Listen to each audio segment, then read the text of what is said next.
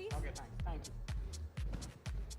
Ladies and gentlemen, His Excellency the Prime Minister of Bhutan, a very happy man from the world's happiest country.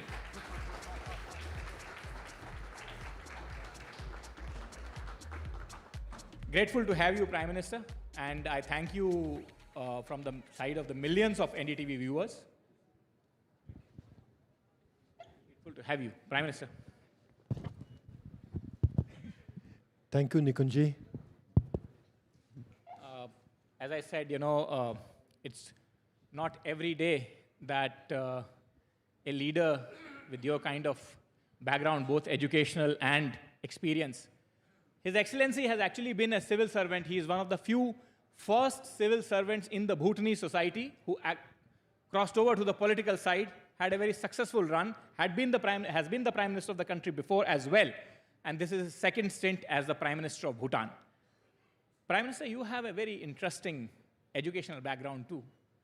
You have studied at Pittsburgh, 4 years at Pittsburgh, and then you have a master's from Harvard. A thought came to my mind that how have you used that education, that American exposure, that education at your very young age to help transform the society here or add value to the society here in this country, in Bhutan and otherwise? Thank you, Nikunji. Delighted to be here.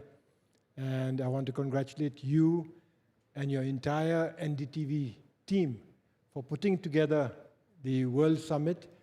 And congratulations on the inaugural summit. Who better than Prime Minister Modi to launch the summit? I am honored also and humbled, deeply humbled, to be included in your inaugural summit. I can see the summit grow from strength to strength. God knows the world needs NDTV and the World Summit. Thank you, Prime Minister. The question you asked about how did the University of Pittsburgh and then the University of Harvard, where I spent a year, how did they mold me to serve my country? Fair question. But the better question would be, how did India mold me to serve my country?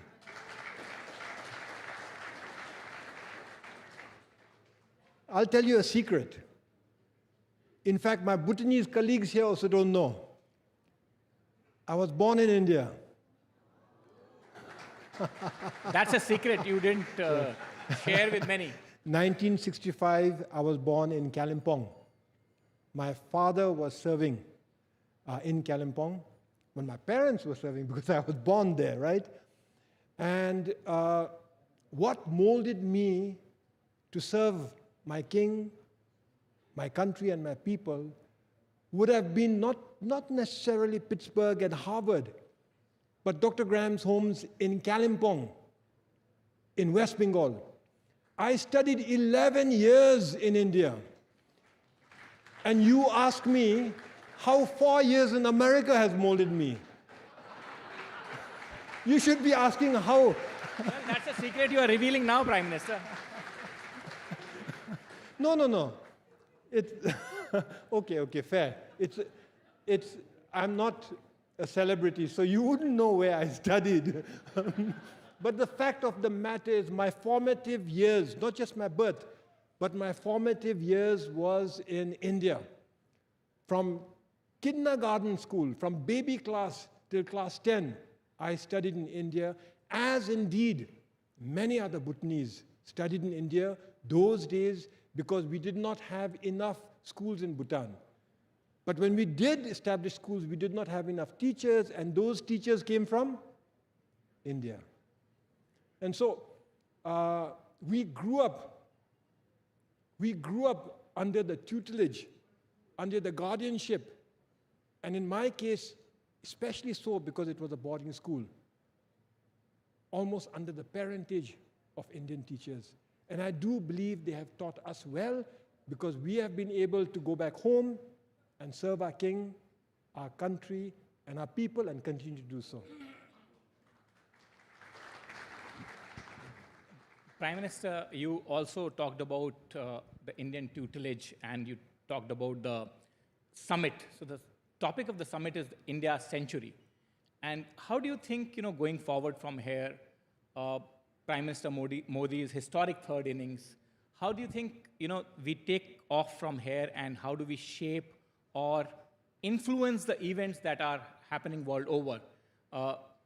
Not only as our own footprint of India's century, but as the Prime Minister said, that world's progressive, peaceful century. The world needs India. And I'm very happy that you've identified this century as India's century.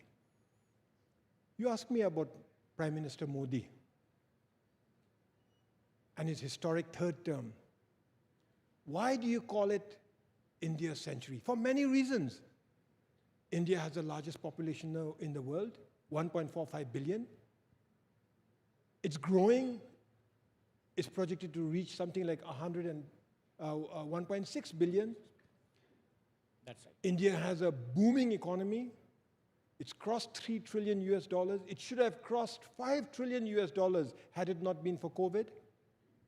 India has the biggest consumer base. India has almost 35 million successful people in the diaspora throughout the world, particularly in the advanced countries. By every measure, yes, this is India's century. But by one measure, you stand out, and that is leadership. India's leadership. And trust in that leadership. Not just Indians trusting India's leadership, but the global South especially trusting India's leadership. You choose the theme, the India century, because of Prime Minister Modi's third term, historic win. Now you know that the last 10 years, the previous 2 terms, will be leveraged as a springboard to take India forward into her century. But the rest of the world too. The global South looks to India for leadership, trusts in India's leadership.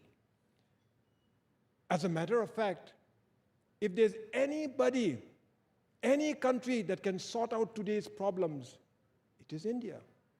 Economic problems. The world looks to India as a market. The COVID pandemic, the world looked to India for vaccines and medicine. Even Russia and Ukraine. If there's any person who can sort it out, I do believe it is Prime Minister Modi. And therefore, India's century. And the main ingredient of your theme, I do believe, is leadership across the board, including your diaspora, but especially that of Prime Minister Modi. And when you talk about the leadership of the Prime Minister, and Prime Minister, of course, has very assiduously championed the causes of Global South on various multilateral platforms, and he has been trying to build that consensus. The world, in a way, also looks towards India to solve some of the very vexed issues right now, some of the vexed issues like wars that the world is facing. You think that India can bring in its diplomatic, cultural heft into play to find solutions to them? Like I mentioned, the Global South looks to India's leadership because they trust India's leadership. I mentioned about geopolitics and problems the world is facing, particularly in terms of war, and the effect that has throughout the world. If any country can sort it out, it is India. If any person that can sort out the problems between Russia and Ukraine, it is Prime Minister Modi. So whether it is economic growth, medicine, the world's production house, IT, PM Modi mentioned double AI this morning. Aspirational India, artificial intelligence, even climate change. India is exercising leadership, being a role model for the world. 1.5 billion people in a growing economy. You need energy to fuel that growth. There is going to be pollution. But India is also not shirking her responsibility to fight climate change. Prime Minister Modi has launched a solar alliance that shows his emphasis for renewable energy, not just in India, but getting like-minded countries throughout the world to join an alliance to produce renewable energy. And we are a part of that alliance.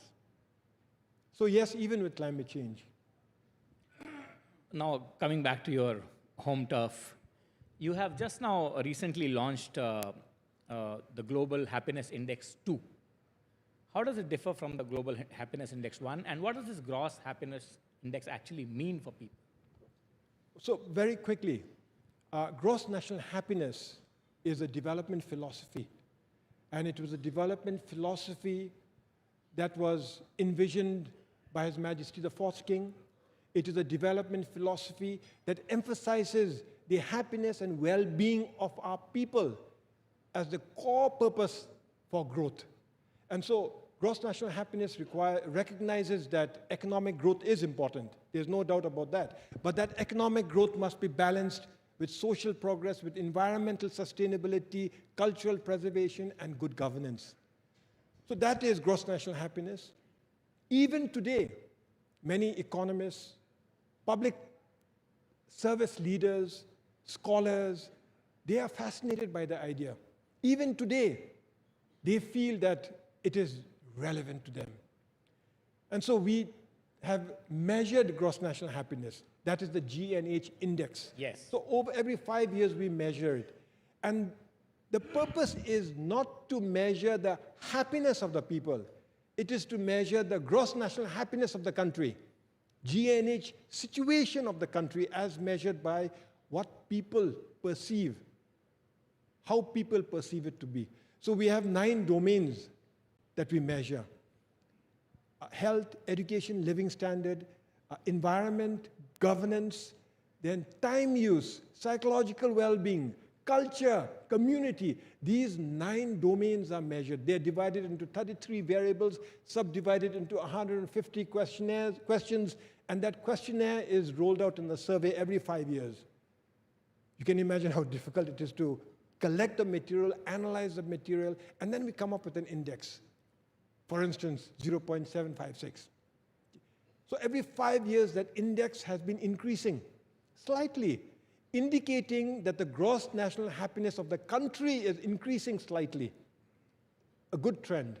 But that does not mean that we are the happiest people in the world. You mentioned that something about me being happy, and yes, I am happy, and I'm happy to be here and among friends, and so you see me smile a lot, but we do have our challenges. And we are fortunate to have enlightened kings who have given us a balance between sustainable and equitable economic growth and everything else that matters in life. So what is GNH 2.0 you mentioned? Yes. So GNH is a development philosophy that we continue to implement. We strive to optimize the conditions of gross national happiness. GNH 2.0 is something that I thought of as taking GNH to the next level on 2 fronts. One is economic growth, and the other is urban living. And together, GNH 2.0 is basically an articulation, my description of His Majesty the King's royal vision, which is the Geopolitical Mindfulness City. The Geopolitical Mindfulness City. Yes, that's another issue that I wanted to talk to you about, the Gainfulness Mindness, which the King has recently launched. Not an issue. You want to learn more about the Geopolitical Mindfulness City, because I say not an issue because you will benefit from the Geopolitical Mindfulness City as much as I will. The Geopolitical Mindfulness City is a special administrative region which will have independence in government, in lawmaking, and judiciary independence. The Geopolitical Mindfulness City is going to be a city. We call it a city, but it's going to be spread over 2,500 odd square kilometers. It has 2 protected areas, a national park and a wildlife sanctuary. It has rivers that can generate 4,000, 5,000 megawatts of renewable energy. It has forests, it has biological corridors, it's teeming with wildlife. It has paddy fields. It has an old little town.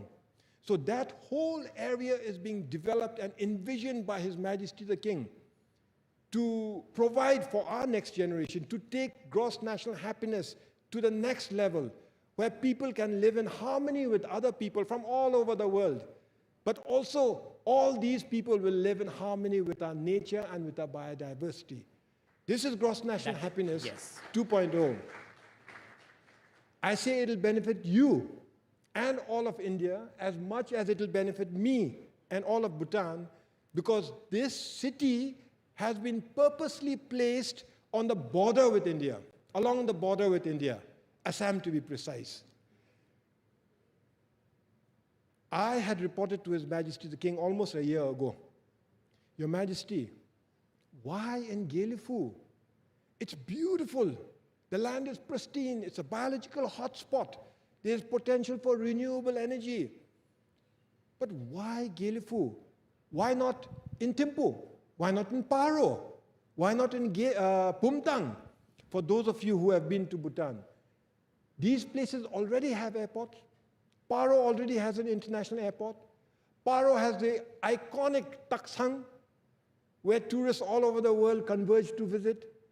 Paro has zongs and monasteries and culture and traditional way of life.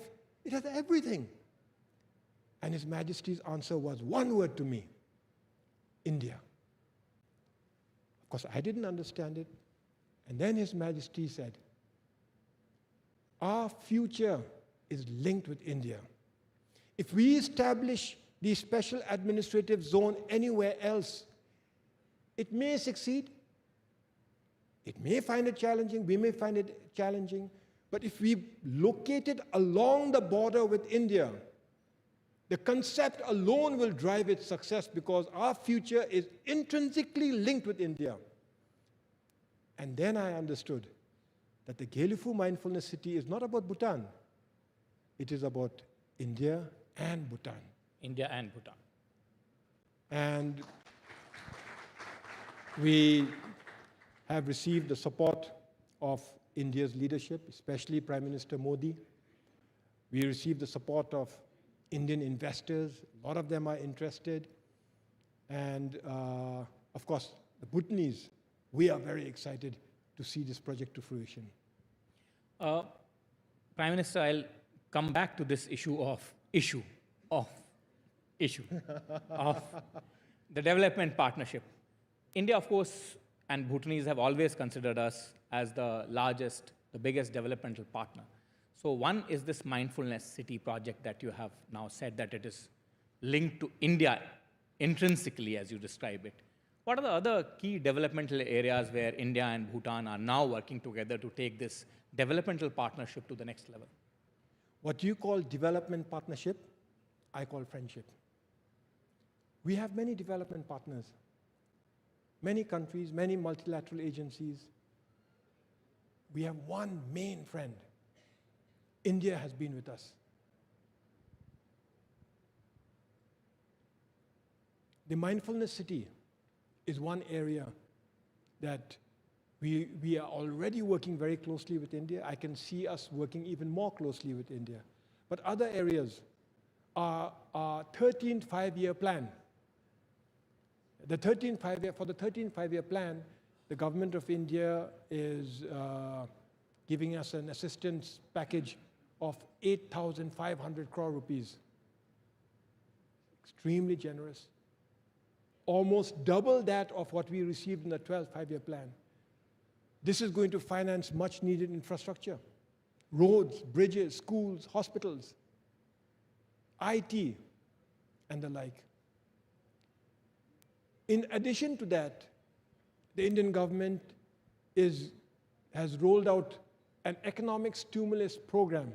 Well, you talk of development partnership, what I call friendship. Yes. Yeah. So you think of this friendship. Friendship is a better word. When I visited India after our elections, I told the Indian leadership, and in particular, I told my brother, Yes. Prime Minister Modi, I said, our economy is not growing after the COVID. So we put together an economic stimulus program. And he said, how much? I said, our entire economic stimulus program is 1,500 crores. And he's given us the whole package. That's what friendship is about. And so that's the other partnership, what you mentioned. The 12th five-year plan, in addition to the Gelifu Mindfulness City, the 12th five-year plan, the economic stimulus program, and then even bigger than that is our partnership in the area of renewable energy. We have about 30,000 megawatts, 30 gigawatts of hydroelectric potential. Of that, we've already tapped about 2,500 megawatts. Literally all of them with partnership with India, in partnership with India. This year, we're going to inaugurate another 1,020 megawatts, again in partnership with India. In the next 5 years, we're looking forward to launching almost 2,000 megawatts of new projects, all with the partnership of India.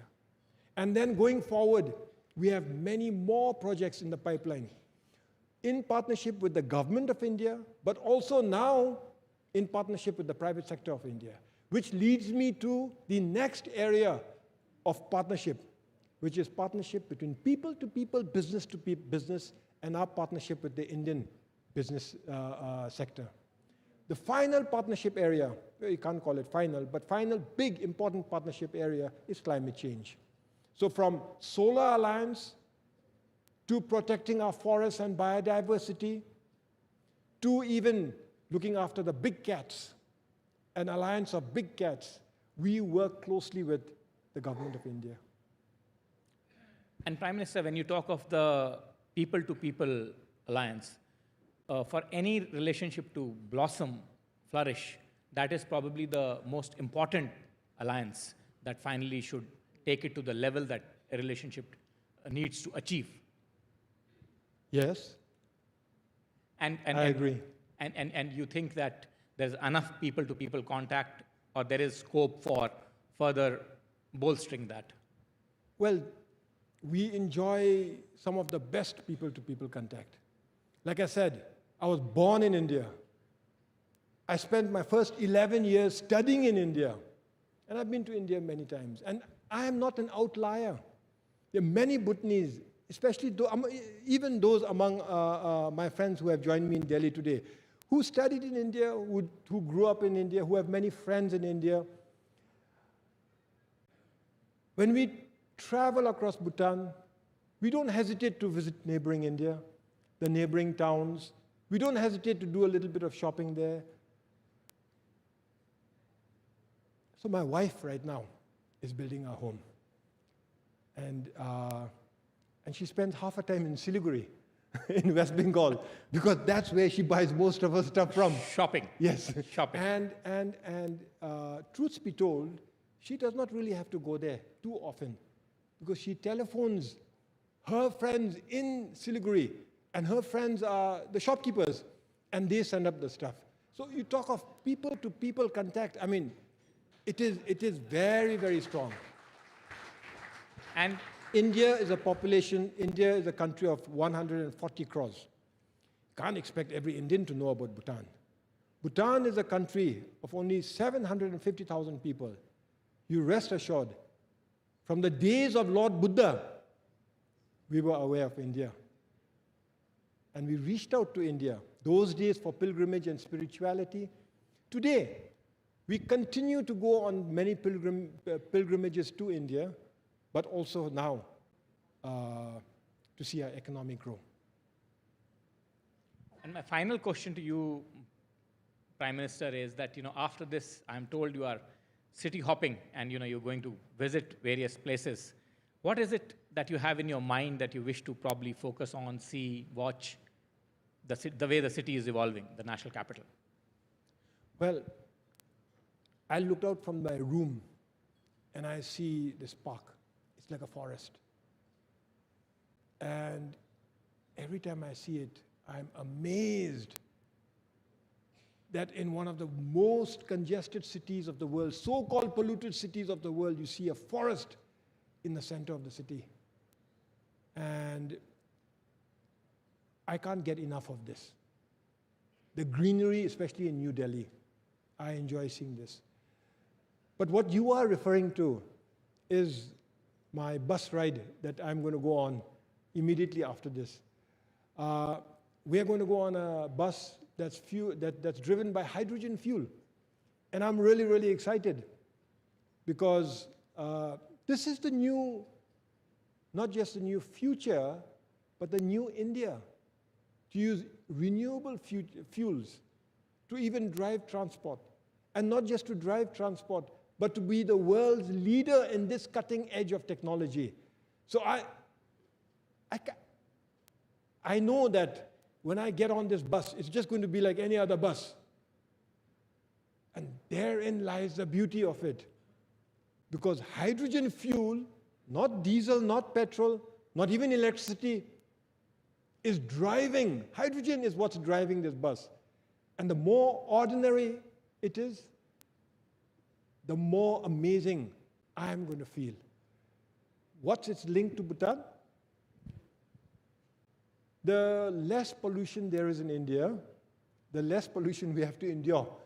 Because most of our air, in fact all of it, comes through India, from the Indian subcontinent into Bhutan. And yes, we do bear the brunt of not just climate change, but also of pollution. And I am in a hurry to see India become an advanced nation. I am in a hurry for many reasons, not least of which is because you are my friends, but also because when you become advanced, automatically the air pollution is going to drop and we will enjoy even cleaner air. And so the bus ride is going to be highly symbolic for me on that front, but equally important, we hope to be able to manufacture green, renewable hydrogen for India using our hydropower energy, using green electricity from our hydropower. So no matter how you look at it, this may be India's century, but you can't avoid us. We are in it together. We are in this ride together. Thank you very much, Your Excellency. Thank you very much for sparing the time. And again, thanks a lot from the millions of NDTV viewers. Thank you. Thank you very much. Thank you, thank you. Thank you, everybody. Thank you. Well, that was a truly riveting conversation and the biggest testimony to the fact that this is indeed the India century with our valuable neighbors placing the trust in India's leadership.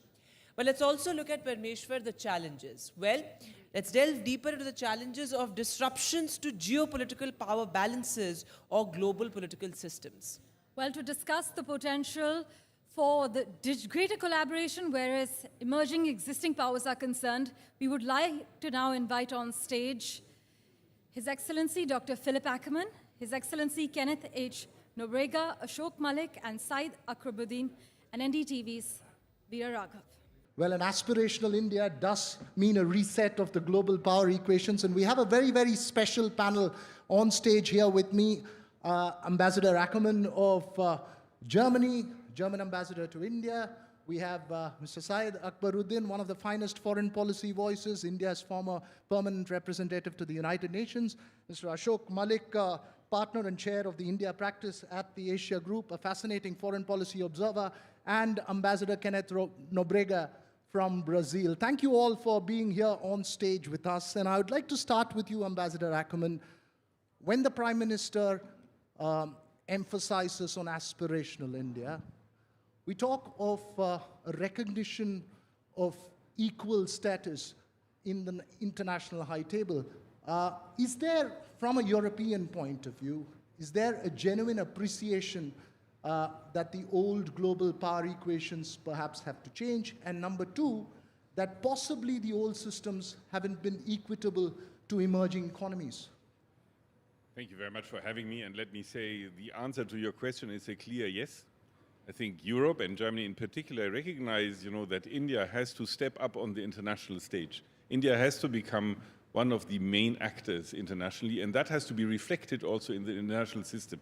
As you might know, Germany, Brazil, India, and Japan are the so-called G4, and we are fighting for a seat at the Security Council, the UN Security Council table, and I think India, like no other country, deserves to sit there, and we also hope that there is a reform coming up of these international formats, the international organization, its institutions. At the same time, what you see is that many, many countries, including mine, come to India and pay respect to this aspirational country, as you call it yourself, and want to hear what India has to say, want to involve India in a discussion on various matters, be that Ukraine and Russia, be that the Middle East, West Asia situation. So I can say that in a couple of days my government will come and take it up with Prime Minister Modi and the ministers of the Indian cabinet to discuss these actions, because we feel that India is a very important part of the world equation, so to speak, and should be recognized for it. And India's role under the leadership of Prime Minister Modi, I'd like to put that to both you and to Ambassador Nobrega. Quickly, if you can weigh in on that before I get to the Indian voices. I think India has proven in the last 10 years, and before even, but also in the last 10 years, that it is a very important actor on the international stage. And I just want to highlight the G20 presidency, where India has excelled and has shown what weight it has on the international stage. Without India, the declaration of the G20 would not have been possible. It was a very, very difficult moment, very, very difficult environment with Russia and the West, and India somehow succeeded in getting a very satisfactory result. And I think that shows how strong the weight of India is. And Ambassador Nobrega, how would you see India's leadership under Prime Minister Narendra Modi of the Global South itself in terms of emphasizing and articulating the issues of the South and emerging economies? I think the vision of Prime Minister Modi regarding leadership of the Global South, and Brazil is ready to always to be the traditional partner of India in building bridges between the Global South and West. But turning to specifically to your question, I think that India has all the preconditions to assume this to have this leadership, because it's a vision anchored deeply in reality, in the sense of the economic preconditions are there. The technological preconditions are there, the civilizational preconditions are there, because also we have a country which has a heritage, a cultural heritage on which it's building also thinking, focusing on the 21st century challenges. And let me come to a more current issue from West Asia and what's happening in West Asia. What would be the consequences to the global power equations on that, Mr. Akbaruddin, if you can weigh in on that? Yeah. Well, West Asia is an order-defining moment for the present order, because it is an issue which started off a non-state actor taking on a state actor. And so it shows that non-state actors have grown. While we have focused on state actors, non-state actors have now the capacity to attack state actors in a manner that we never envisaged previously, before the 21st century. Having said that, it is at the crossroads of history. It's an issue which has not been resolved for 70 plus years, and let's acknowledge that. Having said that, what is different today is that the fault lines in West Asia have changed. We all grew up thinking that the fault line was between Arabs and Israelis on Palestine. Today, the fault line has changed. It's now between Iran and Israel. It's a different fault line. It's a fault line which is going to have tremendous repercussions, not only for the region, but beyond that. So it is something that we all need to watch for. They say sometimes for decades nothing happens, and then in days, decades happen. These are those times. clearly for West Asia and for the world. In days, decades happened. Ashok Malik, what would be the learnings for an emerging power from the current events that's playing out?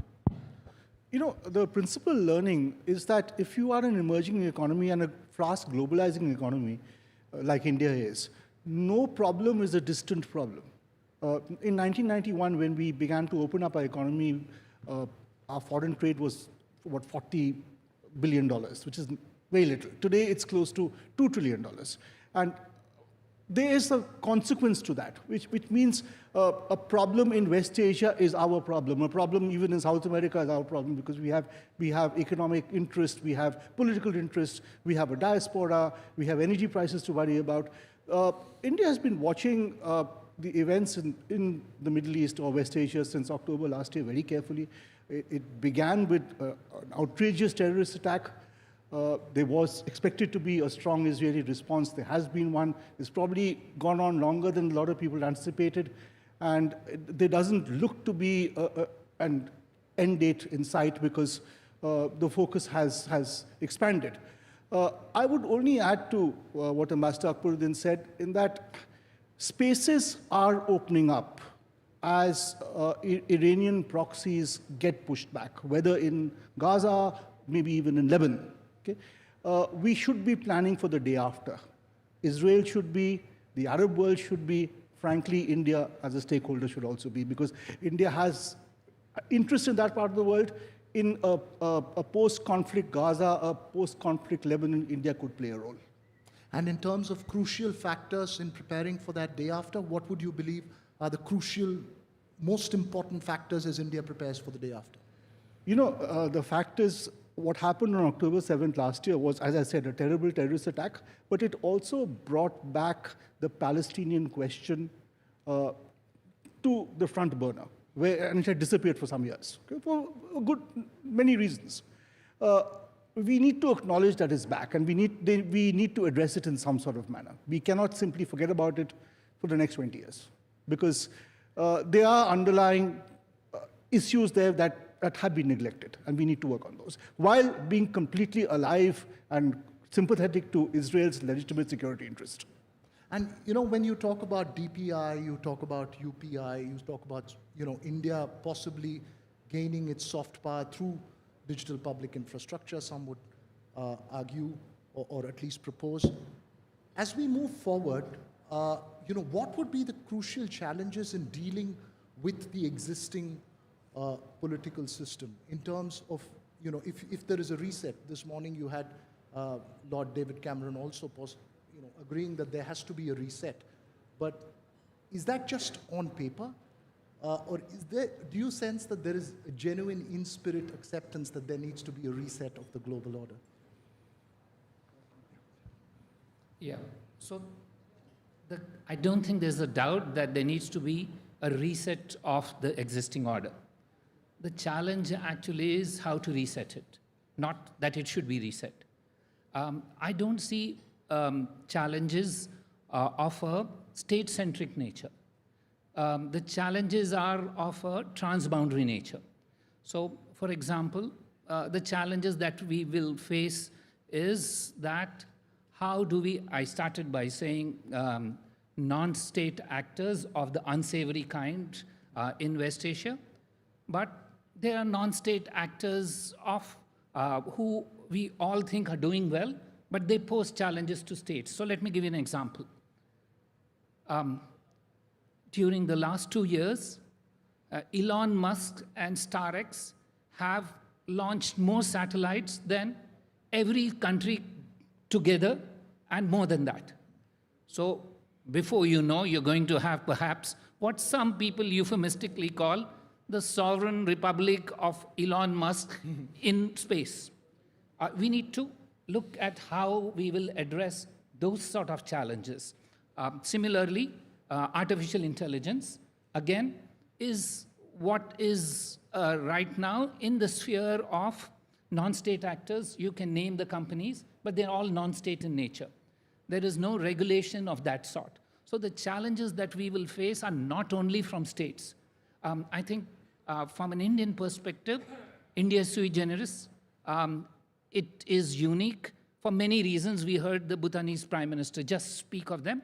But another reason could be that in the history of mankind, or in the history of humanity, there's never been a case where a country of 1 billion plus has pursued a democratic process. It's never happened before. It's a pioneering effort. So I think the world acknowledges that, and we see that there is an understanding of it. Having said that, the challenges will be in climate, in artificial intelligence, in space, etc., which are by definition transboundary, and states will have to work towards finding solutions from that, finding solutions for that, and those solutions will come only through partnerships. They will not come through lone rangers. We have seen lone rangers do well sometimes, but the big issues of the time require partnerships and not lone rangers venturing by themselves. It's a very important point that you make on climate change. When you talk about space, well, the immediate challenge is climate change. And in that, the role that India needs to play, or what is expected of it, and what it wants without disrupting its economic process is extremely important. Is there a recognition of that from a European standpoint? Of course there is.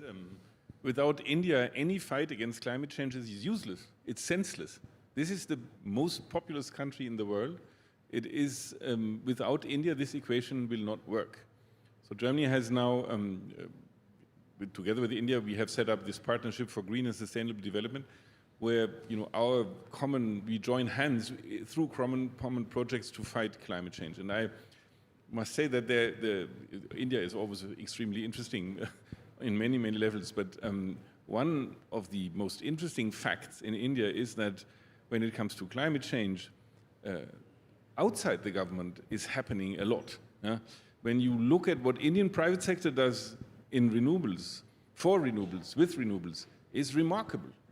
So when we have visitors coming, I make a point of exposing them, letting them meet private sector people from India, because they can basically show us the way in many ways for the private business to invest more in renewables.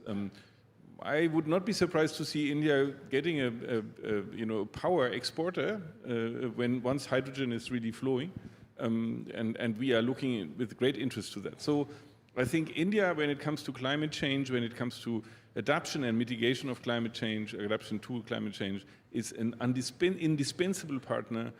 Without India, nothing will work. As you say that, is there a recognition of the economic compulsions in the process of adapting to climate change? There are specific domestic compulsions that India faces. There's no doubt. This is an emerging market in many ways. Your energy market is not saturated yet. You need more energy, that's very clear.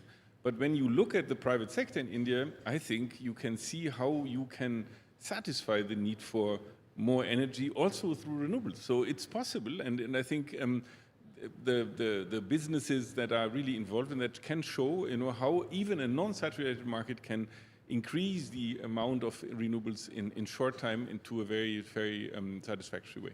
Ambassador Nobrega, in terms of country-specific compulsions as you adapt to newer systems to protect from climate change, is there a recognition of the country-specific issues that perhaps Brazil faces at the international high table, or is it a one-size-fits-all solution that's often offered? No, I don't think that one-size-fits-all solutions really will do the trick. For example, in the area of renewable energy, Brazil defends the principle of technological neutrality in the sense that, specifically in this transition era we are going through from a brown economy to green economy, we need all sources of energy which we can harness in order to protect in the short term, not only in the long term, the short term, the environment in terms of less emissions. So one example is the example of biofuel. Brazil has a success story of biofuel and has been cooperating more and more in the last years with India in order to share its experience. And I think India is moving very fast because it had set for itself a goal of reaching 20% mix of ethanol in gasoline. I think the original goal was to 2030. Now you have anticipated, if I'm not mistaken, 2025 or 26. So I see Brazil and India cooperating in order to address these challenges which are common to us. Brazil has a cleaner energy matrix, but has really a challenge in greening its mobility, in addition to passenger mobility, truck transportation mobility to move goods around the country, because we don't have really a framework of railways. So, for example, biodiesel, it's the next thing in Brazil in terms of biofuel, and we are looking forward to having also this cooperation with India in terms of biofuel and also biomethane and so on and so forth. So I could speak hours here about this, but this is one aspect of our burgeoning cooperation in terms of energy. It's fascinating. Yeah. One of you want to weigh in on that? So, look, the climate transition is a difficult transition. It's incredibly complex. So what we would expect is that those of our partners, primarily Europe and the US and others, look at this world in a very differentiated manner. We all agreed at Paris that there must be common but differentiated responsibilities. Having said that, we now have a European Union approach called the Carbon Border Adjustment Mechanism, which doesn't differentiate. It puts everybody on the same plane. So here's the challenge, that transition for countries like India is more difficult than for Brazil, for example, because they, in their energy mix, hydrogen is, they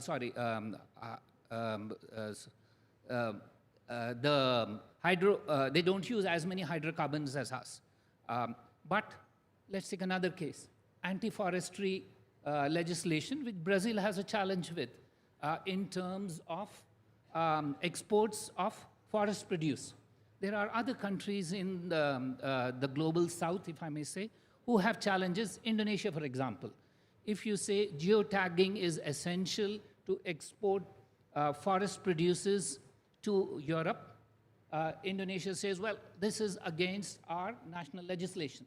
So here you have what we would expect is, if these are common challenges, we need to work together in a differentiated manner, understanding each other rather than working in a unilateral manner. So I would request our partners who understand us better, who have transitioned much faster than us, to be more understanding of the needs of developing countries in general. Nuanced point that you're making there. As we talk about that unilateral approach that you just mentioned, Ashok Malik, I want to come to a bit of contentious issues as well. For instance, the India-Canada standoff that one has seen. What's perhaps the lesson for an emerging power? I mean, even when it comes to dealing with Russia, India needs to tread her path in international diplomacy. How delicate is it, and is the path getting more and more delicate, or is it getting clearer for India? No, look, India works with a variety of partners and talks behind closed doors and has very sober conversations with a number of partners. If you look at working with Russia, for instance, the fact that India bought crude oil from Russia, refined it, sent it back into the world, into European countries, to the UK, to the US, and helped soften global energy markets is something which is well recognized. And which was done with the conjunction and understanding of a number of European and of course the US government. I mean, the think tanks and the commentators may not have understood it, but the governments did. So these conversations are had behind closed doors by diplomats, by ministers in a sober manner. If the Prime Minister of Canada has certain problems with alleged actions from India or by people who live in India or originate in India, he has a right to those concerns. But there is a manner in which they have to be put forward. If there has been a murder on his soil, it needs to be investigated. When does a murder merit a prime ministerial press conference?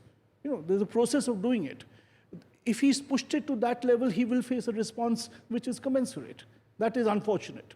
I mean, other countries which have had similar concerns have raised these issues in a sober manner. Ambassador Ackerman, how does that view resonate with you? I think it is a very complicated issue between countries that are very close to each other. You should not forget, I mean, Canada and India are, have a long standing relation, and there is a lot of Indian people or people of Indian origin living in Canada. So it's a very unfortunate development, I would say, and I trust that, you know, this, I'm not privileged to any additional knowledge of this, but I trust that there will be a way, you know, that the two countries find again to a sort of more constructive, and I'm sure that they will happen at one stage.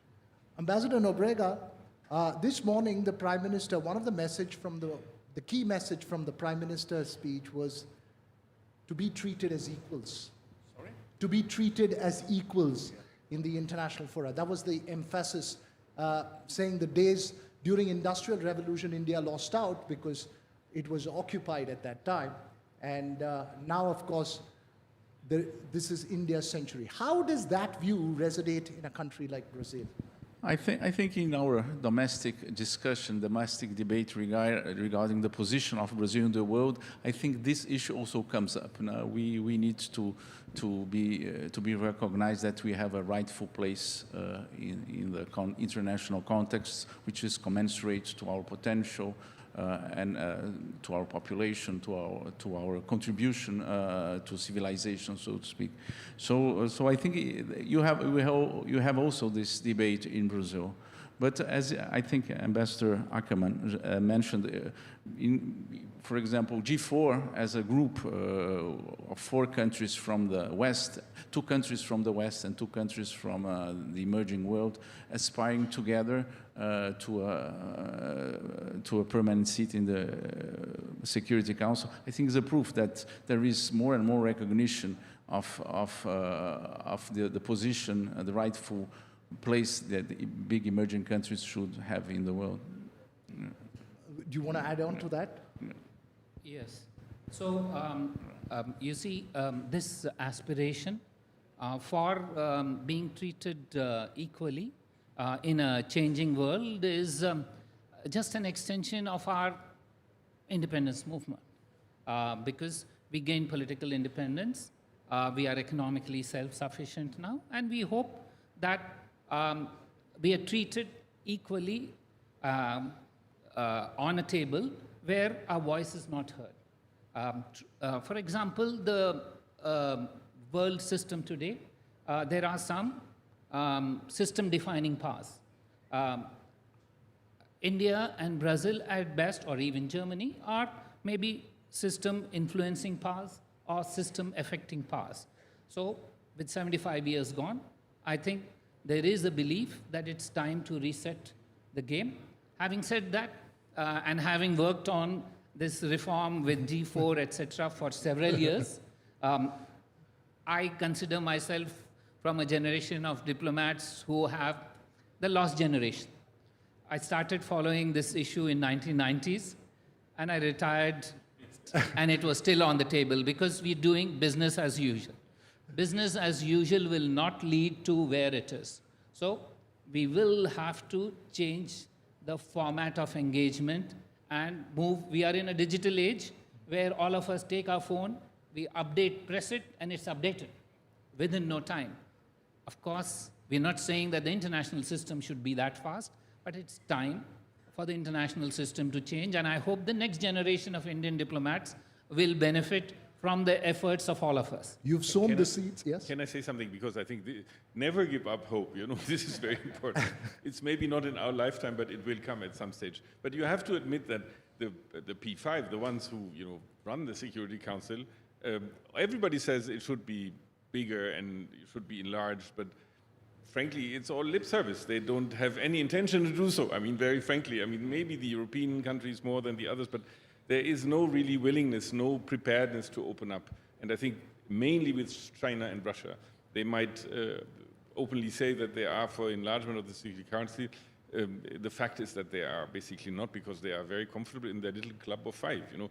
And I think India and Brazil and Germany and Japan belong to this table. So I think we have to keep on fighting. But my point is here, it is certainly true that India has not the role it should have in the international fora, but bilaterally, when you see what happens in India, who comes to India, and who basically reaches out to India, India has gained a level on the international stage that is so high that you should not, ask the question of equal footing or being treated as equal. That's happening for a long time. It is true that it is not happening in New York, but the American president comes, the German chancellor comes. They seek the prime minister's wisdom and they seek the prime minister's ideas, and they feel that India is a very important partner of the international stage. So I think basically it is treated as an equal partner since a long time already. Well, equal is subjective, so perhaps more equal than what was equal. But as we speak of geopolitics and diplomacy, I'm going to sidestep a bit. You've got a German and a Brazilian sitting here, on either side of two Indians here. We in India follow German football and Brazilian football quite a bit, from Pelé to Beckenbauer, we followed. Have you picked up any of Indian cricket's legendary names? Can you tell me who your favorite cricketer is? So I have to admit that my cricket is not a game I understand. Let's be very honest. I've been trying. Yeah, let me be honest with you. But secret is football is way easier to understand than cricket. But okay, you can see Kohli is a very famous cricketer. Yeah, Virat Kohli, a very famous cricketer. But I want to say that everybody is so excited about cricket. There is one other Indian sport which is very, very strong, and where India is one of the leading powers, which is hockey. Yeah. And I'm very happy to say that next Thursday, India and Germany are playing hockey against each other here in Delhi, a friendships game. And India, the World Cup in Odisha was good for us because we won the World Cup in Odisha. So let's hope that this luck will pertain also. Ambassador Nobrega, any cricket for you? Well, I'm also in a learning process when it comes to cricket, I would say. But I think I can recall Sachin Tendulkar. Yeah. Fantastic. Yes. And anyone else? Dhoni. Oh, well done. Yeah, yes. Well done. It doesn't. I think we should moot for a cricket match between the Brazilian mission here and the German mission here. That would be fun. We are better playing football against each other. Yes. Actually. No. We have some trauma when it comes to German soccer, as you know. Okay, 2014. That's all time we have for sport. Requires a level playing field, so does diplomacy and geopolitics. Hopefully that's what we will aim and aspire towards. Thank you all for joining us here on stage this evening. Well, yet another riveting discussion, Vedant. I think it's fair to say that it's been established by all the esteemed dignitaries here that India is on the high-stakes table, on the global high-stakes table. But what exactly makes India so attractive? Many say it's our indomitable spirit, our delicious food, our enthusiasm, our capabilities, and what many call on home turf, the innate ability for jugaad. Well, Parmeshwar, you missed out the most important thing, and that is hospitality, or khatirdari as it were. And well, how can hospitality really be tapped into as a soft power? Well, to talk more about that, we have with us Prasanna Mohile from Pernod Ricard India to talk about building a global brand, but with Indian roots. Our senior managing editor, Nikunj Garg, will take forward this conversation.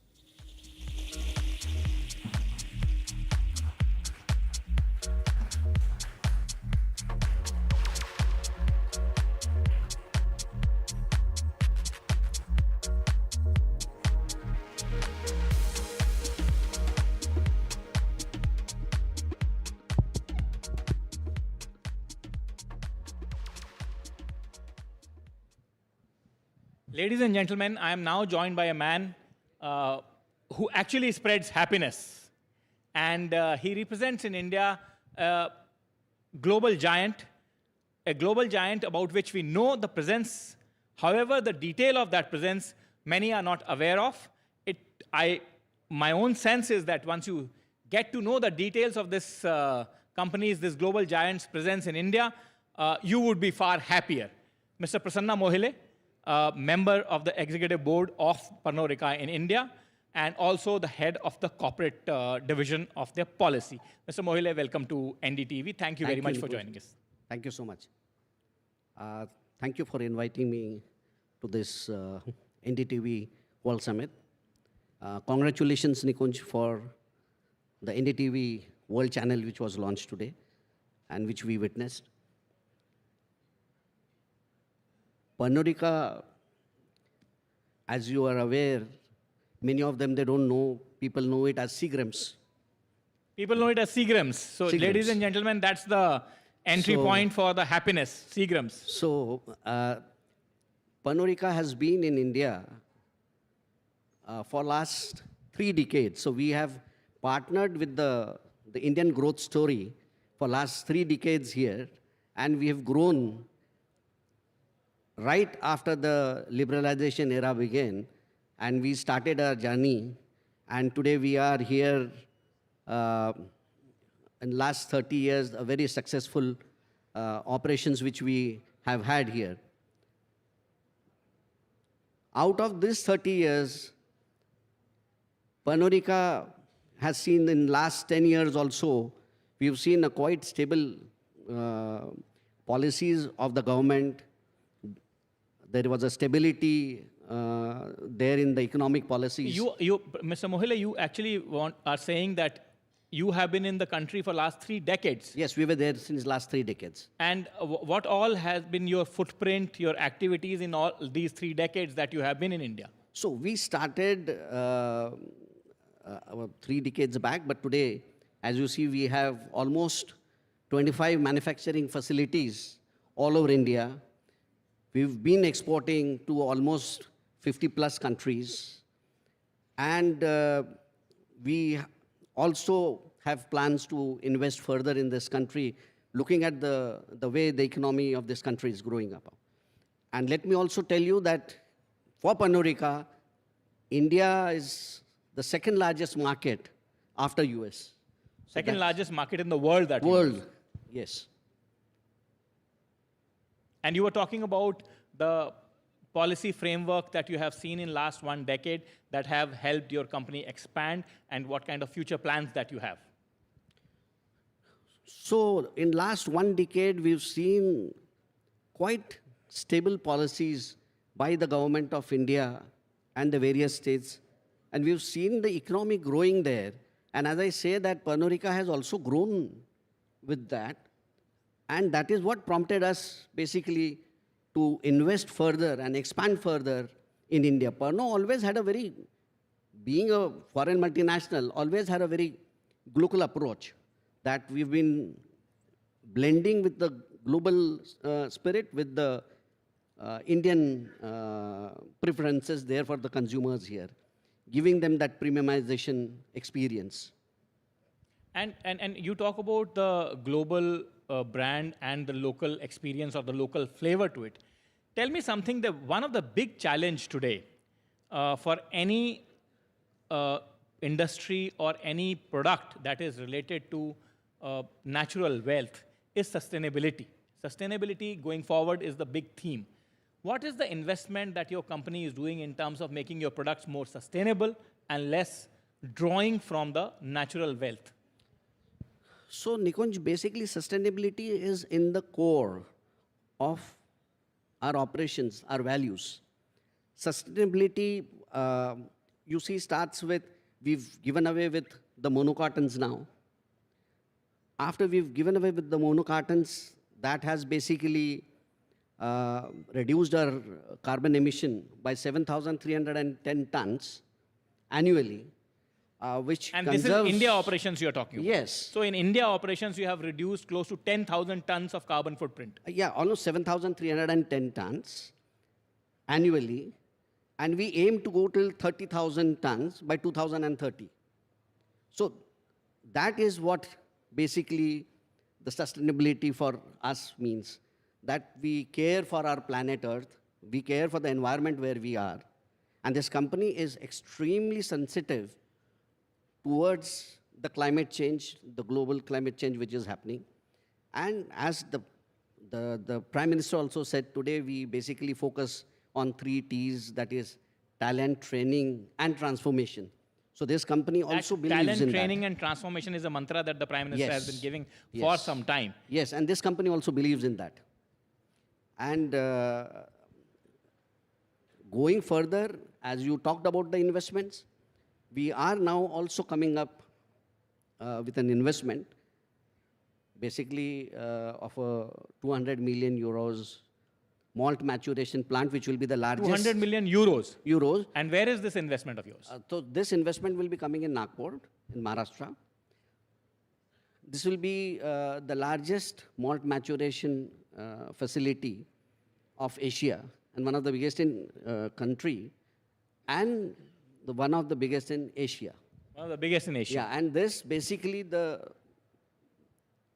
main reason is that while we have this in the remotest places, we are able to contribute to the rural development of that place.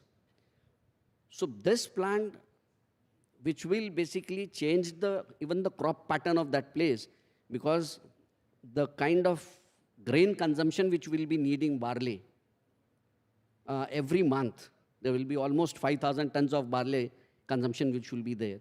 So it should benefit around 80 to 90,000 farmers in and around that region.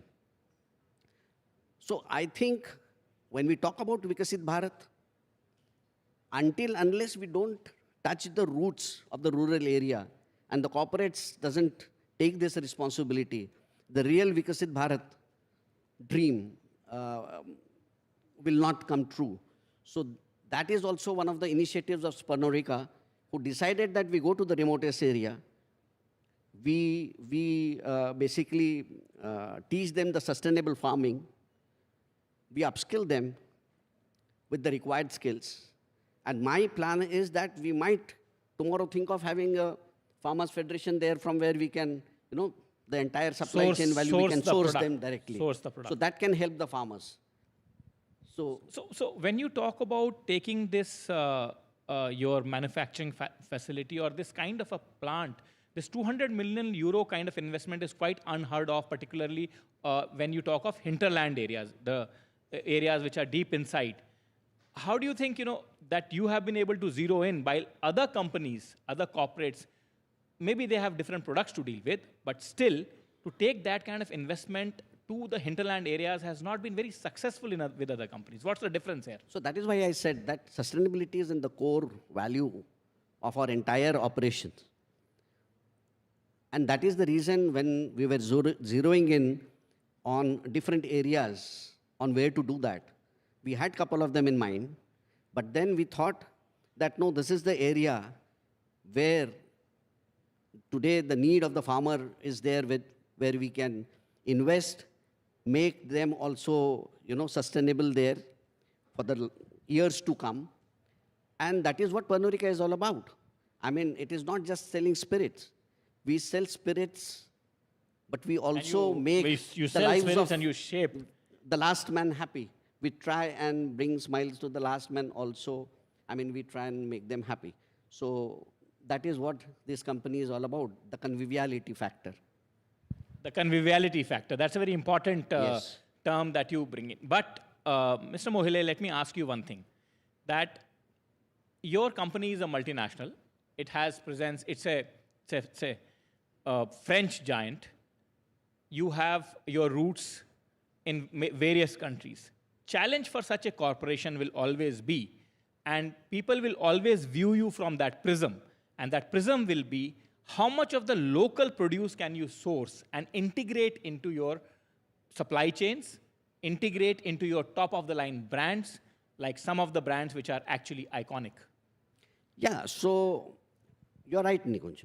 And that is what, I mean, today, if you see, we've been known by some very iconic brands like Blender's Pride, our largest selling scotch, 100 Pipers, Royal Stag, most of the people they know who watch cricket because it's associated with sports.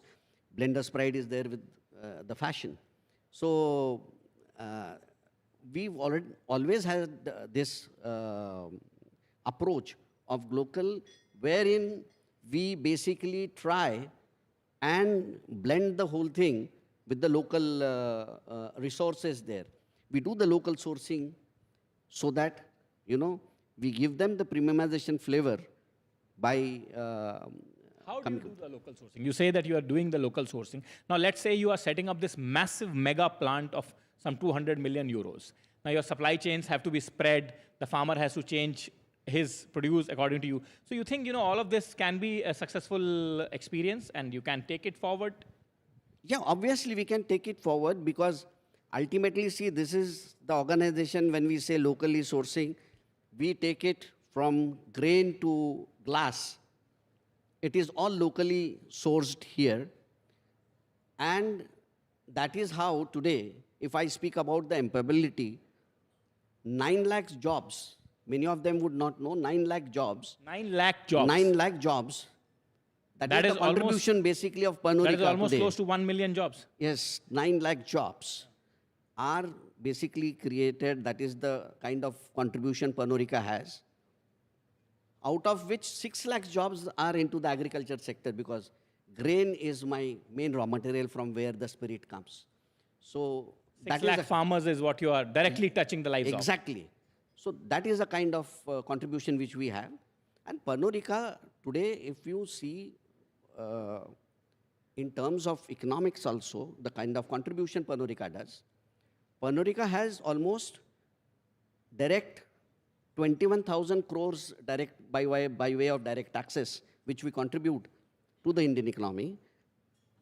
That is the kind of tax contribution that you people Yes, it's a direct tax.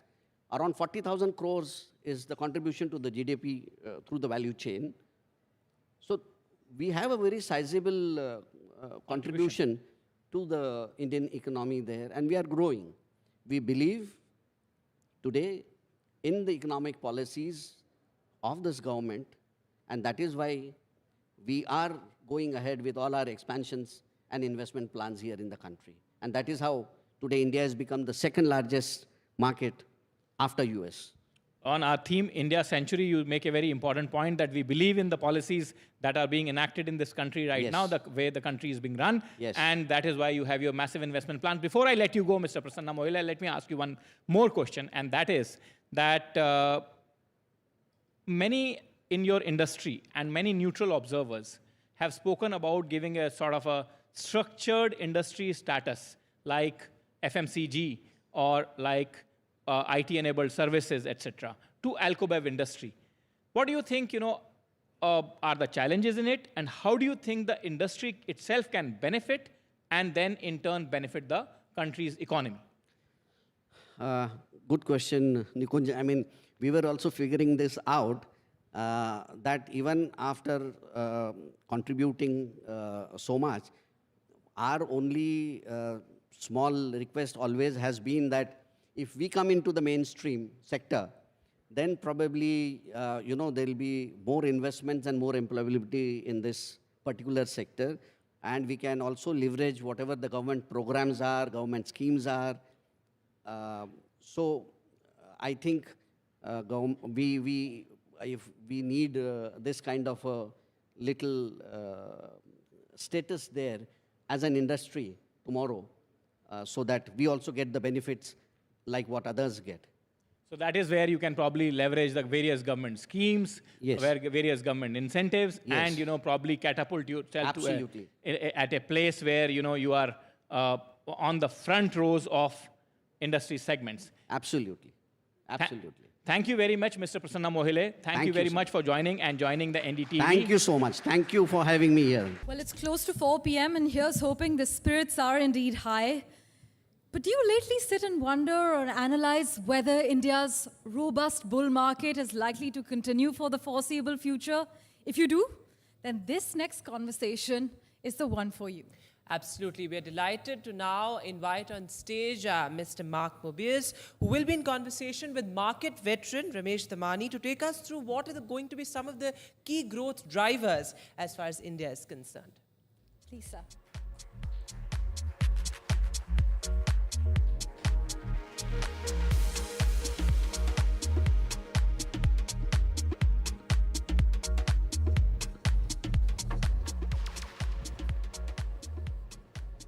Good afternoon, guys.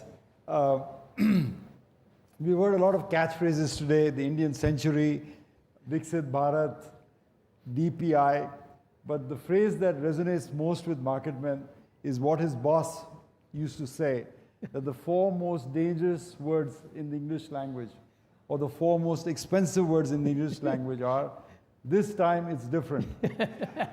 Is it different? To cut through the cacophony of clutch phrases that we've heard today, I'm joined by Mark Mobius. Just to introduce him, he is considered the Indiana Jones of emerging markets. He lives in Dubai, but he travels every other day. He's written 12 books, and he's considered now the father of emerging markets. Mark, welcome, and thank you for the chat. Thank you. Nice being with you. Mark, I talked about Sir John Templeton, and he was your first boss almost. Exactly. What did you learn from him about emerging markets that still resonates with you? Well, the first and foremost thing is that he was a global investor. You know, he said, look, if you want to find the best bargains in the world, of course, he was a bargain hunter. The best thing to do is look globally, not only look in the US. And you must remember when he started, that was in the late 30s, 40s, Americans thinking of investing overseas was a very strange thing. And he was the guy that really started it all. And then in 1987, he started the very first emerging markets fund listed in New York and asked me to head that up. So it was really an incredible beginning for me because in 1987, things were not too developed in emerging countries in terms of stock markets. Think global is what he taught you, right? And exactly. He thought Japan global. was his first global market that he kind of saw as opportunity? No, he was investing globally before that. He was one of the first investors to go into Japan from the US. But emerging countries was a new field. And at that time, I was living in Taiwan, and I had been working for a broker in Hong Kong, and I'd gone to Nassau, Bahamas to present to him, and he probably thought of me as probably a good sacrificial lamb to go into emerging countries. Because we raised $100 million. In those days, it was a heck of a lot of money, because there were only 5 markets we could invest in. India was closed. China was closed. All of Latin America was closed. It was only a few countries in Asia. Philippines, Indonesia. Philippines, Hong Kong, Malaysia, Singapore, and Mexico. That was it. Which leads me to my next point, Mark.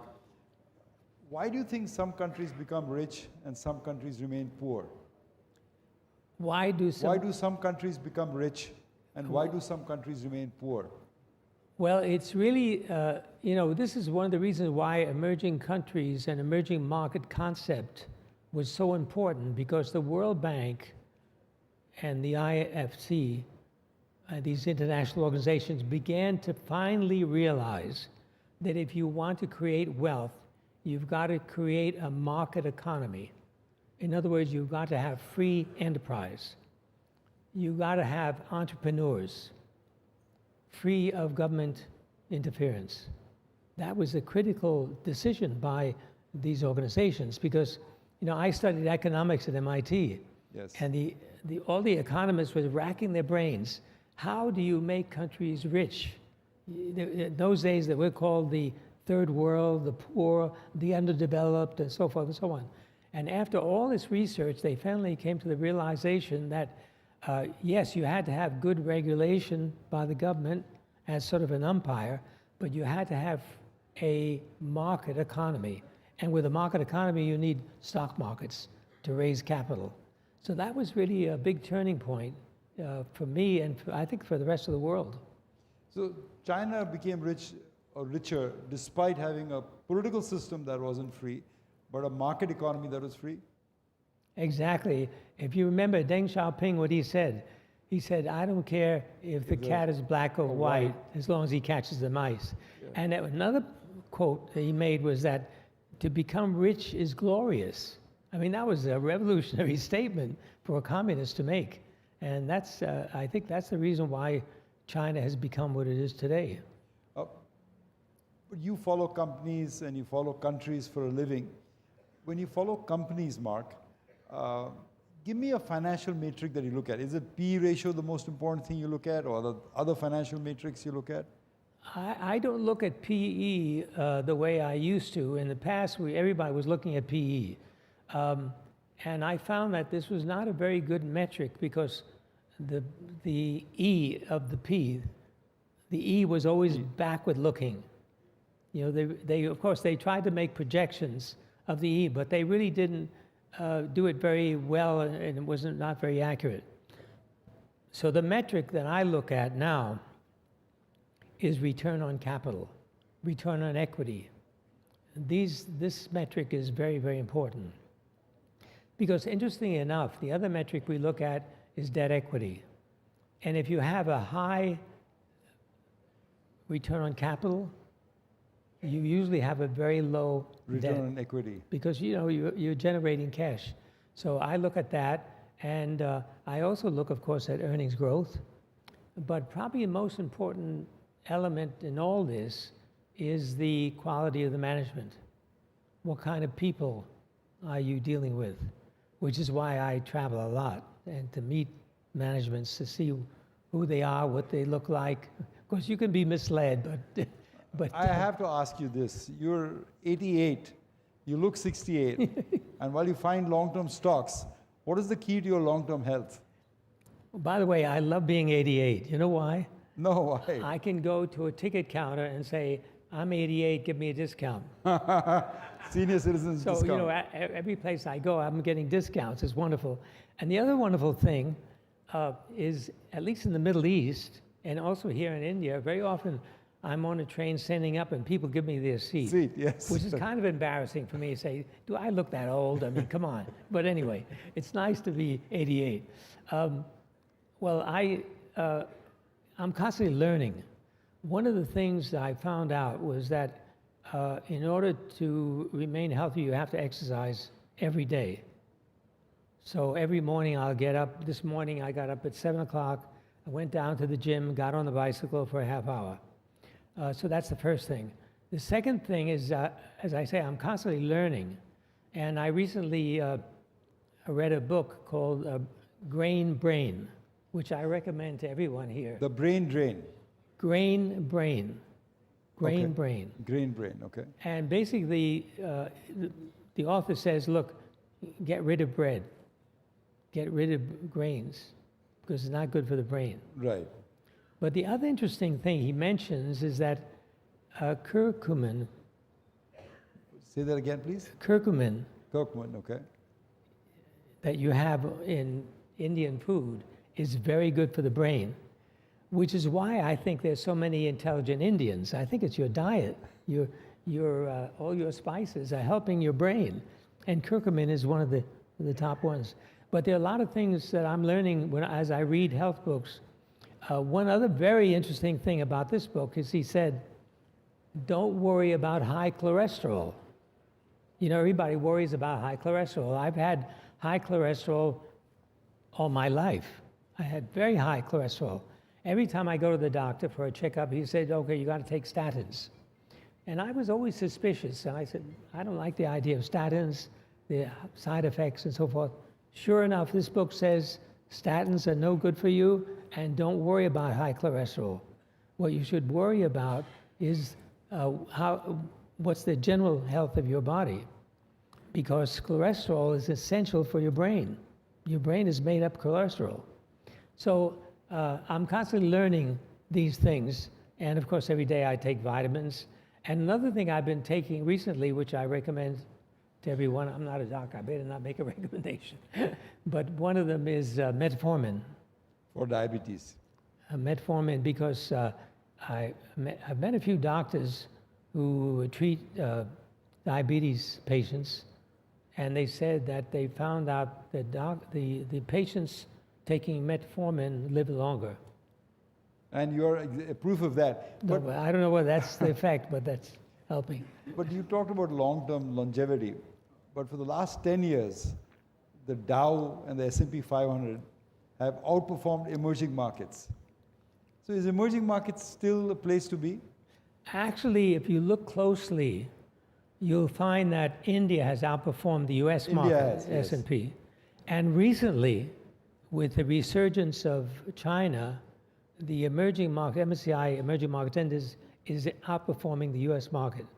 So the problem with emerging countries or emerging markets is that they're so varied. You lump them into one big pot, and of course the the outliers tend to drag down the rest. And you've seen that in the case of China recently. But the bottom line is that emerging countries are still, on average, growing at double the rate of the developed countries. Now, if a country is growing at double the rate of another country, that stock market is going to do better over the long term. Mark, though, in your experience, do you feel there's a relationship between GDP growth and the stock market? Do they always move in the same direction? They won't move in the same direction, but the general trajectory will be that way. If you have a high growth country, you're going to get high growth companies and therefore high growth market. But can it be priced in at some point? Can the valuations, can the market GDP growth continue, say like in China, but the market not perform? Well, you must remember, in the case of China, the GDP has gone down. They've had a big downturn in the market and of course in the GDP, and that's been reflected in the stock market as well. But one other important point, and by the way, our previous speaker made a very interesting, shocking comment. He said that the second largest market in the world for them, Bernard Richard, is India. Now think about that. Now here's a company that's not listed in India, I don't think, is it? French. It's listed in maybe the US or Europe. So what we're doing now is thinking, let's not just focus on emerging market stock markets. Let's look at the US market. Let's look at the European market, because a lot of these companies are making money in emerging countries. You know, it's very, Warren Buffett was asked the same question in '87, the year you started, and he said, my exposure to emerging markets is through Coke. Yeah, because exactly. Coke sells in 100 countries of the world. Exactly. Let me bring you back to India since you started on the topic. It's been the third term of Prime Minister Modi's government. The stock market is saluting him. What are the reforms that you think he got right? What he got right was trying to be all-encompassing to all the people of India through digitization. The first thing is digitization. That, I think, was a revolutionary idea and concept that included everybody. He was inclusive, and it accelerated what was happening in the market.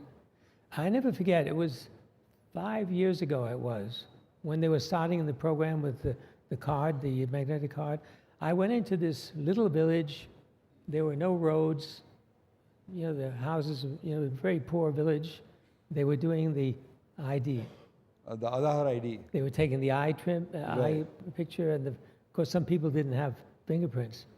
So to me, I thought to myself, this is revolutionary. Because after these people got their card, they went around the corner to a representative of the bank and opened a bank account. Bank account. And now you can transfer money seamlessly. Exactly. UPI payment. Exactly. This is revolutionary. Digital infrastructure, of course, everyone has complimented India head and shoulders thanks to Modi's leadership.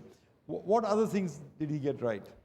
I think the other thing he did right was to open up more and more because I always think of India as the United States of India, because they're different states. Different states. I mean, it's mind-boggling when you think about it. Here, you're one nation, but you're all speaking different languages. And it's not only spoken languages, written languages are different. So what did he do? The first thing he did was unify the tax system, the cross-border taxes. GST. This is an incredible accomplishment. Incredible change, yes. This is something that, you know, probably would have taken a century. Politically impossible to do, and yet that went through he did Parliament. that. It's an amazing accomplishment. So that set the stage for more communication between the states. I remember one time we were driving from one state, it was in the south, I can't remember what state it was. We were going from one state to another, and we stopped. The car stopped. I said, wait, what's happening? He said, we have to get permission to cross. Right, even for tourist car, rental car, buses. So, I mean, what he's done is begun the unification of a country, which is quite remarkable. But at the same time, what is really remarkable, I think, which is a great strength of India, is the incredible diversity. The fact that you have these different cultures, different languages, which results in incredible creativity. You know, you must remember, at the end of the day, future is with creative people, people who are creative. The intellectually property owners. That's what's going to create wealth going forward.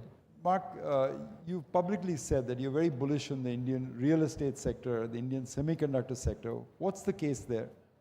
I think in the case of real estate is that standard of living is going up and people want homes and you got to meet the supply. And you can't manufacture land. And you got to go for it. You got to either build up or you got to go into other remote areas. So I think this is going to be very, very big growth area.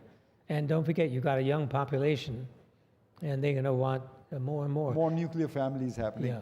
But I have a quibble about the semiconductor sector.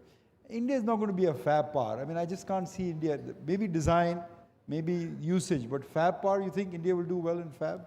I definitely think India is going to become a leader or the leader in semiconductor production in the future. And the reason why I say that is, first of all, the demand.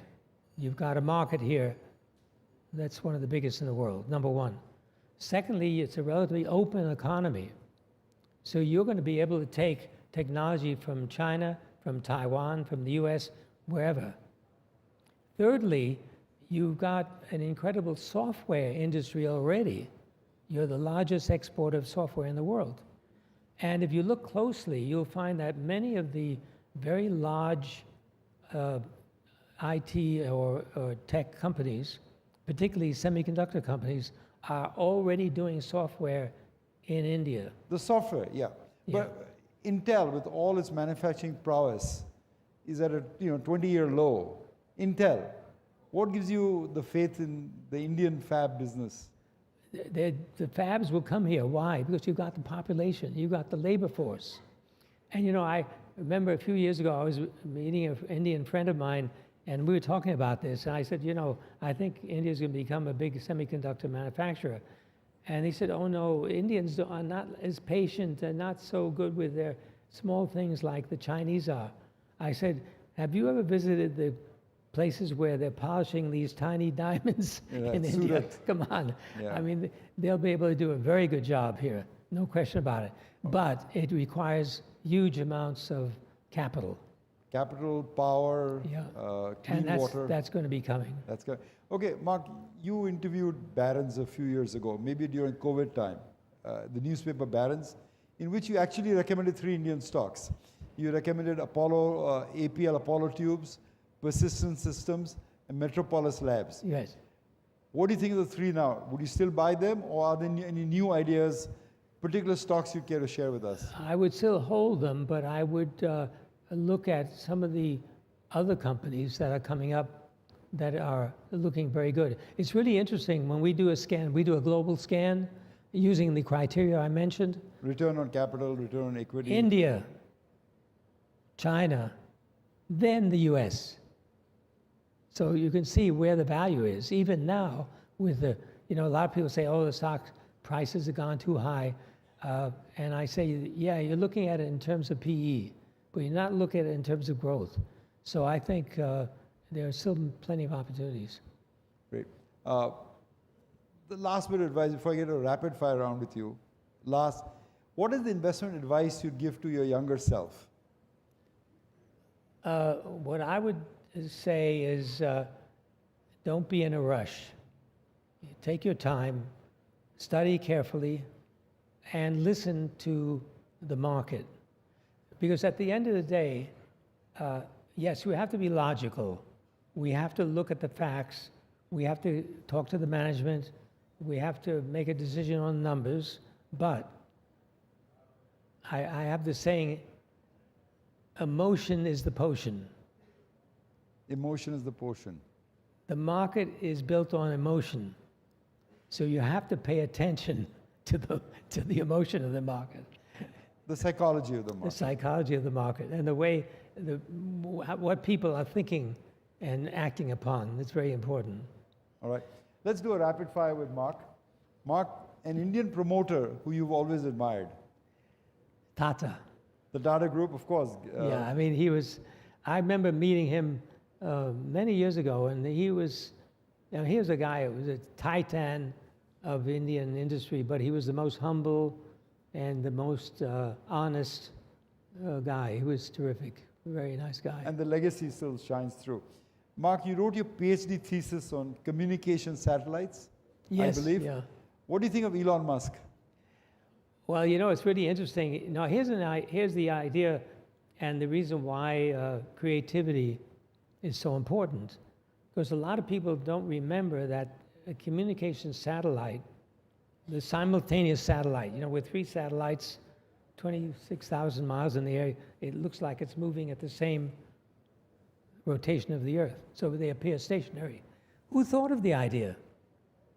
Arthur Clarke, a science fiction writer. He included this concept in one of his science fiction stories. And Hughes Corporation caught up on this. And at that time, you know, President Kennedy, when I was doing my thesis, was trying to break up AT&T, which was a telephone monopoly in America. And there were 2 competing ideas, a simultaneous satellite like Hughes, and the satellites that were low altitude that had to be tracked. And of course, AT&T, they were the only ones that could do that. Right. And thankfully, Kennedy and the Congress decided on the simultaneous and that was my first stock idea. I bought Comsat Corporation. Yes, I remember hearing that. Okay, from satellites to cartoons. You're very fond of Charles M. Schulz. Why? Snoopy. No, I got involved with Snoopy and the Peanuts business because I had a consulting company in Hong Kong. And of course, I was doing all kinds of consulting. In fact, I came to India once to do a project on the leather industry for the UNDP. But anyway, one day a lady from California arrived at my office and said, we're looking for manufacturers of toys. And I said, well, what kind of toys are you doing? She said, we got the rights for all of the Peanuts characters, Snoopy, Charlie Brown, all the rest of it. So we found manufacturers in different parts of Asia. Then I said, why don't you start selling this here? She said, you think people would like it? I said, children around the world love toys. So we started selling, and that became a bigger business than my consulting business. Okay. So it was interesting. I'll ask the audience, how many countries do you think Mark has visited? Shout it out. One more, not more than 74. Actually, it's been 112 countries, right, Mark, the last time I checked? Your favorite city in the whole world? You've been to 112 countries. Which is your favorite city? Favorite city? I like so many cities. Every city I'm in, I like. I like New Delhi when there's no fog. And Dubai, because you're settled in Dubai. I would say for fun, Rio in Brazil, Rio de Janeiro. Rio, yeah. The Brazilian ambassador would have been happy to hear that. The Brazilian ambassador was here, would have been happy to hear that. I noticed that, yeah. Blame it on Rio. Anyway, yeah. Last rapid fire question for you. Do you have a favorite Bollywood film and a favorite Bollywood actress? Bahubali. Bahubali, okay. both the first and second. I like them both. That's a surprising choice. Any Bollywood actress you can think of? Well, the star, I can't remember the name, the star of Bahubali was very good. Okay, great. Very excellent. You know, and the other character I loved in that film was the bad guy, the evil guy. So when I was in Hyderabad last year, I had to go to the Ramali theme park. And I had a picture taken with a statue of this bad guy. And you saw this on video? You saw this on video, Bahubali, or in the theater? No, I saw it in the films here. I saw it in a first. film, okay, great. Yeah. You know what they say about traveling, Mark, that traveling leaves you speechless and then makes you a storyteller. But what traveling has done is made you a great stock picker and what we call the Indiana Jones of emerging markets. Thank you so much for joining us. Thank you very much. Thank you. Thank you. Well, don't rush and take it slow. These are words we rarely get to hear in a newsroom. But as you are all aware, New Delhi has seen a series of diplomatic victories. And as our External Affairs Minister has said before, where we have to take a stand, we do not hesitate, we do not come under pressure, and at the same time, there is a constant assertion of our relevance. Well, for External Affairs Minister Dr. S. Jaishankar, foreign policy is defined by a single two-word mantra, India first. And that has really become something that has been echoed and reiterated by global leaders. To talk about the India century, diplomacy redefined, it's our honor to invite on stage Dr. S. Jaishankar and NDTV's Editor-in-Chief, Mr. Sanjay Pugalia.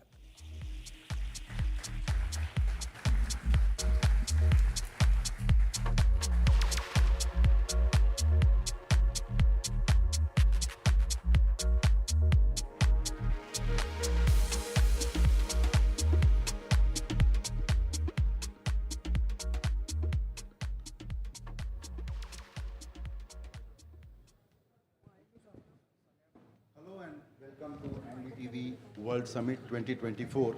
The theme is the India Century. You heard Prime Minister Narendra Modi this morning how he describes the India Century. Now we should understand and break it down how the whole thing will actually unfold looking at the global uncertainties. Here, Dr. Jaishankar is the best person to talk today. And just now a big news has broken. We will talk about it later. Thank you, External Affairs Minister Shri Jaishankar ji, for sparing time for us. Let's start with equations, how it works globally. We all know that current global order is being challenged majorly by various forces. How do we see ourselves, our West, which itself is now in a very difficult situation vis-a-vis India? First of all, let me say what a great pleasure it is to be with you and with at this NDTV platform. So, let's look at your theme first, India Century.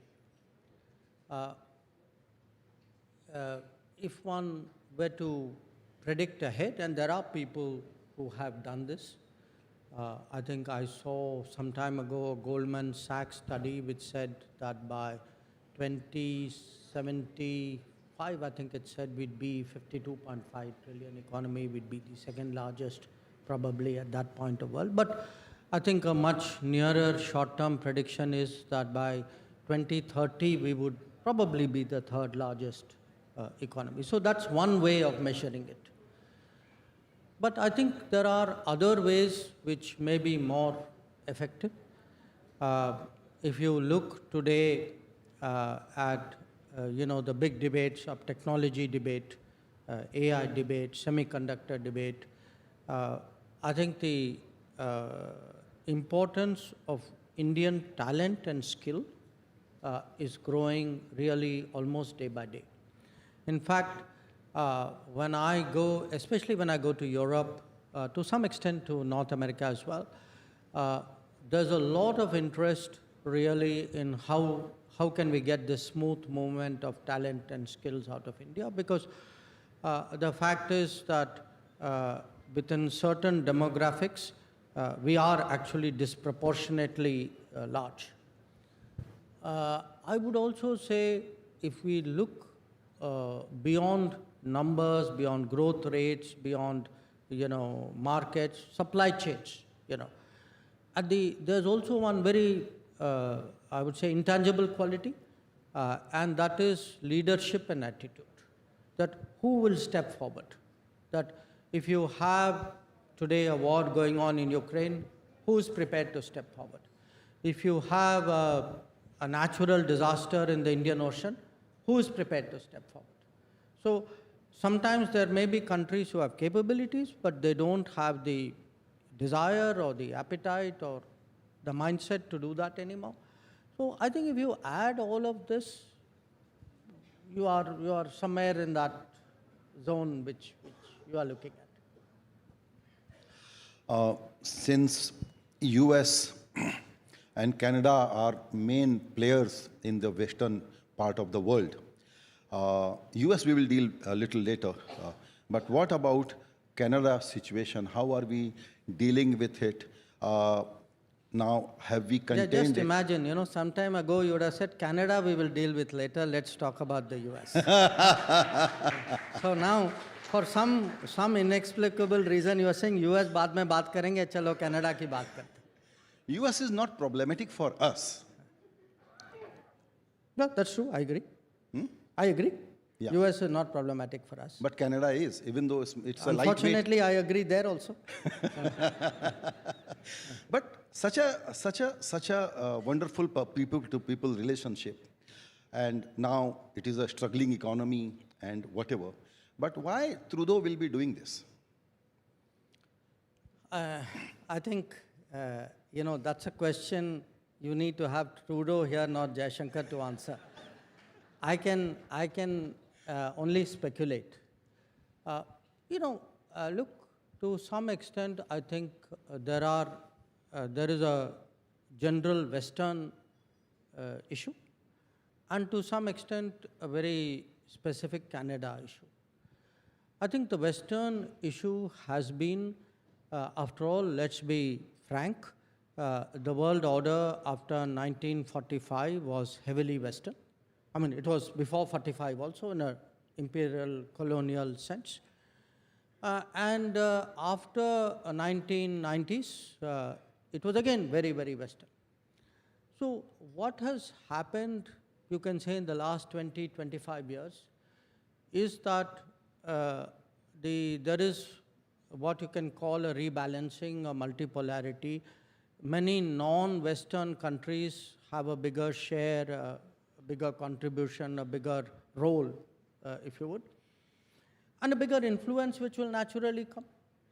So the equations, in a way, between the West and the non-West, I think is changing. And it's not easy to adjust to that. You know, if you've been dominant and you are less dominant, you know, if there was a time when, you know, in the conversation you were looking up and I was looking down, and now the conversation is no longer like that. It takes a little bit of getting used to. So I would say, in a broad way, on multiple subjects, today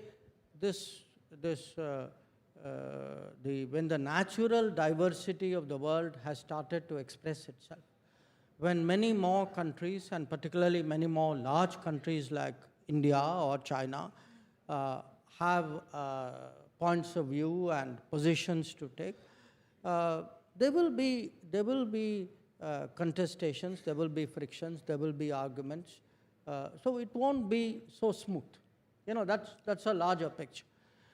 Where Canada is concerned, I think there are some very specific issues. I think a lot of people know that. You know, you are right. If you look at the people-to-people, if you look at the business relationship, it's very, very strong. You know, for a lot of people, it is very difficult to imagine that we could reach the state of relations that we have today. So why has this happened? I would say definitely there is some history, you know. I mean, for the non-Indians in the room, I should remind you that in the 1980s, Air India plane was blown up flying out of Canada, and in many ways that's a kind of a overhang, because it wasn't just an incident, it was a reflection of something which was going on there. But at a time when many people felt that, look, that's all behind us, I think developments in the politics went in a different direction. And we are seeing to some degree the consequences of that. So again, I give you the first observation that, you know, the broad attitude versus the specific. And I'll give you 2-3 examples of it. You know, Canada has just, they asked us to subject our High Commissioner to a police inquiry, you can say. And we chose to withdraw the High Commissioner and diplomats. Now, look at it. They seem to have a problem if Indian diplomats are even trying to make efforts to find out what is happening in Canada on matters which directly pertain to their welfare and security. But look what happens in India. Canadian diplomats have no problem going around collecting information on our military, on our police, profiling people, targeting people to be stopped in Canada. So apparently, the license that they give themselves is totally different from the kind of restrictions that they impose on diplomats in Canada. Or even take the press. I'm at a press event. Now, when we tell them, saying, look, you have people openly threatening leaders of India, diplomats of India. Sometimes the threat is not just verbal, it's physical. So their answer is freedom of speech. Okay? Now, when Indian journalists make social media comments, if you threaten the Indian High Commissioner, he is supposed to accept it as freedom of speech. But if an Indian journalist says the Canadian High Commissioner walked out of South Block looking very grumpy, it is apparently foreign interference. Now, how, look at the, this is not even, double standards is a very mild word for it. So, look, there is this thing that we will do it differently at home, we will do it differently abroad, we will do it our way, but that doesn't apply to you. So I think these are the larger, I would say, adjustments which have to happen in this changing world. West को थोड़ा सा ये समझने की ज़रूरत है कि क्या चेंज हुआ है. अगर वो एक्नॉलेजमेंट नहीं आएगा तो वो प्रॉब्लम सॉल्व नहीं होगी. तो जो अमेरिका या वेस्ट लेड ग्लोबल ऑर्डर चल रहा था, now it is collapsing. There is a major challenge to that framework. मैं तो नहीं कहूँगा कि it is collapsing, but challenges are there. Look at the biggest or best democracy and institutions in America are in difficult situation. Let's not go into that. But the question is, अगर America ये realise नहीं करेगा कि India या वो देश जो बहुत कल्चरल कॉन्फिडेंस के साथ आते हैं, उनको इक्वल पार्टनर के रूप में और कहीं कहीं उनको प्राइमेसी देते हुए वो दुनिया में अपना कोई रोल प्ले करने की कोशिश करे और सोचे कि नहीं अभी भी दुनिया हम चला रहे हैं, तो ये एक बहुत बड़ी गलती होगी, लेट होगा और दुनिया उतना अच्छा नहीं बन पाएगी जितना अच्छा हम बनाना चाहते हैं.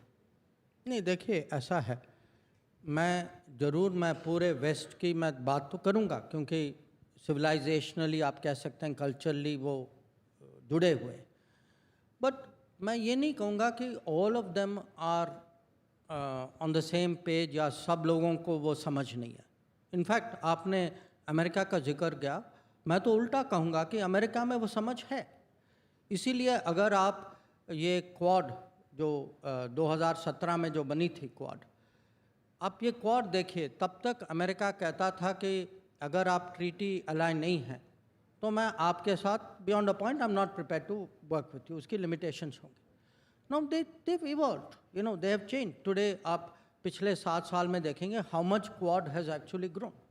So I would say this, when I go to Europe, when I go to definitely US, North America, there are countries which have understood this. There are countries today who say there is a value to working with India. There are countries who say, okay, this is our interest, this is India's interest, let us find a meeting point. Now, the unfortunate thing is that didn't get through in Canada, or maybe the political compulsions overtook that. I mean, as I said, I can only speculate on the reason. So I would not say, पूरे waste को समझ नहीं है कि जो उनकी order जो है वो चल नहीं पाएगी हमारे बिना. You see, we will all come to understandings. We will, world is a very practical place. तो वो समझते हैं, बहुत लोग एडजस्ट भी करते हैं, कोई कम करते हैं, कोई ज़्यादा करते हैं, कोई कुछ सब्जेक्ट में करते हैं, दूसरे में नहीं करते. So all of that will happen. But it is just in this spectrum, मैं कहूँगा Canada is way behind. Right अब चलते हैं चाइना की तरफ, जहां आज एक बड़ा डेवलपमेंट हुआ है. फॉरेन सेक्रेटरी ने ब्रिक्स मीटिंग के ठीक पहले ही has announced that some agreement has been reached for disengagement and patrolling. So I will be very keen to know some details how it will work. Well, I think what Foreign Secretary has said is what I can also say, that for those who have not heard that we reached an agreement on patrolling, and with that, the disengagement, we have gone back to where the situation was in 2020, and we can say with that the disengagement process with China, you can say has been completed. So, so far I would say that's as much as I can share with you. I'm sure in due course iske details वगैरह निकलेंगे. So will now India be able to patrol in the areas of Galwan, Depsang? No, you see, there are areas which for various reasons after 2020, because they had blocked us, so we had blocked them. So दो तरफा था, Bob. So what has happened is we have reached an understanding which will allow the patrolling. For example, you spoke about Depsang. That's not the only place. There are other places also. So I think the understanding, to my knowledge, is that we will be able to do the patrolling which we were doing in 2020. Right. So what does this disengagement will finally mean, and how do we now see India-China relation going forward? I think it's a good development. It's a positive development, and I would say it's a product of very patient and very persevering diplomacy. That at various points of time, people almost gave up. You can say, this has happened. So we have always maintained that, on the one hand, we had to obviously do the counter deployments, but side by side, we have been negotiating. We've been negotiating in fact, since September of 2020, when I met my counterpart, Mr. Wangi, in Moscow at that time. So it has been a very patient process, maybe more complicated than it could and should have been, but whatever it is, the fact is, if we are able, as we now have, to reach an understanding regarding patrolling, regarding maintaining the observing the sanctity of the LAC, then I think what it does is it creates a basis that the peace and tranquility, which there should be in the border areas, which there was before 2020, hopefully we will be able to come back to that peace and tranquility. And that was our major concern, because we always said that if you disturb the peace and tranquility, how do you expect the rest of the relationship to go forward? So we'll have to see. I mean, abhi jo understanding jo thi, it was reached only today. So I think we have to see what the consequential. Yeah, so we think it is a very important development. So will it be right to speculate that it will have a positive impact on trade and investment? No, look, I would say right now it's your right to speculate. It is my caution as a minister to be careful in responding. So it has just happened, there will be now meetings to see what should be the next steps. Okay. So I wouldn't go so fast. Okay. Understood. Yeah. So let's look at the big picture again when we talk about India's century. So how do you see India-China engagement and relationship going forward? Because if India's century has to be defined as really India's century, this whole balancing game between America and China becomes very important. How India is going to play that game? I would take your question in a way, in three parts: India-China, India-America, and India vis-a-vis China-America. Huh? India-China, I mean, in a way, if you look at it, we are the only two countries with more than 1 billion people. We have a certain civilizational history, and all of that people know.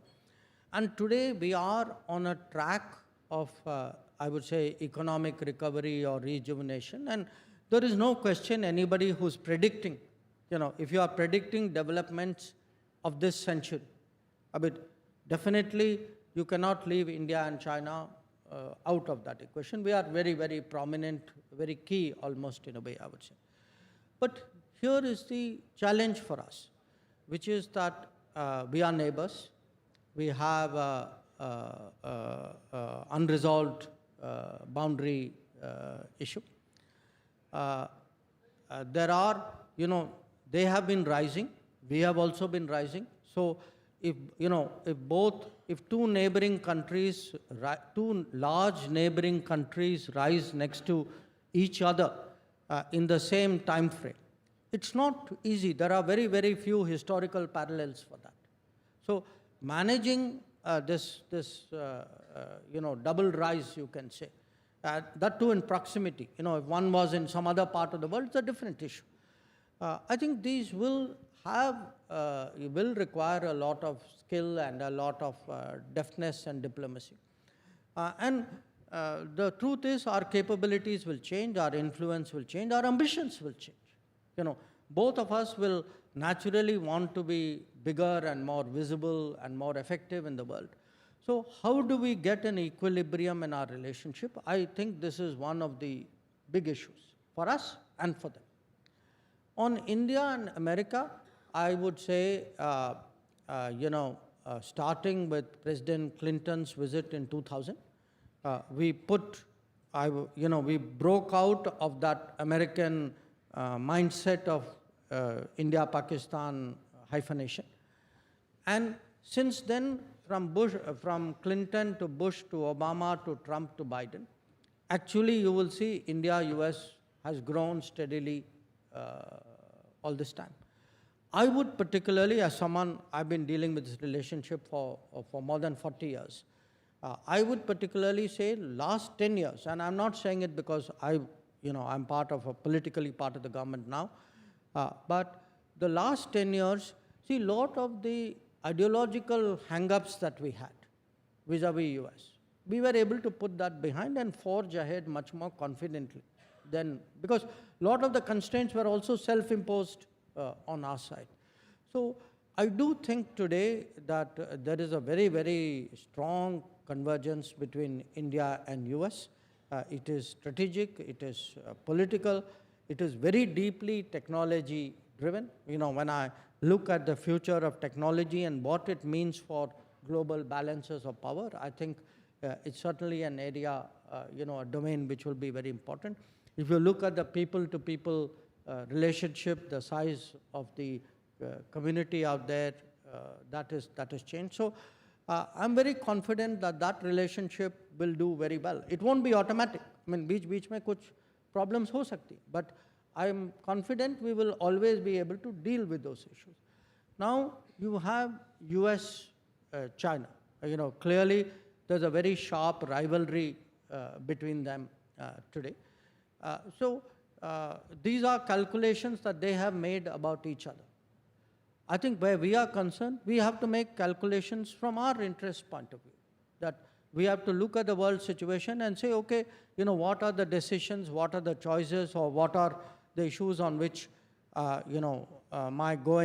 taking this step will help me in what manner. And I think that's really what we would like to do.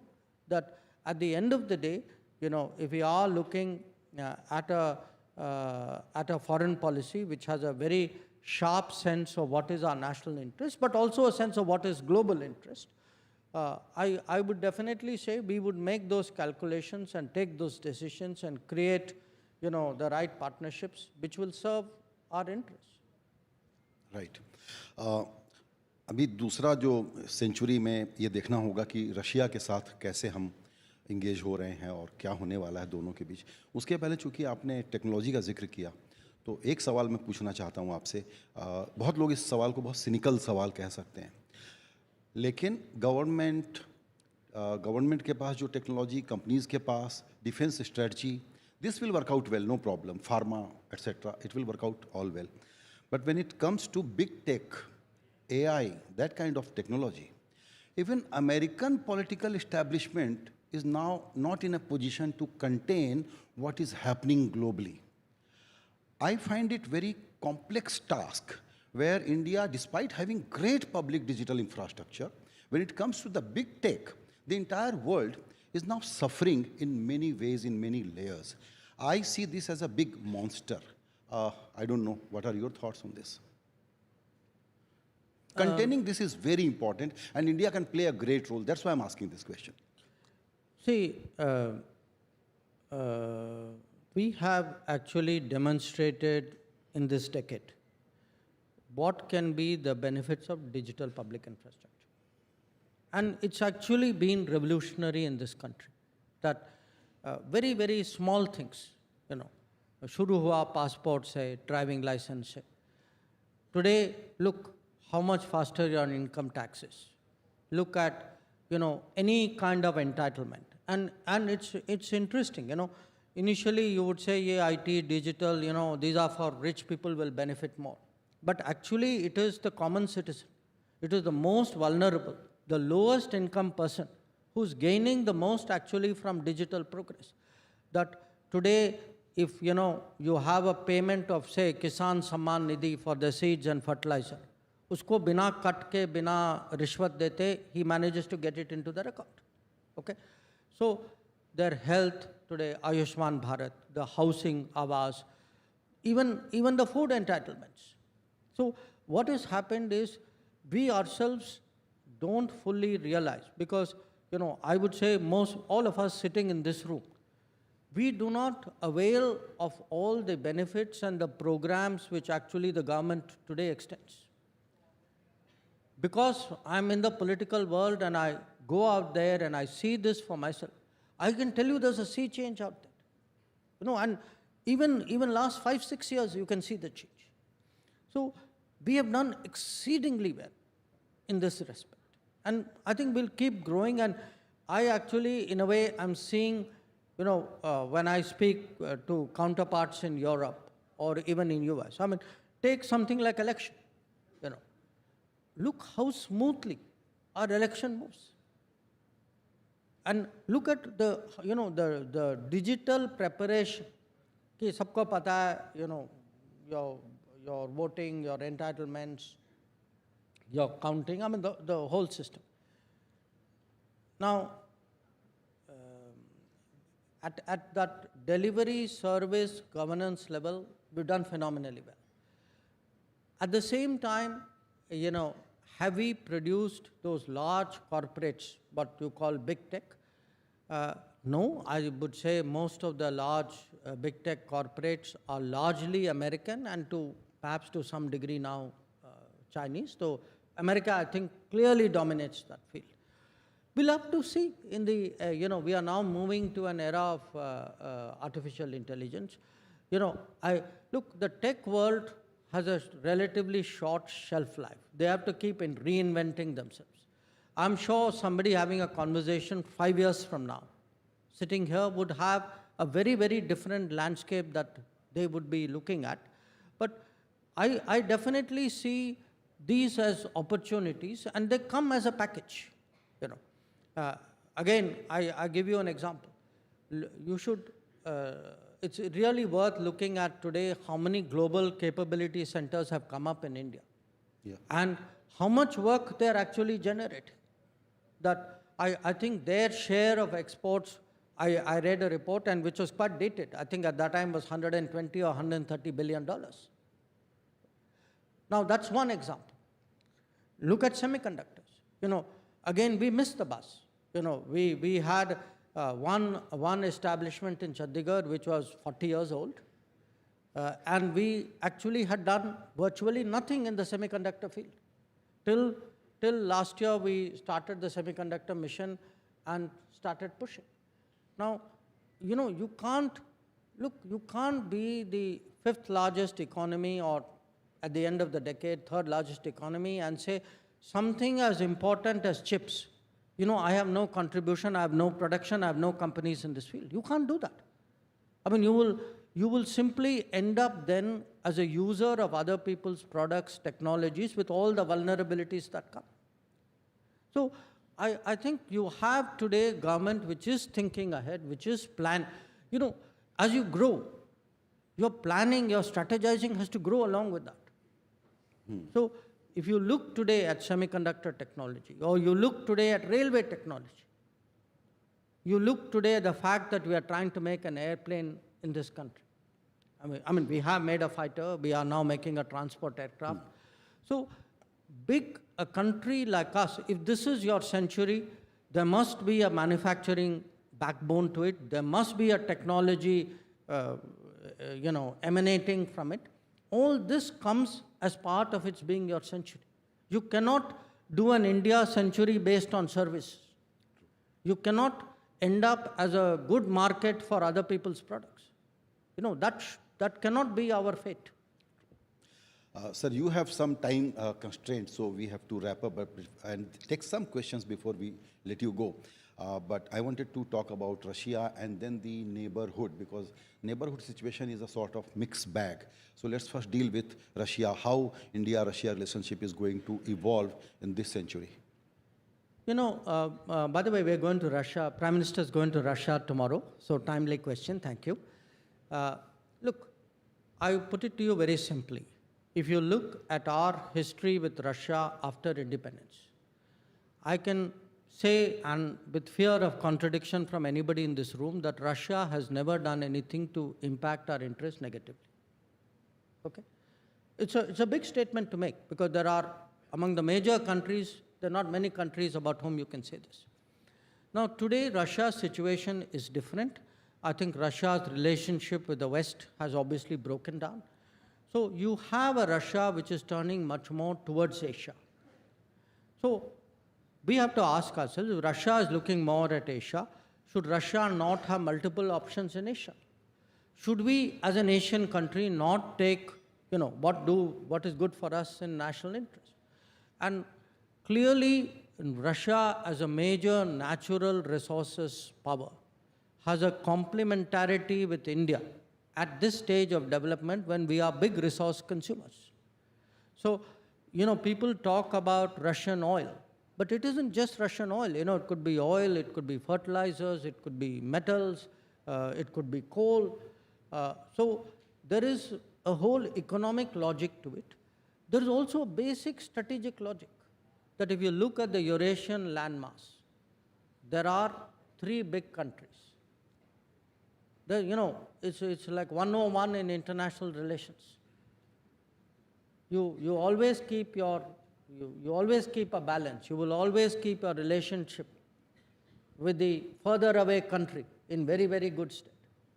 So there is a logic, strategic logic, there is an economic fit, and I think the relationship, the history is a positive asset in that relationship, and that's how I see it. और neighbourhood के बारे में थोड़ा बताइए, एक देश को अगर आप स्पेसिफिक बताना चाहें।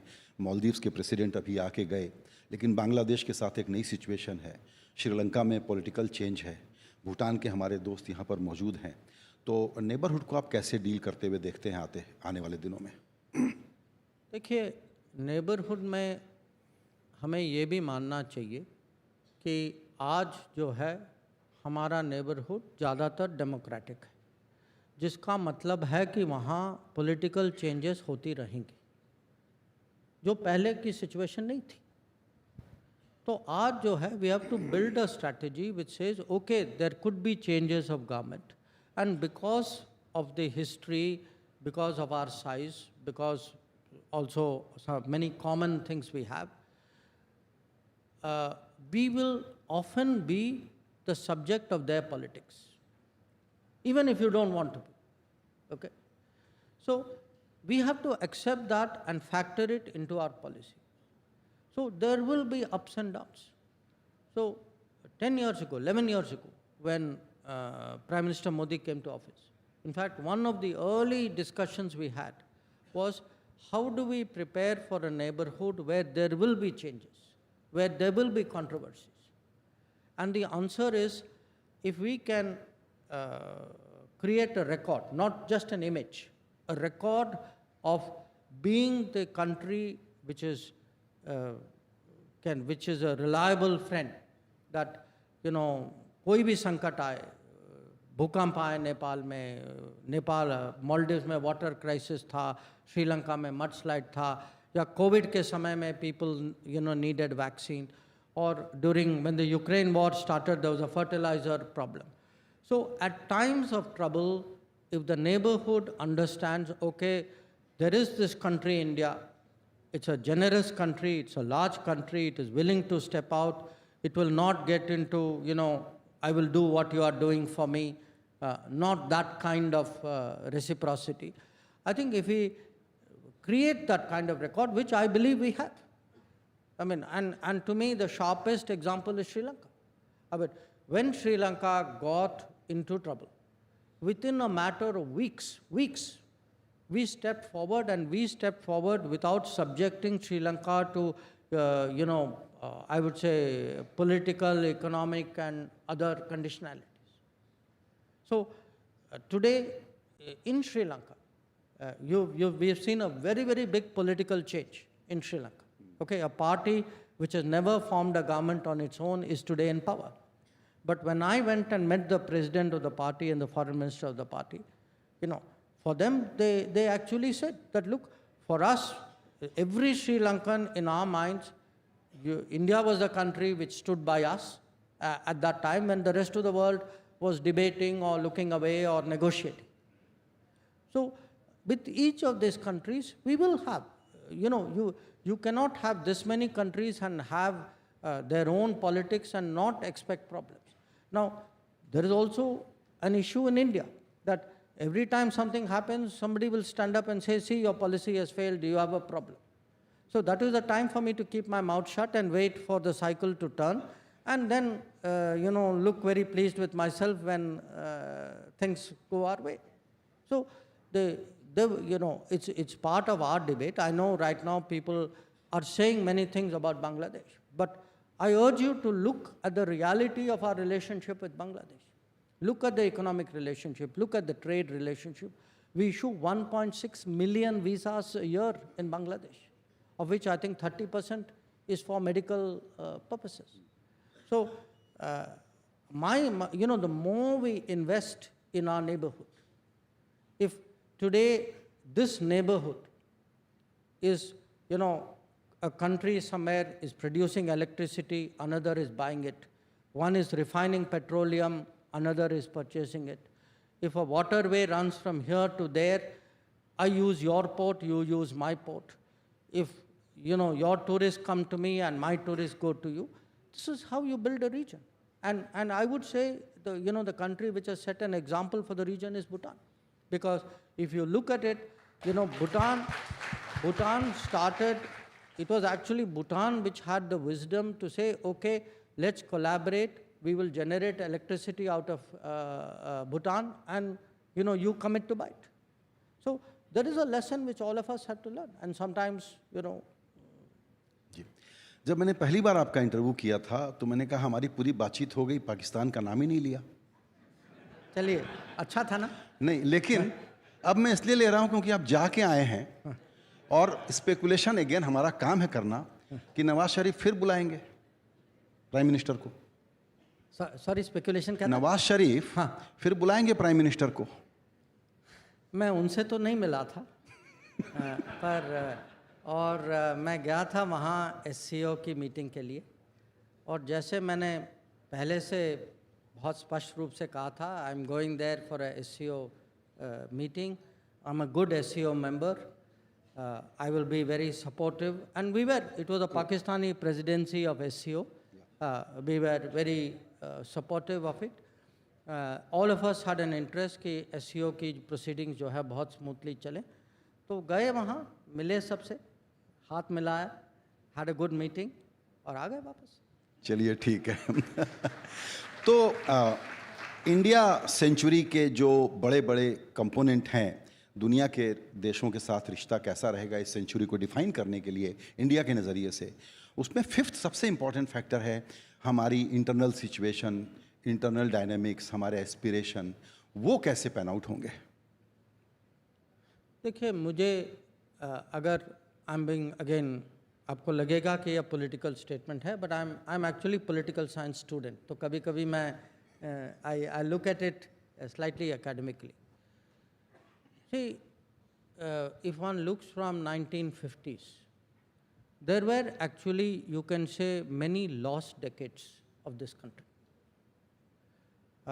If you look, maybe 1960s and 70s, हम लोग जो हैं सोशलिज्म की दिशा में ज़्यादा गए, बहुत ज़्यादा स्टेट कंट्रोल कर लिया.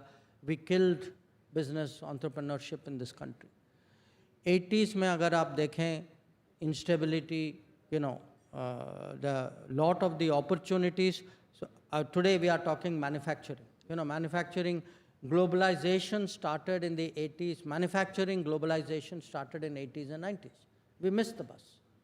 In fact, 80s and all through till late 90s, because of political instability, because of, I would say, ideology, because of policies of various kinds, we actually did not do as well as we could have. We fell behind, particularly if you were to do a comparison with China at that time.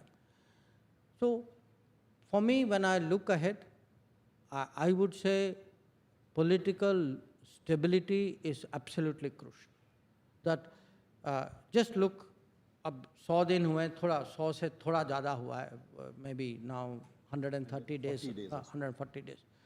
But you look today at the, even in this short period, the decisions which have come out, you know, 12 industrial zones in the country, new infrastructure projects in this country, big skilling internship issues in this country, support for our agriculture in this country. अगर मान लीजिए तीसरे कार्यकाल की सरकार नहीं होती, you could not have got after this faster. True. So to me, you know, political stability, political continuity is very crucial, number one. Number two, you know, you need leadership. You know, you need people who can look ahead and take big decisions confidently. If you say, you know, if you have a leader who says, look, in this decade, chips will be very important. My country cannot be left out. Or if you say, rail is the backbone of transportation of this country, I cannot continue with a 1950s, 60s railway technology. I have to upgrade it to something else. So if you say, you know, an Indian citizen must find air travel affordable. It should not be a privilege of a few people in metropolitan cities. True. So then you have, okay, saying double the number of airports, which is what we have done in the last decade. So I would say we need vision, we need leadership, we need political stability. We need to motivate young people, give them that kind of opportunities. And that, in a sense, you know, today in the government, when we look, you know, in the cabinet, when we look, you know, in groups of ministers, that's a kind of vision and motivation with which we are working. You know, we are not working for a 5-year term. We also in the government, in the cabinet, we have Indian century in mind. That is what is driving us today. Right. आपने अभी vision और leadership की बात कही और आपने ये भी कहा कि ऑफ कोर्स इंडिया अपना इंटरेस्ट पहले देखेगा, वो तो गिवन है, और फिर आपने ये भी कहा कि ग्लोबल इंटरेस्ट के लिए भी काम गिवन नहीं है, एक समय था हम दूसरों का देखते थे. राइट. और ग्लोबल इंटरेस्ट तो देखना ही चाहिए. मेरा एक सवाल आपसे ये है कि जो प्राइम मिनिस्टर मोदी का डिप्लोमेटिक स्किल, जो डेफ्टनेस हमने देखा है, अब ग्लोबली बहुत सारे पॉलिसी एलिट्स ये कहने लग गए हैं कि एक्चुअली मोदी लेड इंडिया के लिए एक बड़ी अपॉर्चुनिटी है नए ग्लोबल ऑर्डर को शेप करने की. उस रोल को आप लोग कितना अंडरस्टेटेड ढंग से प्ले कर रहे हैं या कितना फ्रंट फुट पर खेलने वाले हैं? देखिए, हम दोनों कर रहे हैं क्योंकि कभी कभी समय, अवसर, मौका ऐसा होता है, you have to be front foot. जैसे हमें लगा कि ग्लोबल साउथ की आवाज़ जो है बिल्कुल दब गई है. सो लीडिंग इनटू G20, हमें लगा we have to get the global south together, we have to get back to their concerns which had got sidelined. That's occasion where you are, as you say, on front foot. But there are occasions where you have to be more deft. अब जैसे अब प्रधानमंत्री जी, he went to Russia, he met President Putin, then he went to Kiev.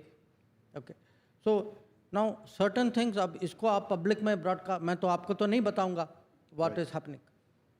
So some things you have to do from little bit more discreetly, deftly. But I would say this, just look over the last 10 years. Right now, there is a war going on in Ukraine. How many countries, how many prime ministers, how many leaders have the ability to go to Moscow, talk frankly, go to Kiev, talk frankly, go back to Moscow and go back to Kiev? Similarly, there's another war going on in the Middle East. Now, not many people know that even in the last year, the number of times where actually we've had conversations with Iran and conversation with Israel, that's also there. True. We are today in the global south seen very much, okay, people trust us to stand for their interests. But please also see, at the same time, G7 is very keen ki bhai aap aiye, please join our conference. You are a big democratic market economy and influential player. So how to in a sense make yourself relevant across multiple forums and multiple interests? I think this is something which, if you, as I said, if you have a confident leadership and if you are performing, look, at the end of the day, why are they all doing it? Because they're also looking at your performance. When you tell people, look, I'm a 7-8% growth economy today, and if you tell politically people that I am a third-term government, believe me, there's a lot of respect for that. So it's partly respect is earned.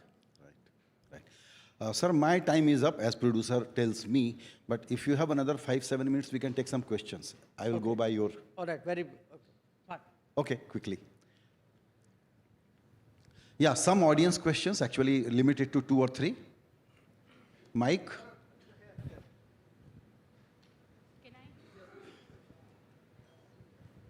Hello? Hello. Hello? Yeah, this. Yeah. Yes? No? Can you hear me, sir? Is it working? Yeah. Sir, hi. Today, there was a threat issued on the Air India by the terrorist group and the Canadian Mr. Pannu or whatever he's called. What is our take on that, and what is the government's plan? Because we see a lot of issues with Canada, and this morning this guy has typically asked all people to refrain from flying Air India. So I see, what is your take on that, sir? Ek saath, acha. Next question. Yeah, here. This side, sir. Yeah. So good evening. We are talking a lot about technology, everything. But at the same time, there are people who are smarter than us, that is scammers, or the people who are cyber frauds. What is our take on that, and how soon are we resolving it? Because I have been hit recently with a huge amount of scam, and now I'm really feeling that cyber security is the biggest concern. Right. Right, so this is my question. Okay. One more question, last. Yeah, good evening, Jashankarji. We have family and friends living in Canada. So how all this is going to impact our families and friends living in Canada? Thank you. Okay. Okay. Let me start with that question. Look, I'm not aware of today exactly the specificities, but the broad point is we have seen, this would not be the first time, we have seen threats to our airlines, we have seen threats to our parliament, we have seen threats to our diplomats, we have seen threats to our High Commission, to our leaders. And that is a source of concern to us, because if these threats, because they are cleverly worded, are then said, they are okay with freedom of speech, I think there are very serious issues. And the point which we make to the country concerned, let us reverse roles. Suppose you were at the receiving end of this threat. Suppose it was your airline, your leaders, your diplomats, your parliament. Would you take it as lightly as that? So, no, you don't get a second chance. I get to answer. So, look, my point is, these are exactly the kind of problems with which we started this conversation. That there are countries which feel that, your concerns don't matter, that's okay, that's part of our politics. But if the slightest thing happens to them, even if it is legitimate, they have they start jumping up and down. So, as I said, when I see today you're talking of something as egregious as the threat to the airline, I'm talking of something as simple as social. I mean, if a government can list out, 20, 25 Indian journalists, saying these journalists are today interfering in my country because they have made social media posts. And this is the same government which then tells you, a threat to airlines is part of freedom of speech. I think you ask yourself, whose credibility is taking a hit out here. On your question regarding, cybersecurity, absolutely. The more digital we become, the more cyber we become, it's a great enabler. It's a great efficiency. But with every change also comes the risk. Because, your data is on something. There are things you tell your phone, which you will not tell any living person. So what happens is that every part of that progress also has a parallel danger or vulnerability which comes along. So that is why today, actually, governments invest so much on cybersecurity. So you're worried about your telecom, you're worried about your apps, you tell people, on computer, do this. If you look even at TV, why does, say, Reserve Bank of India or other banks put out these ads saying, please don't give your PIN number to somebody, don't do this, don't do that? Because it's in human nature to fall for some of this. So I think people need to develop that cybersecurity mindset also along with that. The third question the gentleman asked, look, I think we are having a problem with a segment of politics in Canada. I don't think, I would not take this into, about families being safe. I think, people-to-people relations, we would like to maintain it.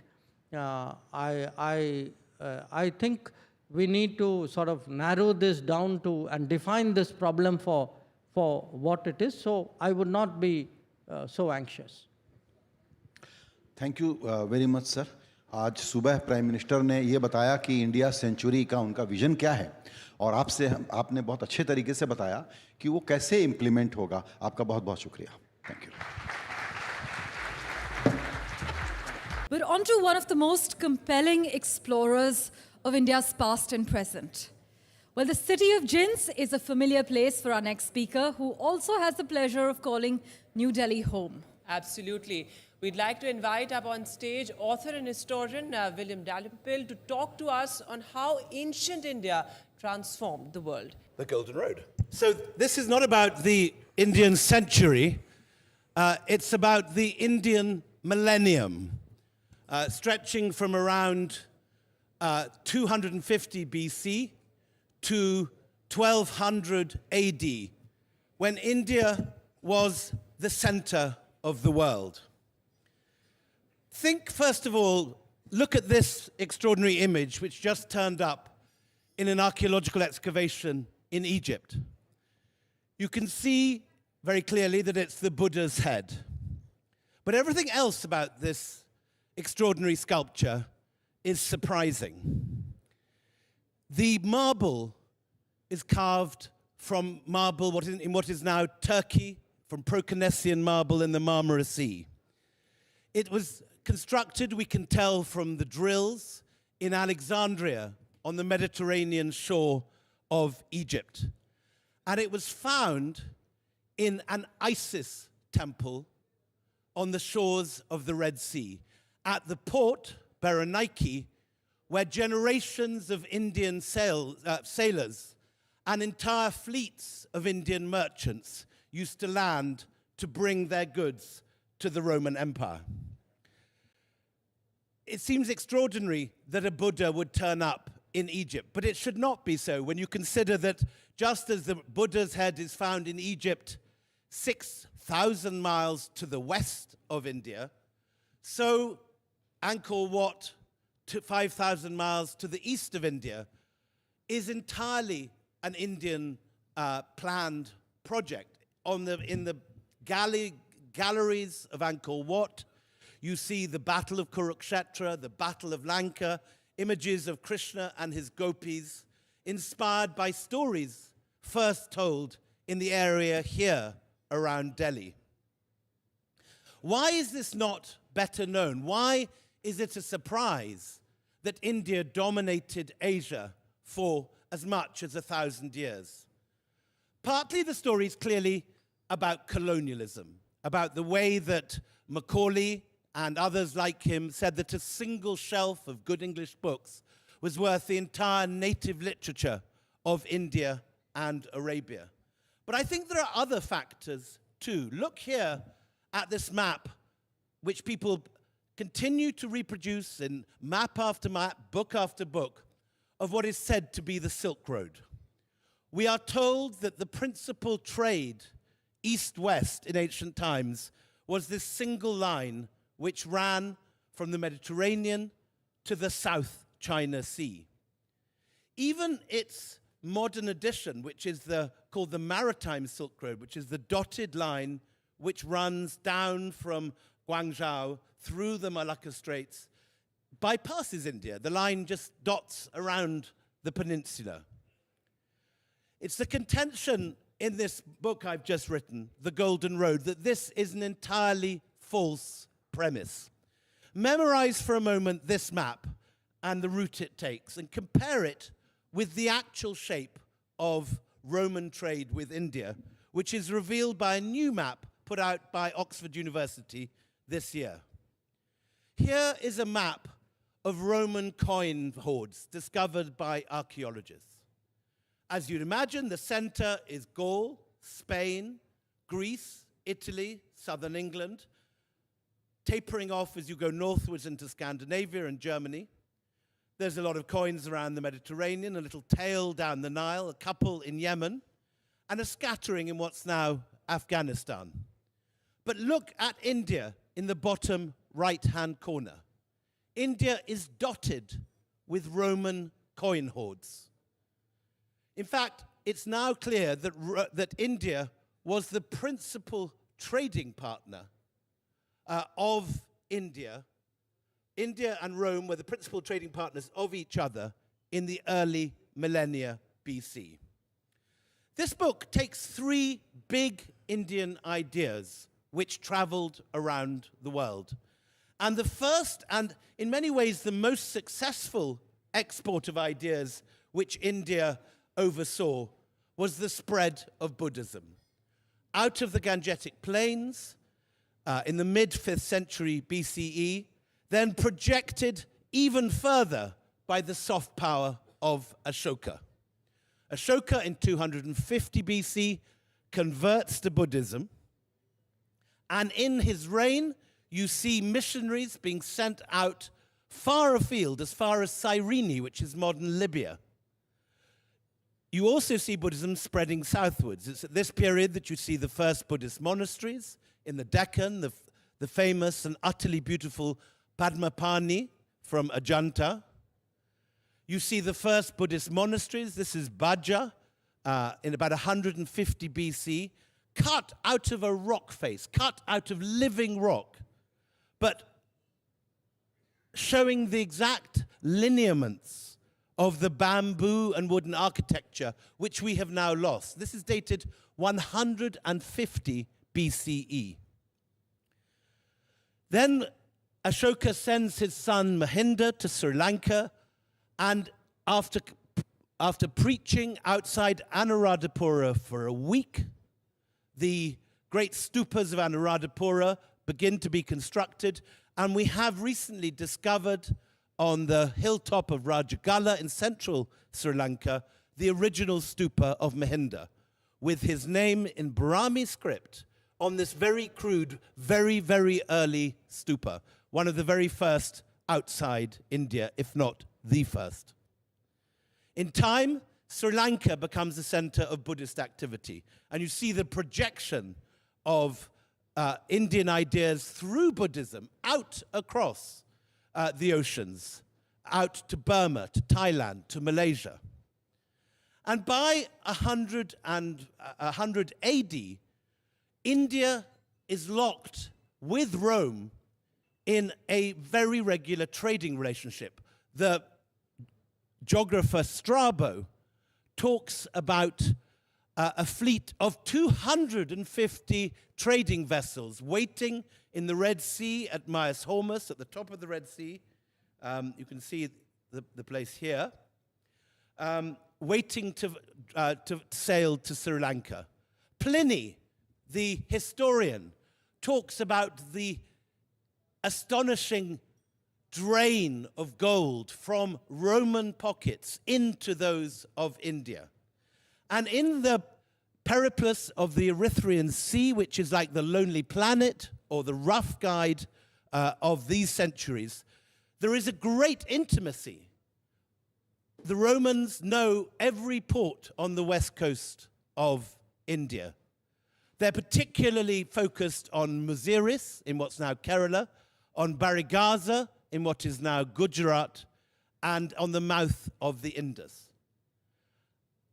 And it's not just the Romans and the Indians who are training. There are Ethiopians. Here are images from Amaravati of these extraordinary, handsome Ethiopian envoys turning up with gifts at the court of some Indian ruler. And we know the figures. The Muziris papyrus, which is a new discovery, gives the detail of one cargo. It's a shipping invoice taken out by a shipper in Alexandria about a single container that he was going to place in 150 AD for a ruler for a merchant in Alexandria. He was going to send 10 tons of ivory, pepper, spices, a thing called nard, which was used in perfume. And what's extraordinary about this document is it reveals the actual values of these objects. It shows that how much the Romans were prepared to pay for ivory and for pepper and for the other great exports of India. In fact, the figures are so enormous that scholars now believe that maybe as much as 1/3 of the total Roman imperial budget was paid for by the customs take at Berenike when these goods entered the Roman Empire. And so you have this figure of India being the principal trading partner of the Roman Empire, not China. And these are the goods that were traded from India. This mosaic is probably from the villa of a merchant who engaged in trade with India. And he has this figure, this personification of India in the center, taken from an image of a yakshi. She's got expensive silk around her knees. She's got pepper on a tree behind her. She's holding ivory, which is probably the single most lucrative export to Rome. Circus animals, tigers and elephants, rather like the rhinoceros we're apparently going to see in Gladiator 2 next month. And behind the tiger is something called malabathrum, which is used in perfumery. So these were expensive luxury items, and the Romans couldn't get enough of these Indian products. And this is what the sort of figure we're talking about. The yakshi holding onto a tree. This is the same figure that we get in that wonderful mosaic in Sicily. And if you look in excavations now, you're finding increasing numbers of expensive luxury Indian goods, such as this ivory yakshi, turning up in excavations in Europe. This is a yakshi from Pompeii. But you also find Roman objects shipping to India. So these are Egyptian glass beakers, the Pharos Lighthouse in the center, the grape harvest, the Gladiator. This was found under the American Air Force Base in Bagram, brought by a Roman Egyptian ship to the mouth of the Indus, punted up the Indus and the Kabul River. And so that's why you see amazing parallels between the art of Central Asia and the art of Egypt. An image of the Buddha and his disciples at the top from Miran, now in the National Museum here, and a Coptic papyrus below. And it is from the Roman world that we get the figure of the Buddha, first changing from a symbol, like a pair of feet or an empty turban, into this figure on the Bimaran reliquary. And it is these very Roman faces that owe so much to the art of Rome that we see the drapery of the bodhisattvas in Gandharan art. So India was not in any way peripheral to the made trade networks in ancient Asia. This myth of the Silk Road has made India seem more peripheral than it actually was. In reality, we now know from solid scholarship and from archaeology that India lay at the heart of the ancient world. And Indian ideas were soon being transmitted through Afghanistan, through Bamiyan, to China, where by the 2nd and 3rd century we find the Buddha taking on the physiognomy of China. Originally, Buddhism is just a religion brought by traders into China. But by the 5th and 6th century, you find Gupta sculptures being copied by the Chinese all over Gansu and beginning to head further eastwards into the heartlands of China. These extraordinary, very Indian-looking deities and apsaras and Gandharvas floating over the Buddhist temples of China tell a story of Indian art having more and more influence, Indian ideas heading closer and closer to the Chinese court until it actually reaches Chang'an, and Buddhism becomes a minority religion alongside Taoism and alongside Confucianism. But the big breakthrough happens when this man on the right, Xuanzang, the Chinese traveling monk, leaves his monastery in eastern China, travels the length of the deserts of the Gobi and the Taklamakan, crosses the Pamirs, and comes to Nalanda University. Nalanda, which was then the Oxbridge, the Ivy League, the NASA of ancient Asia, visited not just by monks from China, but monks from Nepal, from Korea, and Japan. Xuanzang particularly came for the library in Nalanda. He says that the library is this extraordinary resource, 9 stories high, full not just of Buddhist texts, but the Vedas, science, mathematics, the works of Aryabhatta and Brahmagupta, the works of astronomy. Everything was gathered in this extraordinary space.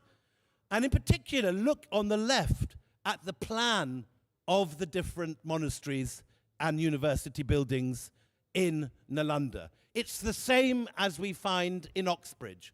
A courtyard, a cloister walk, and then the rooms of scholars leading off in 4 sides. This plan passes from the Buddhist Mahaviharas like Nalanda into the madrasas of medieval Islam and ultimately ends up in Oxford and Cambridge, where you see the same plan being used throughout the Middle Ages. Xuanzang can't believe his luck. For 20 years, he travels and studies and gathers the learning of India at Nalanda. And then he takes it back to China. 11 camel caravans full of manuscripts pass from Nalanda all the way back to Chang'an, where an entire pagoda, the Wild Goose Pagoda, is built to house them. We have still the copper plate that shows the founding of an expatriate monastery at Nalanda by the king of Srivijaya, the king of Sumatra. So we've got this huge international flow of students from the rest of Asia to India, recognizing India as the center not only of trade and the economy, but of learning, science, and philosophy. But the person who makes the difference in China is this extraordinary woman, Wu Zetian. She's only 15 years old when Xuanzang comes back with all his manuscripts, and she's part of the harem of Taizong on the left there. But she eventually marries Gaizong on the right, and this woman, who's the subject of a 250-part Chinese soap opera, eventually becomes the only woman emperor in 3,000 years of Chinese dynastic history.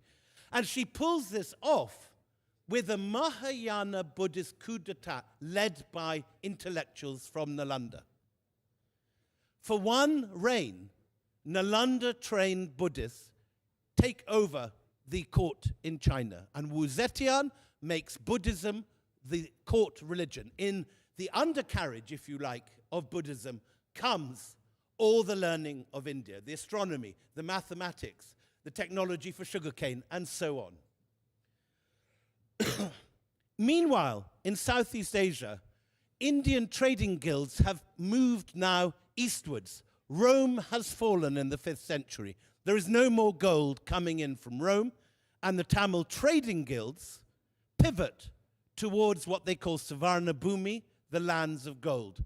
And it's in the 5th, 6th, and 7th centuries that you begin to see first wooden images of the Buddha, then small handheld images of Vishnu, and then finally vast Shiva lingams appearing all over Southeast Asia, and with it the Sanskrit language. Ships like this sail across the Bay of Bengal and arrive in the Mekong Delta, where Indic-style cities using Sanskrit from the 6th and 7th centuries begin to be built. Along the canals of the Mekong, you follow them and you end up at Angkor Baray, where there's the first Hindu temple in Southeast Asia at a place called Ashram Rosé on the hill of Angkor Baray. Inside that are these extraordinary Krishna statues. But what's interesting is that from the beginning, these statues have the physiognomy of Khmers. They're wearing Khmer clothes. So it's not a copy of what's going on in India. People in Southeast Asia take what they admire of Indian culture. It's not a conquest by the sword. It's an attraction of soft power. Indian soft power is so powerful that everyone wants a bit of it. And just as China takes on Buddhism, so you find Hindu kingship spreading throughout Southeast Asia, in Thailand, in particularly Cambodia, in Java and the rest of Indonesia. And by the 7th or 8th centuries, you have Sanskrit as the language of both diplomacy and culture, all the way from Kandahar to Bali. But again, it's slightly different from India.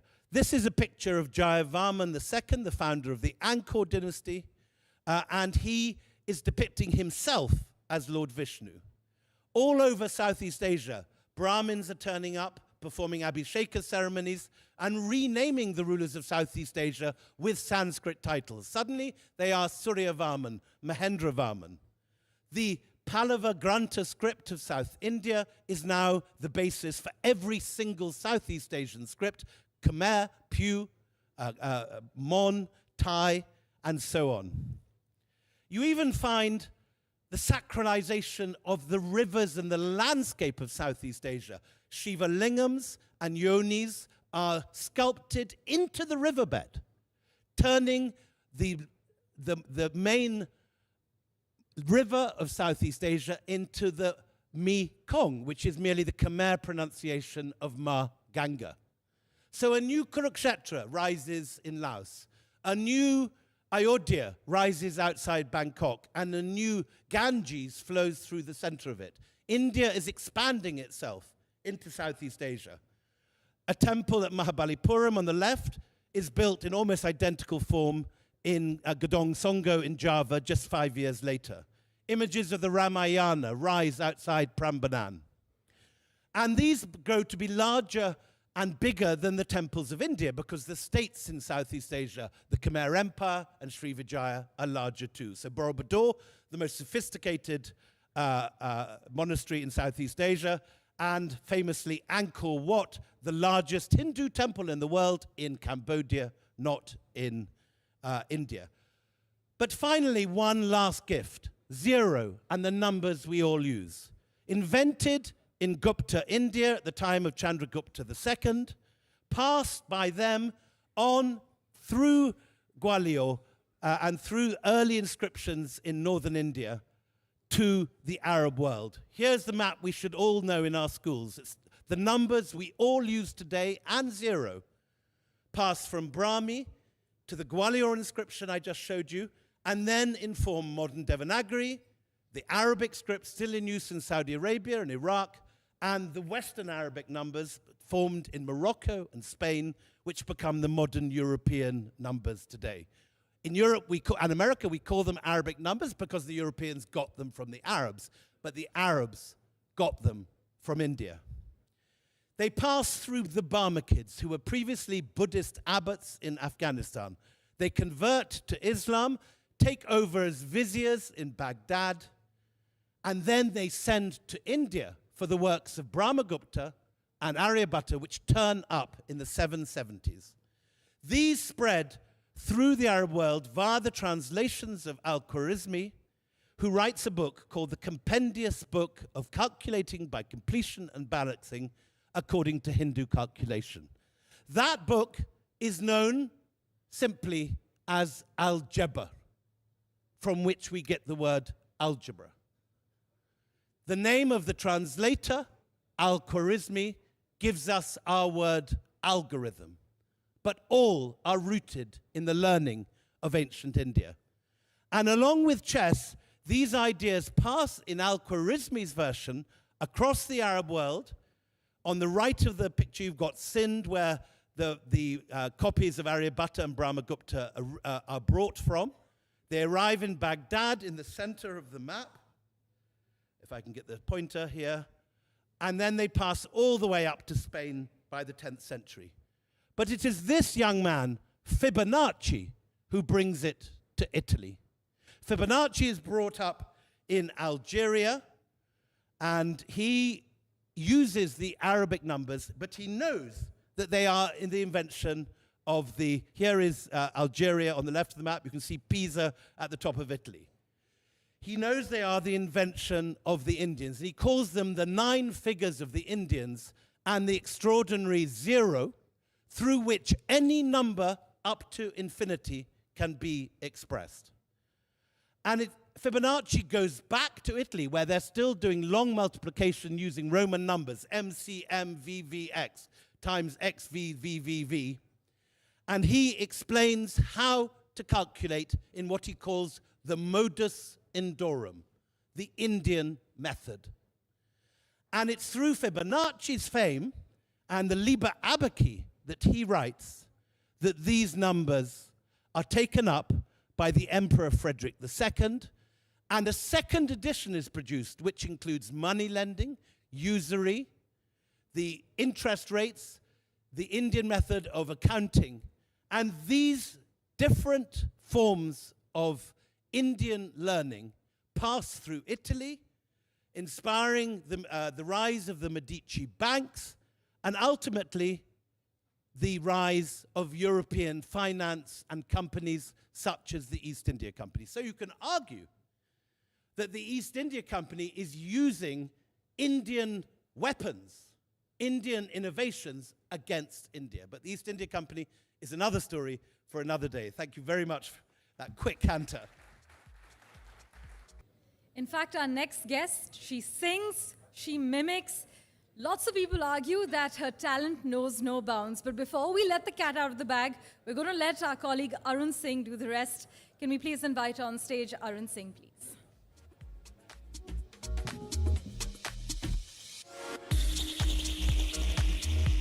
Good evening, ladies and gentlemen. My name is Arun Singh. And from making us all fall in ashiki to haunting her haters with 3-2, she is a blockbuster in every sense. On screen, online, and in our hearts. She's one of those rare stars who just connects with people both on and off the screen. She's got the Kapoor ka talent, the shraddha of millions, and the charm that makes us say, okay, Janu. Let's give it up for the incredible Shraddha Kapoor, a talent who keeps winning hearts and setting new benchmarks with every project. Zordar talia, guys. We need a bigger applause than that. Give it up for Shraddha Kapoor. A very warm welcome, Shraddha. Please have a seat. Haha, how are you? I'm very well. Good evening, everyone. How are you all? Khana wana khaya? Everybody is charged with their lunch. नहीं तो ऐसे होता ना खाने के बाद की good, you know, you नहीं, want but I'm sure एक yes. आधे घंटे की झपकी. Sorry, you had your chai also. यार मेरे बिना चाय पी लिया. We'll get her elaichi wali chai, Delhi special. Shraddha? हाँ जी.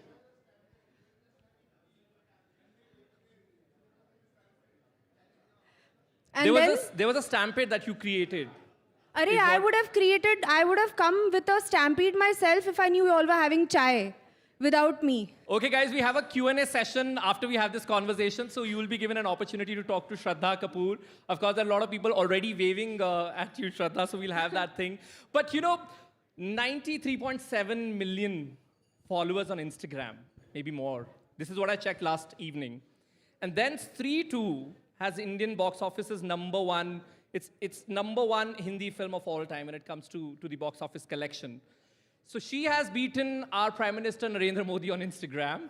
You've beaten Shah Rukh Khan when it comes to Jawan at box office. How does that make you feel? See, first of all, the two gentlemen you're speaking about are phenomenal in their own fields. Give it up for them as well. They have been idols in their own right.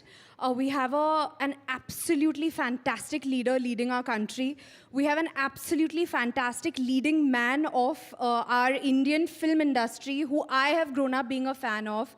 So, you know, we'll keep that where it belongs. But to be very, very honest, I am very thrilled, very excited, overjoyed to be a part of a film that has gotten so much love.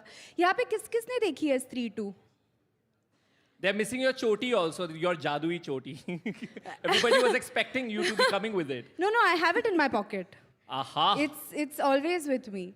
But it's so nice to see everyone, you know, mostly everyone's hands went up. So this is what I mean. I feel like to be a part of something, to be a part of a film where people have made that effort to go and watch it in theaters and, you know, hopefully all of you got entertained. I'm guessing you all did. And it feels great. It's been my childhood dream. So for me to get to do what I've been wanting to do as a child and be a part of really good films with fabulous filmmakers. Our director of Stree is amazing. He is, you know, he has consistently proved his craft.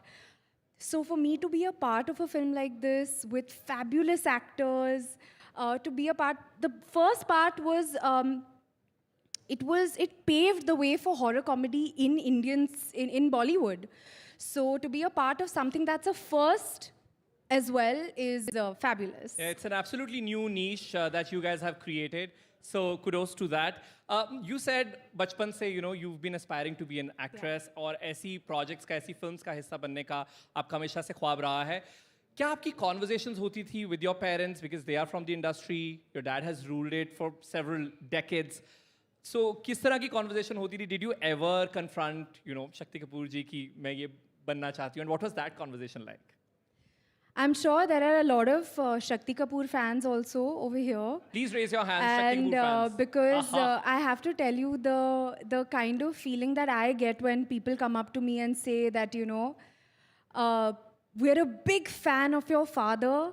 It's another feeling altogether. So, and my father was not from a film family.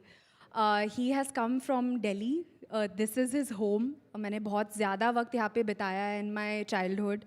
And, you know, he had no background. He studied in acting school after he told his parents कि, you know, मुझे actor बनना है. And मेरे दादाजी की एक clothing की दुकान थी. And my Dadaji had also told him ki, you work in a travel agency or something. And my dad was like, mujhe wo nahi karna. And he pursued his dream.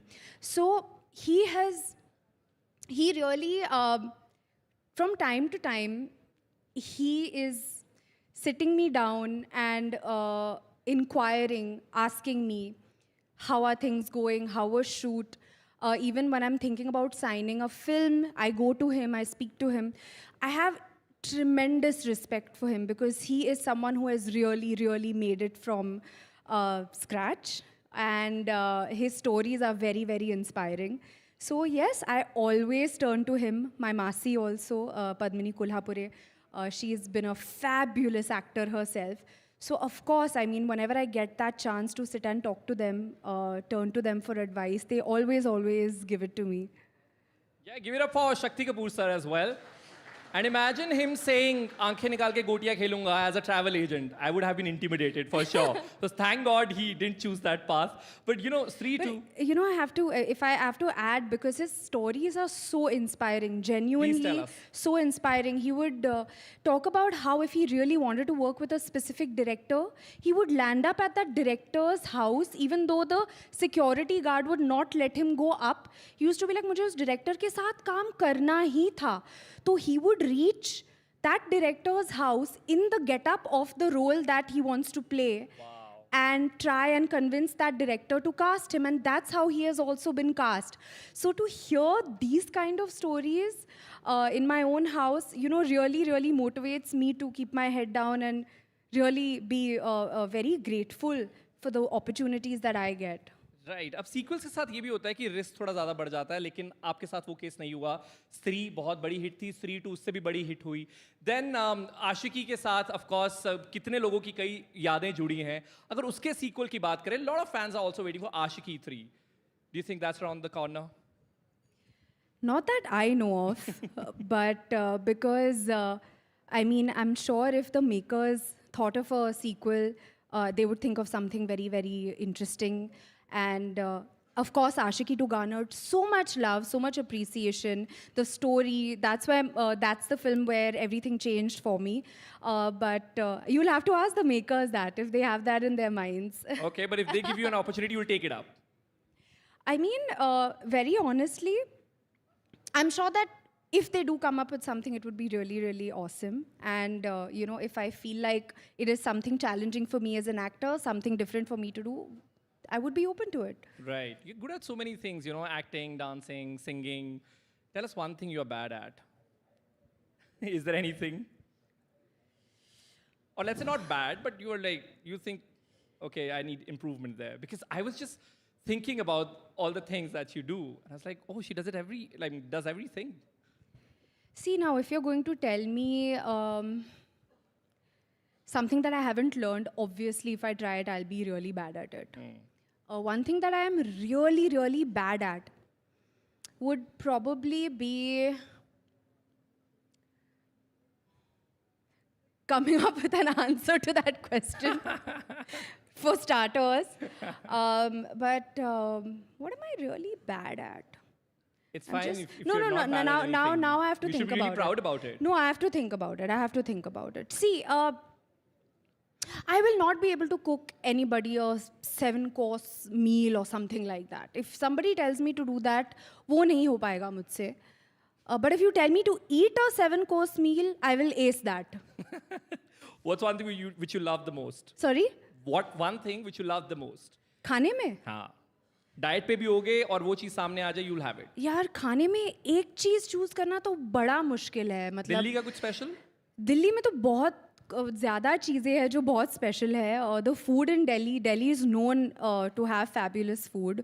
Of course chole bhature, of course aloo parathe, और क्या, and what else would I say, kali dal, paneer makhani. All of that. Now we are at the NDTV Global Summit. Let's talk about Indian entertainment industry's global scene as well. We've had amazing past few years at global platforms, RRR in Oscars, Payal Kapadia winning Grand Prix at the Cannes, then Diljit in Coachella. These are projects and these are people, who were working towards this global goal. Will that be on your list? How do you think the entertainment industry is really putting us on the global map? Is that on your wish list? You know, I feel like the kind of journey that I have had as well, it's been very, it's been full of surprises, very, very honestly. So I don't specifically have a wish list. I also like to evaluate each opportunity for what it is. But of course, it's such a proud feeling to, see our Indian film industry, our Indian films making an impact at a global level. You have, all these festivals in which our films are showcasing. You have films like Lapata Ladies, which is a film that I really loved this year. I thought that it was a really lovely film. And definitely through our films, you get a glimpse, not a glimpse, you actually get an entire idea of how our traditions play out in our films with our elaborate wedding sequences and even an evolving India you also get to see in our films now as content is evolving with the rise of OTT. I feel OTT has also played a big role in putting our films in shows like Sacred Games, Delhi Crime, to make conversation at a global level. So I feel that it's a good time for India. It's a very exciting time for India, Indian cinema as well at a global level. And I would love to be a part of that as well if I'm offered a film that does that. Lovely, we'll be waiting for that. And since you're talking global, all of us are also fan of her accents that she pulls off. Amazing. How many times have you been asked to do those accents? Because I'm going to ask you after this. I'm very surprised. Actually, a lot of people are very interested and they think I'm doing a great job with my accents. But I'm sure that if you get an American, someone from the UK and someone from France to assess my accents, they'll just be like, गलत है ये, but मतलब बचपन में time pass करती थी in front of the mirror. हम तो मजे में कर रहे हैं, so please if you can demonstrate like 2 or 3 for us. What would you like me to say? You want to start with British or American accent? Or English में कुछ बोलूं? हाँ. We just want to have like 2-3 accents. 2-3 accents. Acha. Okay. So. Everyone's had a really good lunch today, it seems.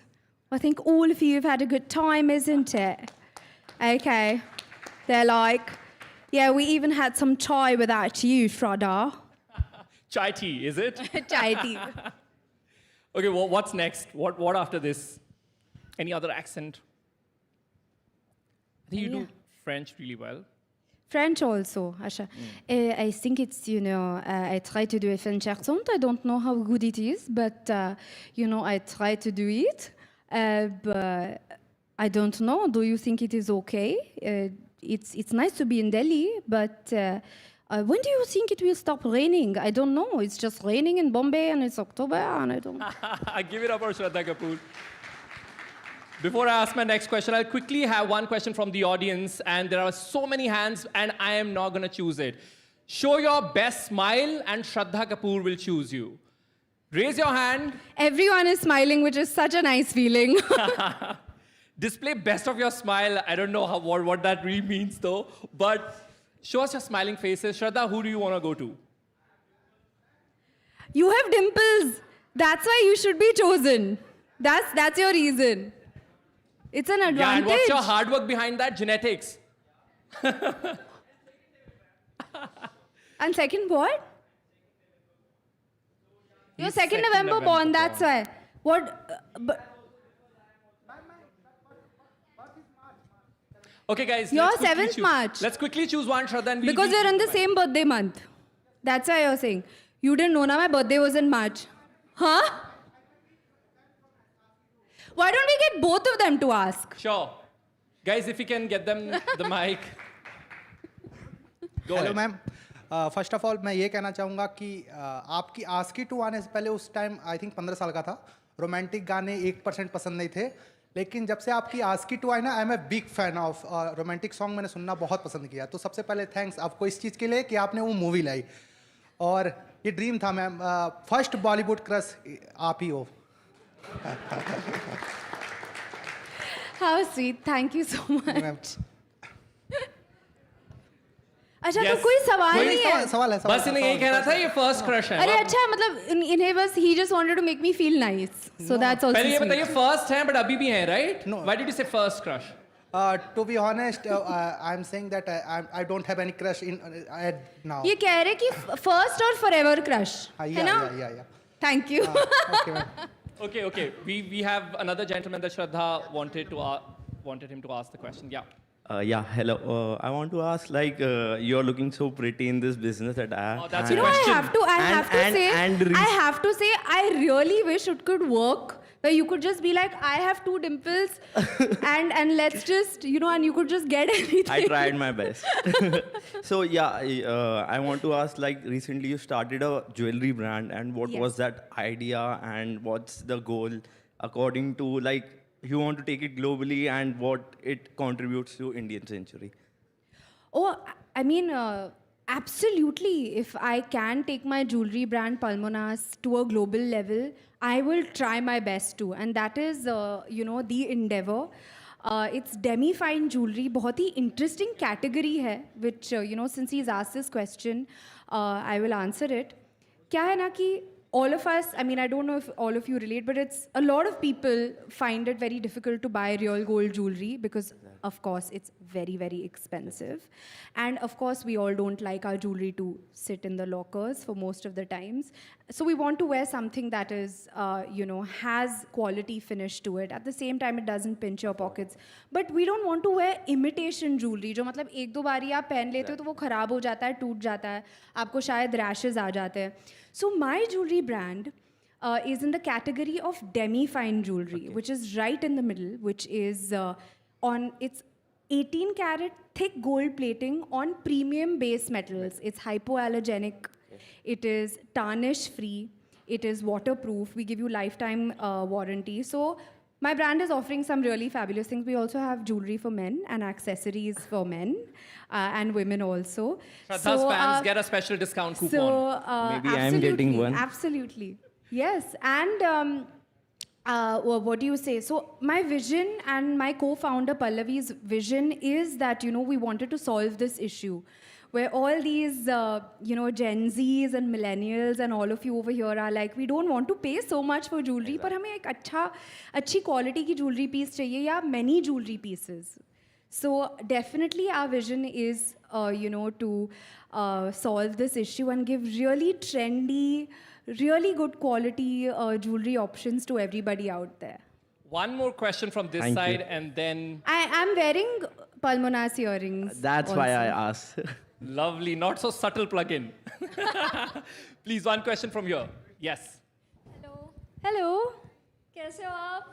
मैं एकदम मस्त हूँ, हमेशा मस्त हूँ. आप कैसे हो? मैं भी बहुत अच्छी हूँ. I am your biggest fan. Thank you so much. One thing, my mama loves your Chum Chum song. Okay. Thank you. That's very sweet. Do you have a question, ma'am? Yeah. You have a question? One thing, आपके भी आधार card पे वैसी वाली photos होती हैं. आपकी बहुत अच्छी फोटो है. यार मैं नहीं दिखा सकती आधार वाली फोटो किसी को. नहीं दिखा सकती, बिल्कुल नहीं. आप देखोगे तो आपको मतलब आप बोलोगे कि ठीक है, मतलब दिखाना नहीं चाहिए था. मैंने इन पर्सन देख लिया, आमने सामने देख लिया, तो आई थिंक ये सही है. इतना सही. Let's meet. After this we will meet. After this you want to see my photo? Aadhaar card photo? I can't show you, but No. We'll meet, but I'll not show you the photo. Yeah, sure. Thank you. Thank you, ma'am. You have a question? Yeah. Shraddha ji, मैली, और बहुत ही जैसे भाई ने कहा था कि आपकी वो फिल्म थी कि तेरी गलियां, जिस तरीके से बहुत ही एक तरीके से जो यूथ है वो ज़्यादातर बहुत अटैच हो जाता है, क्योंकि हर एक इंसान जब सोचता है कि हर एक एक्टर में होता है कि उसकी स्माइल बहुत अच्छी है, वो जब एक तरीके से डांस करती है, लेकिन आपके अंदर ही जब आप रोते हैं ना, और तो आपको अच्छा लगता है वो रोना जो आपका वो ऐसा रियल वाला रोना है. एक बार क्लैप कर दे एक बार ज़रा. तो वो जो रोने की जो आपने ये स्माइल है, ये बहुत ही बेहतरीन वाली, जो जिसे जब आप रोती है ना मुझे क्लैप करने का मन करता है. तो बस ये मैं कहना चाहता हूँ कि ये क्या नेचुरली होता है या आप बिल्कुल इस सच में बहुत दर्द भरा है मुझ में. आप ग्लिसरीन यूज करती हैं? नहीं, मैं मजाक कर रही हूँ. That's essentially the But question. I mean, no, honestly, it's my job. It's a part of my job. So जो भी scene होता है, if you have to cry, उसमें हंसना होता है या रोना होता है, वो करना पड़ता है. So it's a part of my job. बहुत ही अच्छा, हमेशा Thank ऐसे you. करिए, आपके ऐसे मूवी बनते रहे और हम देखते रहे. बहुत बहुत शुक्रिया. Thank Hi, you. Shraddha. I'm Dr. Adrita. The reason I can get to ask you a question because I'm a dentist and I'm a smile designer. So, like you were saying, you were looking at the smiles. So my question to you is... So then you can also judge my smile, right? Absolutely. Lovely Okay. it is. I have How much seen- would you rate it? 9 on 10 maybe. Oh God, why did so you that cut one mark, ma'am? So I have to work on that one. What is the Because one? Being a dentist, I'll have to look at your internal oral cavity properly. Oh no, वो मत देखना. Ma'am is नहीं strict. नहीं नहीं वो मत देखना, वो मत देखना. मैं अभी से I admit, मैं confess करती हूँ, मेरे पास 2 cavities है. See, I got you. So I'm the zonal head. मीठा of बहुत dental. पसंद है. Okay, ठीक है, ले लीजिए आप 1 point. What's the question, ma'am? Yeah, the question is, like growing up, were you scared of scare movies? Scary movies? Scary movies? Yeah, and how was your experience actually taking part in one? Because now, as of now, I don't have the courage ever to watch a scary movie. So I haven't seen Sri 2. So how was your experience seeing that or working in it? You know, a lot of people, even after Stree, the first part, people were, little kids would come up and ask me that, are you really a ghost? Should we be scared of you or no? And it's interesting that people had this kind of a reaction because I am very scared of watching horror movies myself. And I have watched Stree with my hands on my face, myself. So Stree 1 में जब मेरा चेहरा बदलता है, I was scared of seeing myself transforming. So I am very scared of watching horror movies. And I have been as a, little kid, since I was a little kid. So I'm petrified of horror films. Okay. Since you're talking about Sri 2, आप लोगों ने real locations पे भी कई जगह पे shoot किया है. कोई ऐसी भूतिया location थी या because रात को भी जब shoot कर रहे हो, कुछ ऐसी situation थी where you guys felt scared? या आप में से किसी ने कोई prank कर दिया and then it was difficult for everybody else because at the end you are in that kind of situation where horror situations are being shot. In the first film, in the first part, there was actually an incident on set, which, we spoke about. By incident, you mean like somebody एक experienced था something? कुछ मतलब paranormal सा incident हुआ था set पे विच मैं directly मैंने एक्सपीरियंस नहीं किया था but Raj and my other co actors we had heard about it that unfortunately a light man felt somebody pushed him from a height. He was okay at the end of it, but there was nobody there. So, of course, this is what happened on the first film. But in the second film, ऐसा कुछ नहीं हुआ because, I had my choti also na with me. So I think the bhoot must have got scared. लेकिन अभी इसके पास ये चोटी है तो पंगा नहीं लेते हम. मतलब चोटी ने तो ऐसा कमाल किया जैसे चोटी बढ़ती जाती है वैसे ही अब earnings जो है वो भी बढ़ती जाती हैं. Did you expect that kind of earnings? I mean, beating Jawan at the box office?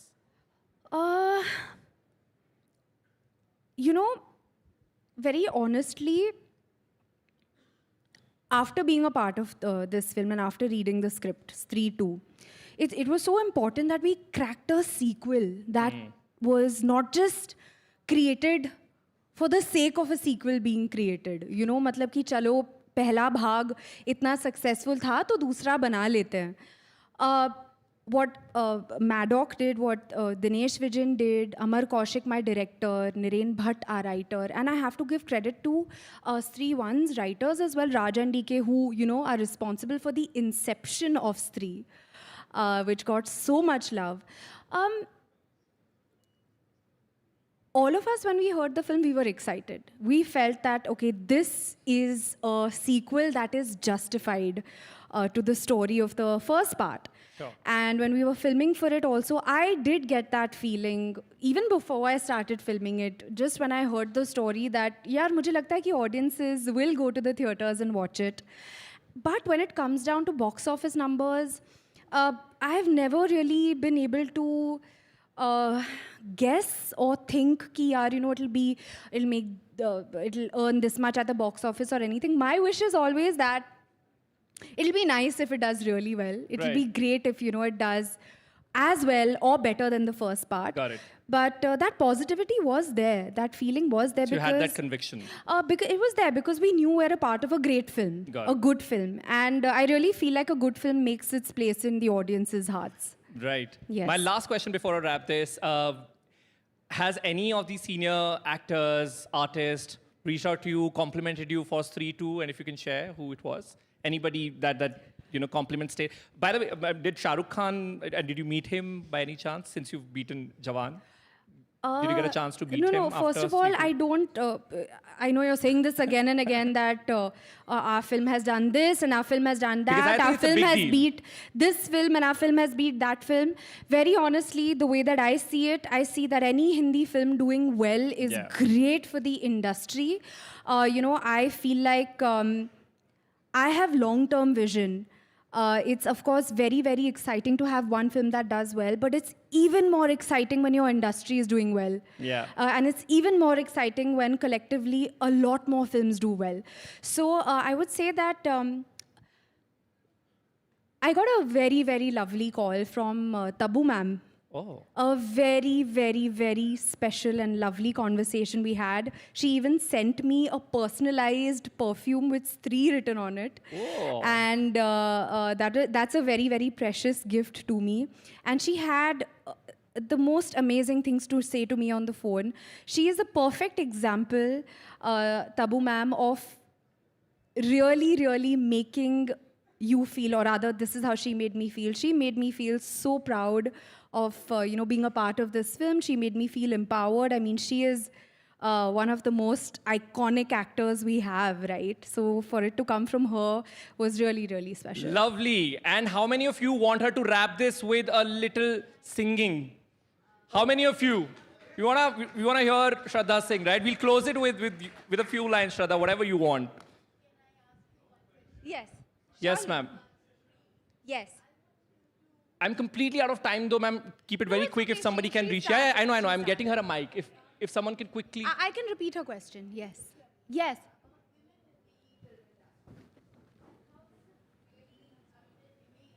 What you're projecting. Because you talked about Stree, it came to me. Thank you. I think we need to know what's happening because we need to not modify, but really, there has to be an upheaval of women's role in the Indian industry. That means the...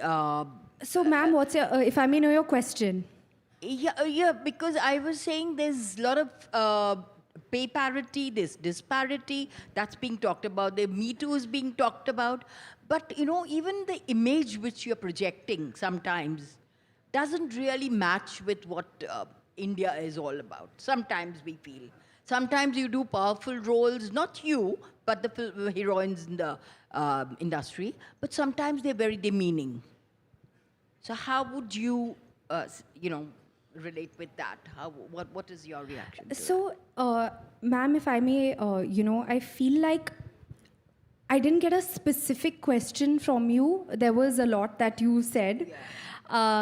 If you could make your question specific, a very, very specific question, I would be very happy to address it. Yeah, there's three issues which were coming. One was that, of course, we're talking about the Me Too movement. How do you see? Because, we're talking about equality or equity. So I think representation of women, the way... Women in equity. And number two, the demeaning roles which women have to take up compulsorily. Why? If I may ask, any specific demeaning role that you can point out to? Well, any specific one? Can we take this conversation off stage? No. We're completely out of time. I would want to answer this. I don't know if this will answer your question because I am someone who will ask, specifically any specific demeaning role that you felt any specific actor has played or anything.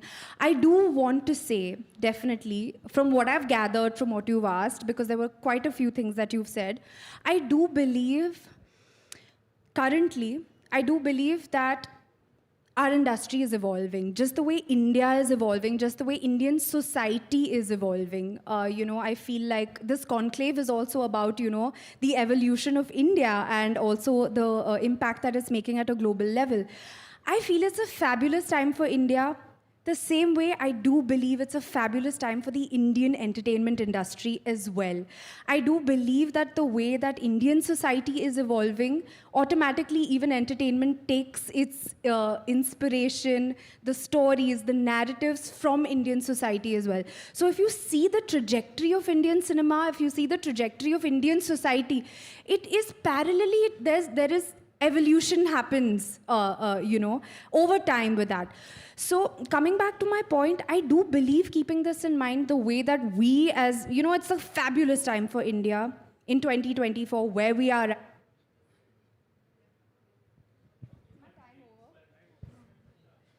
Is it getting too intense for everybody?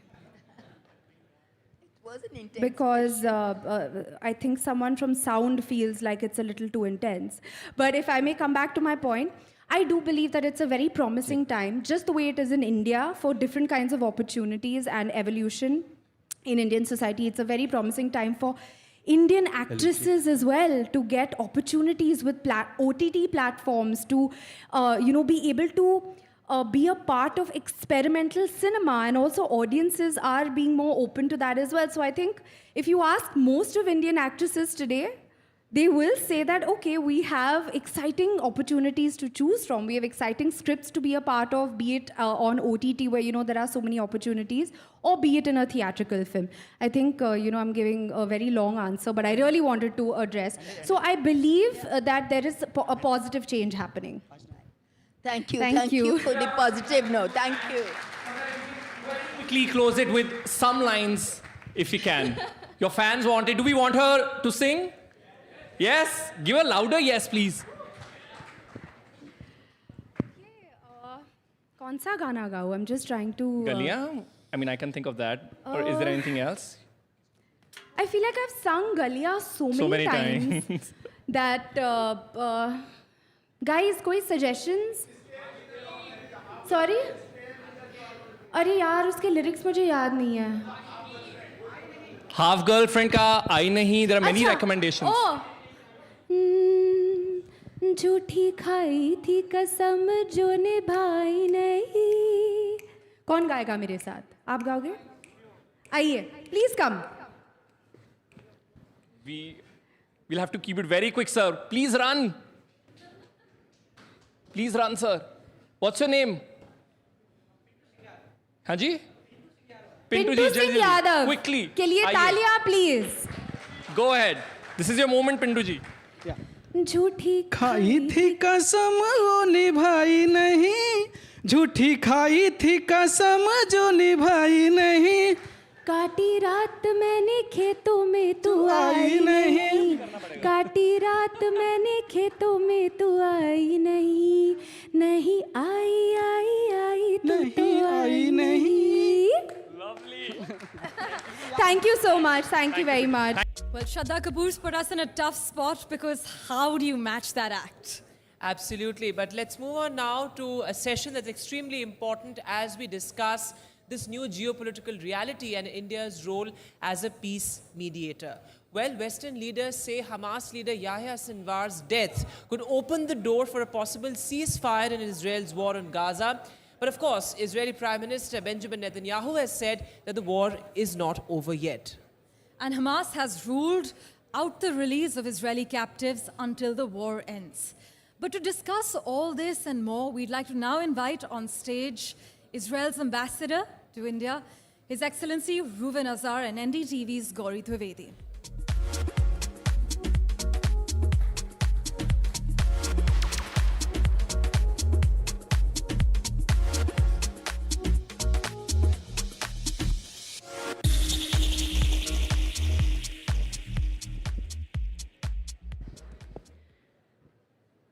Good evening, everyone. And I think this is going to be a challenging session, simply because after that session where you had a very popular Bollywood actress, we are now talking some very serious stuff about very serious challenges that the world is facing. We'll try and make it pacey. And thank you so much, Excellency, for patiently waiting. I won't be singing the answers.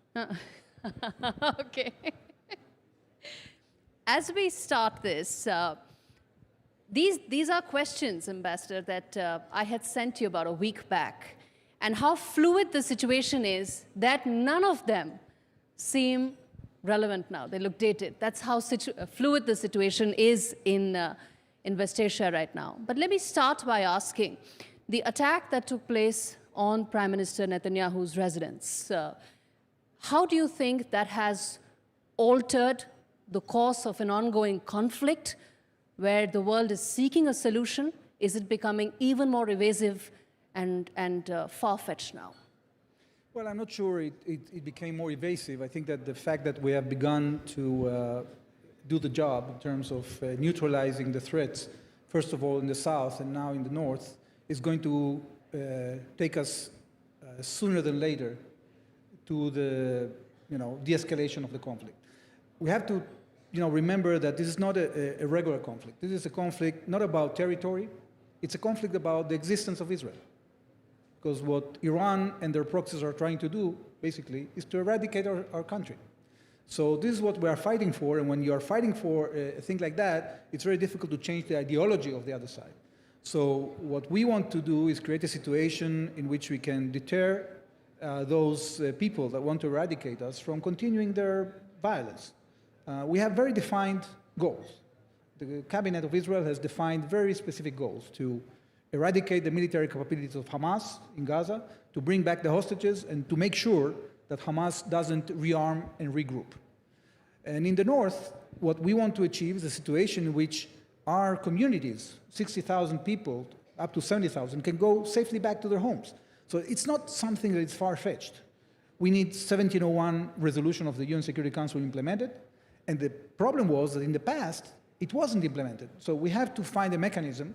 Today, the envoy of President Biden, Amos Hochstein, is in Beirut, and we want to achieve a situation in which we can actually reach a ceasefire, but under conditions that will be safe for our population.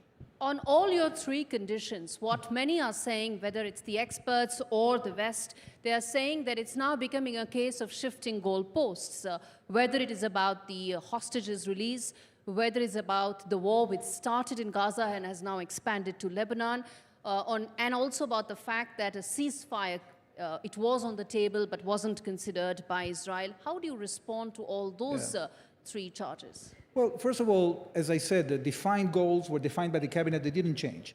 We aspired to get into a situation in which we can only concentrate in neutralizing the Hamas threat in the south. What happened was that on the 8th of October, in completely unprovoked way, Hezbollah started shooting at Israel.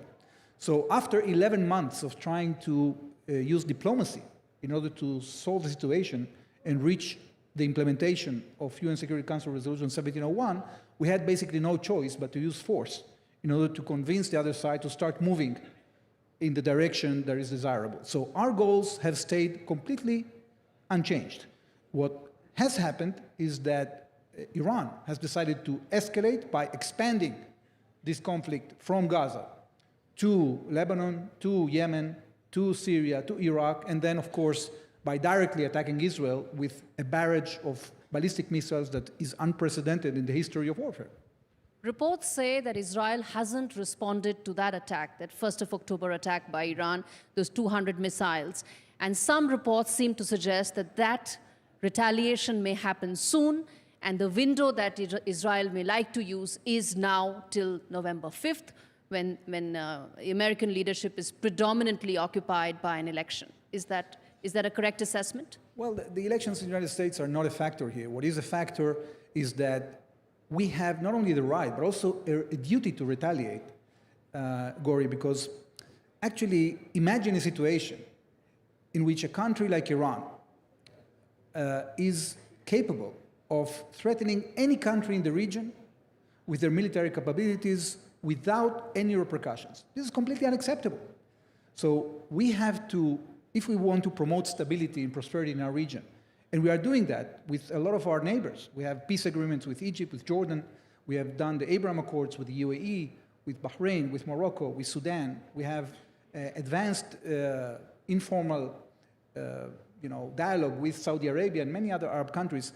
If we want to promote stability, we need to build the building blocks that are necessary. A security building block that is being done with the help of the United States through CENTCOM, and we have proved now, following this attack from Iran, that we are capable of defending the skies of the Middle East from this Iranian threat. But we cannot be in a situation in which the Iranians will feel free to attack us at any point. And that's why that security building block has to be complemented by our retaliation. And if we have a security parameter, a security building block, then we can have political stability, and then on those building blocks we can build the economic stability.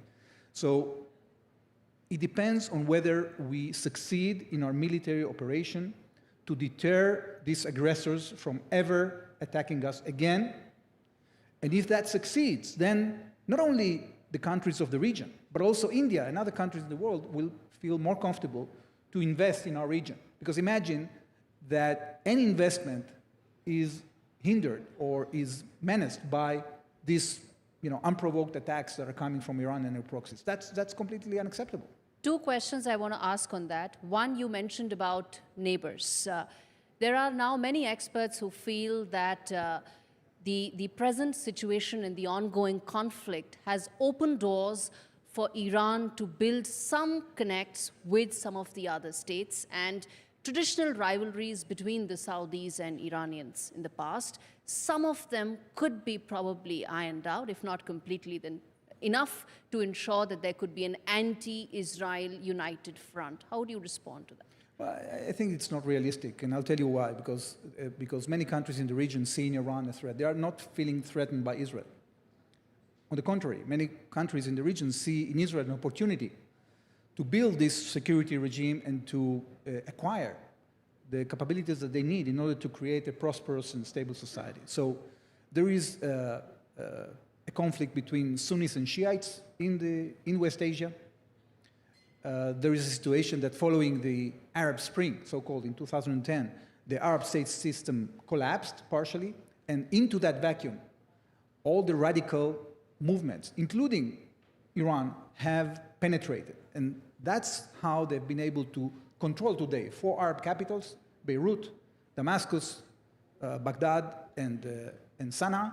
And in this way, they are undermining the existence of Sunni Arab countries. So if we do not show resolve, if the Western powers do not show resolve in countering this aggression, of course, many countries will have no choice but to court the Iranians, because they will be afraid from an Iranian attack. So they will, try to impede that, not because they feel friendship to Iran, but because they are afraid of it.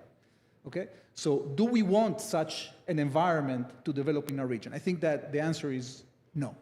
So the answer is that we need to actually deal with the aggressors if we want to achieve peace and prosperity in our region. The fact that after the elimination of the Hamas leadership, successive leaders have been eliminated by Israeli forces in the last couple of weeks, they've been able to recoup, they've been able to continue attacks, some small, some big, but the fact that they have an ability to recoup, many say that defeats the present form in which Israel is responding to these terror outfits. How do you comment on that? Well, I think that people are forgetting what is happening on the ground. What we have managed to achieve in the Gaza Strip right now is that we have defeated the army, the terrorist army of Hamas, in a way that they cannot pose a threat, a missile threat to Israel. So we have neutralized that threat. We have destroyed their missile factories. We have sealed the border between the Gaza Strip and the Sinai, so it will be much more difficult for them to rearm, okay? And yes, we have a partial result when it comes to 2 issues. First of all, we have only brought back 150 out of the 250 hostages. We still have 101 hostages left. And we have not yet found an efficient way to remove Hamas from government. So there are now attempts by the IDF, in coordination, of course, with the government, to create new situations in which we will be able to, for example, distribute humanitarian assistance, so Hamas cannot actually hold the population hostage like they've been doing so far. So there's still some way to go. But in terms of the military balance, this completely changed in the Gaza Strip. In the north, we have somewhat of a similar situation because the IDF has managed to clear between 1 and 3 kilometers from our northern border into Lebanon, and they have discovered there huge amounts of weapons, silos, tunnels, and the infrastructure that an elite force of Hezbollah called the Radwan forces were preparing in order to invade Israel. So this is very clear, and that's, of course, on top of many other things we've done in Lebanon. So right now, the balance, I think, is changing in Israel's favor. We have to find a way to continue our operation in order to achieve the goals and achieve, possibly, political and diplomatic arrangements that will make sure that this threat... I was coming to just that, sir, please. which is that, one, that it's been a year in terms of the collective punishment approach that Israel has been following, right? It's largely What do you mean by collective punishment? In the fact that, there's also a large civilian toll for Well, but Gaza. that's not collective punishment. People sometimes are confusing between two things. Okay. The fact that, unfortunately, in wars, there is collateral damage, and especially in situations in which you have terrorist organizations that are, breaking any rule in the book, are hiding behind civilians and firing at civilians. They are using ambulances to transfer terrorists. They are using hospitals as military bases. When you have terrorist organizations that operate in such an immoral way, the civilian toll will be bigger. Is bound to be high. But what I was coming to was that a year after this approach, there have been fantastic military successes, tactical successes that Israel has seen. Whether you take the pagers for the Hezbollah fighters, or whether you take some of the others, they've been, you've been able to eliminate several top leadership of Hamas. But how do these tactical victories translate into long-term political outcomes that can create the stability that the region needs? Well, that's a very good question. I think that we will need cooperation from international stakeholders, and we will need a situation in which the military success is so decisive that the other side actually, out of fear for the survival, will want actually to achieve a diplomatic outcome. That's very difficult to achieve, especially in our region, because you are not dealing here in diplomatic negotiations between two countries. Like, for example, Foreign Minister Jaishankar was talking before about an advancement in negotiations between India and China. This is not a regular situation in which you deal in diplomacy between two countries. You are dealing with radical forces, terrorist groups that are led by an agenda of elimination. So it's not that easy. That's why your question is very good and it's very important. This is a question we have to ask ourselves all the time. And we are seeking cooperation from our American friends and from other countries that are willing to step up to the plate in order to help us stabilize the situation for the long term. But many Western countries are now asking for an arms embargo as far as Israel is concerned. So in that, where do you fit in the political outcomes that Israel aspires for in terms of a long-term solution, even as it wishes to continue these look, I think military strategies? it's a bit confusing, the situation. I think that many of those countries that have stated statements like that, first of all, are not in the first place selling us any weapons, and if they do, it's pretty minor. And at the end of the day, they have political constraints within their own countries when it comes to different minorities. But it's not really, at this point, undermining whatsoever our military effort. So I don't think that this is going to be substantive in terms of how this war is conducted or ends. I have two questions to ask, Ambassador. You've been very candid. And the one question is that everybody's saying that when is that day after going to come? When you talk from a, you talk from a human point of view, when you talk from a, civilian point of view, you talk from the fact that the war expanded. It didn't start with Lebanon, it expanded. So when is that, day after going to come? Or has the Israeli political leadership decided to postpone that decision due to several of its own domestic constraints? That's something that many are asking. I have to revert the question back to you, because the question is what kind of day after you want. If you want a day after that will look like the day before, in which, in a completely unprovoked way, you can be attacked by a genocidal terrorist organization, then the answer is, I don't want that day after. My day after is a day after in which we achieve military and political and diplomatic arrangements that will give us stability for the long term. And unfortunately, because of the decision of Iran to expand this war, this wasn't Israel's decision.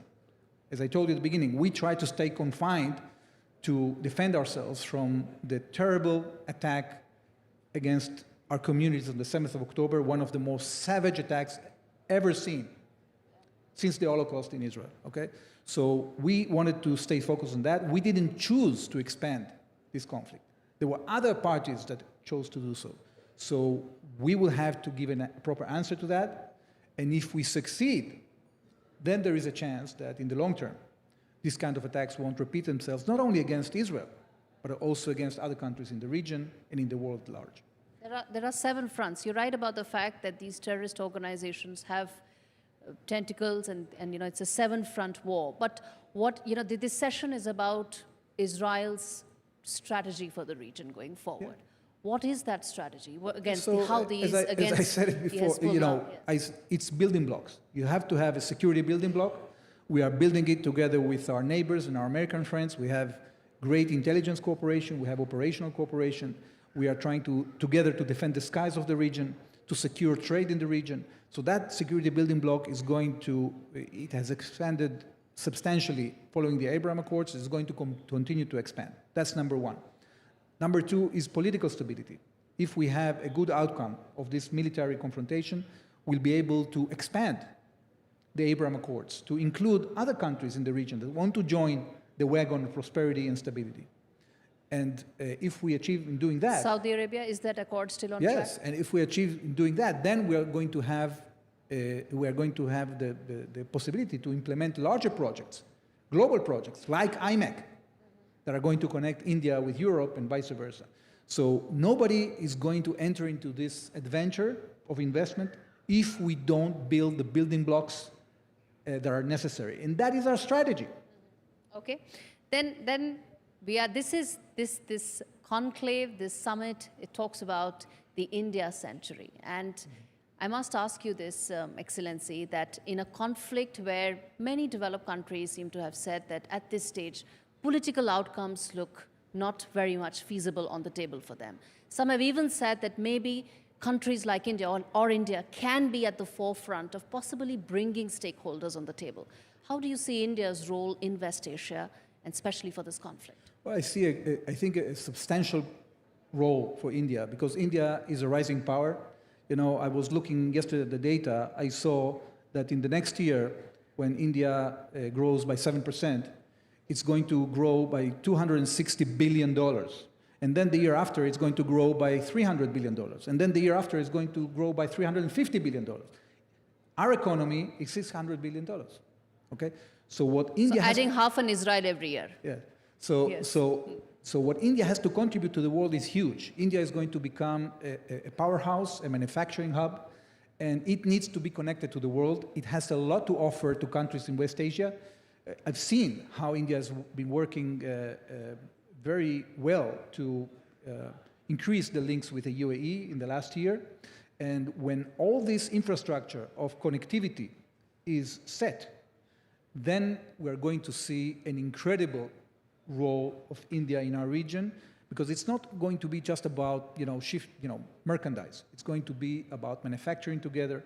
It's going to be about establishing, as we speak, there are communication cables, optic fiber, that are being built between Europe and India. So there are many aspects of this that are going to bring a lot of prosperity to our region, and we depend on the goodwill of India, on the investments of India, on the cooperation with India, and therefore that role is going to increase every year.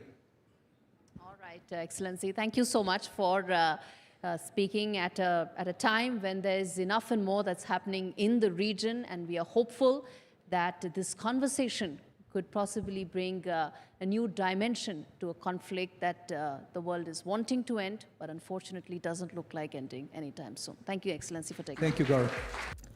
Thanks very much for that very important conversation, of course, highlighting India's role as the mediator in the two raging wars, perhaps. But moving now to a very special session, Parmeshwar, Well, for India to excel as a nation, I think we've all established that every single citizen needs to be empowered to fulfill their potential. But how do you prioritize the needs and voices of the communities you work with? Well, to tell us more about this, we are delighted to call on stage Dr. Payal Kanodia. She will be in conversation with NDTV's Vasudha Venugopal.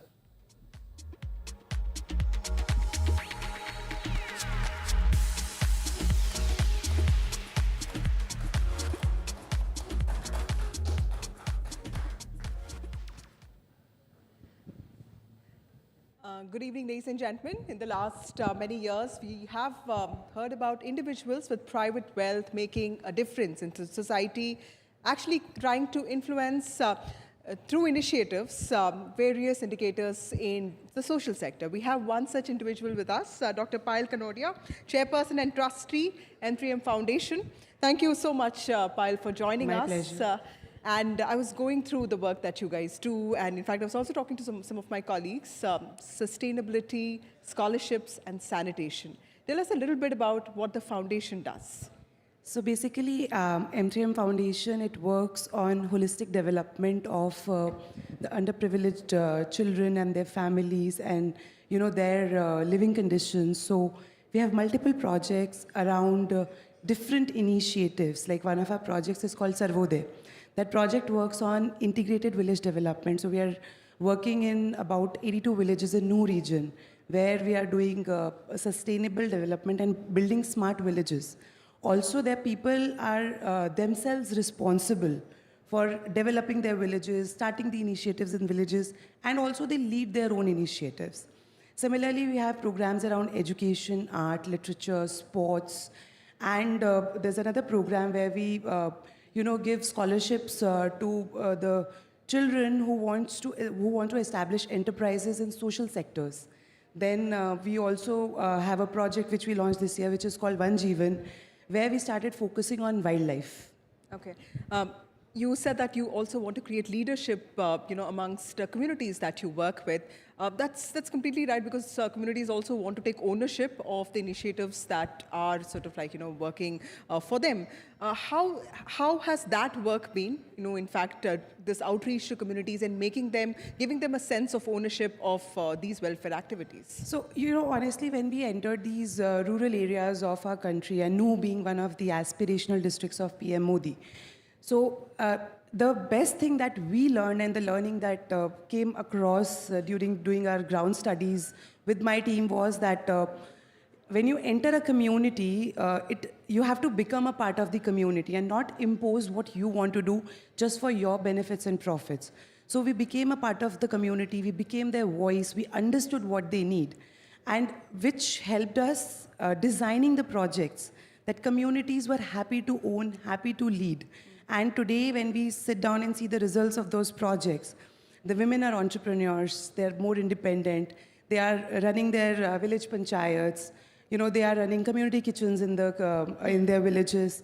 They also have, we call it Sankalp Vatika, so they grow their own vegetables. And to my joy, I learned it last week only that a group of women has actually gone ahead and purchased a small farm of their own where they are cultivating oyster mushroom and many more vegetables.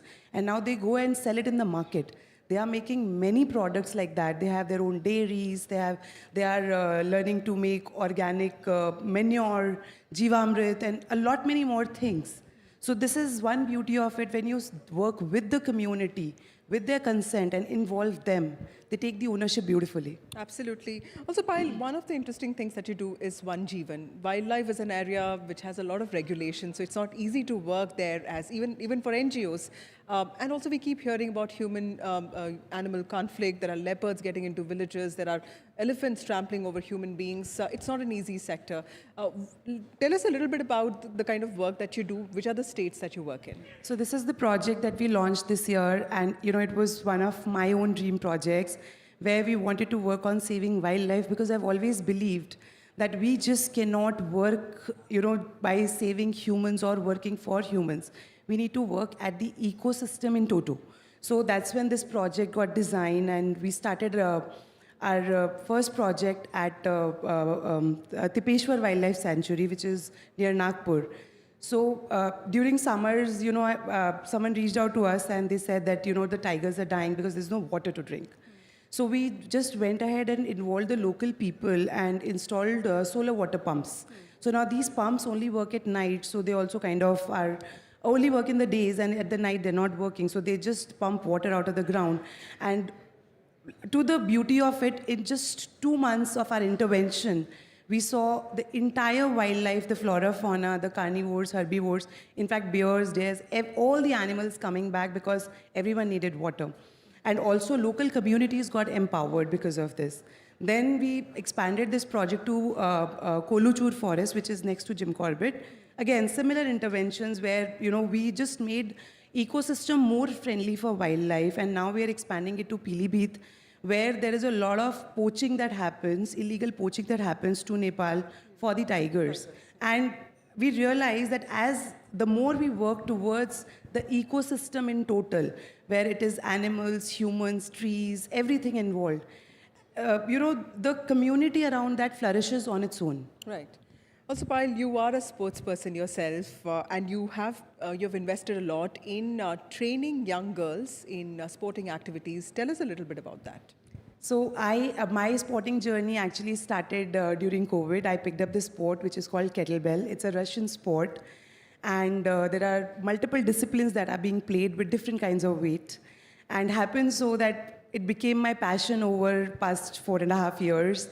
And this year I just won 2 gold medals in the World Championship in Greece. And this is also very close to my heart because before this, I was actually supporting athletes and para-athletes in sports. We give them scholarships, and it's beautiful to see that India has so much talent. It just needs to get nurtured. Okay. And it's not just education. In our villages, especially, I come from a small village in Haryana myself, and there are so many children who do amazing in sports. They just need a little bit of hand-holding. And we have many children today, especially para-athletes. One of our para-athlete scholars won a silver medal in Paralympics this year. So many children, they just need someone to hold their hand, to guide them, to nurture them, and they can do wonders. And this is another way where we can help community. Okay, and you sense a change in parents of, So yes, the parents also become supportive because they see that, their children have a future in that. Also, tell us a little bit about kettlebells. What is it, and is it like weightlifting? What is it? So it's not a weightlifting sport. Kettlebell is more of a endurance sport, and it is a sport about your mental strength because whatever you play constantly for 10 minutes, and after 2.5 minutes, your body strength literally gives up. And during my championship, I felt like, what am I doing? After 2 minutes, I literally wanted to throw the bells off. And then, something kicked, no, that I'm stronger than this. I need to, and I had a target set for myself. I was like, no, I have to beat my target. And this sport has started to reflect a lot in my personality, my work, what I do in my real life as well. Right. I'm noticing this change with a lot of people who come from wealthy families. They feel far more responsible for society, and it's just not CSR, something that they're mandated to do. Tell us a little bit about this foundation. Is it something that your family runs, and is it something that happens, irrespective of the rules, that make it mandatory? So M3M Foundation is a philanthropic arm of M3M India Group. But we are not, this is not a mandate for us. It's not a CSR. So a pool of funds come from my family income. Everyone from my family gives a pool of funds to the foundation. And it was a vision of my grandfather, then my father, and then me today, that we are running this foundation because we always, as a family, as a philosophy, have believed in giving to the society. And not just my family, I think this, the whole idea of giving to the society, treating people equal, giving people their rights, dates back to the ancient times in India. Even our kings, the rulers, or the queens, they would work for the society in different ways. So it is a part of that culture that my family always has loved to follow, and hence we are doing this. In fact, today when I sit here, I relate it to our PM's vision of Viksit Bharat, the Self-Reliant Bharat, and a lot many more projects that he has launched over past 10 years. I think we are working in alignment with those projects, and they're giving us wonderful results. Right. And do you think it's okay to go along with the government, or do you think that the government needs to do more to promote this kind of private philanthropy? So government already is doing its bit, to be very honest. They have some amazing programs. If we actually look at them, they're designed very well. All we need is more public and private partnership, more involvement of foundations like ours and other foundations, NGOs, with the government and the community. So it's a tri-party thing. If we all look at it that way, instead of competing against each other, I think the programs are there, they are designed, the processes are there in place, the funds are there in place. It's just about now people coming together and doing some great work. Right. Thank you, Payal Kanodia, Chairperson, Trustee, M3M Foundation, for actually, talking about innovation in philanthropy, which I think is really the need of the hour. Thank you so much. Thank you. Well, by 2030, you can anticipate a revolution on Indian roads where actually 8 crore electric vehicles hum quietly, powered by a robust network of 39 lakh charging stations. Absolutely. India's EV journey promises not only to redefine mobility, but to lead by example as well. And to tell us more about this, let's call on stage Kartikeya Haryani and our colleague Vishnu Shom.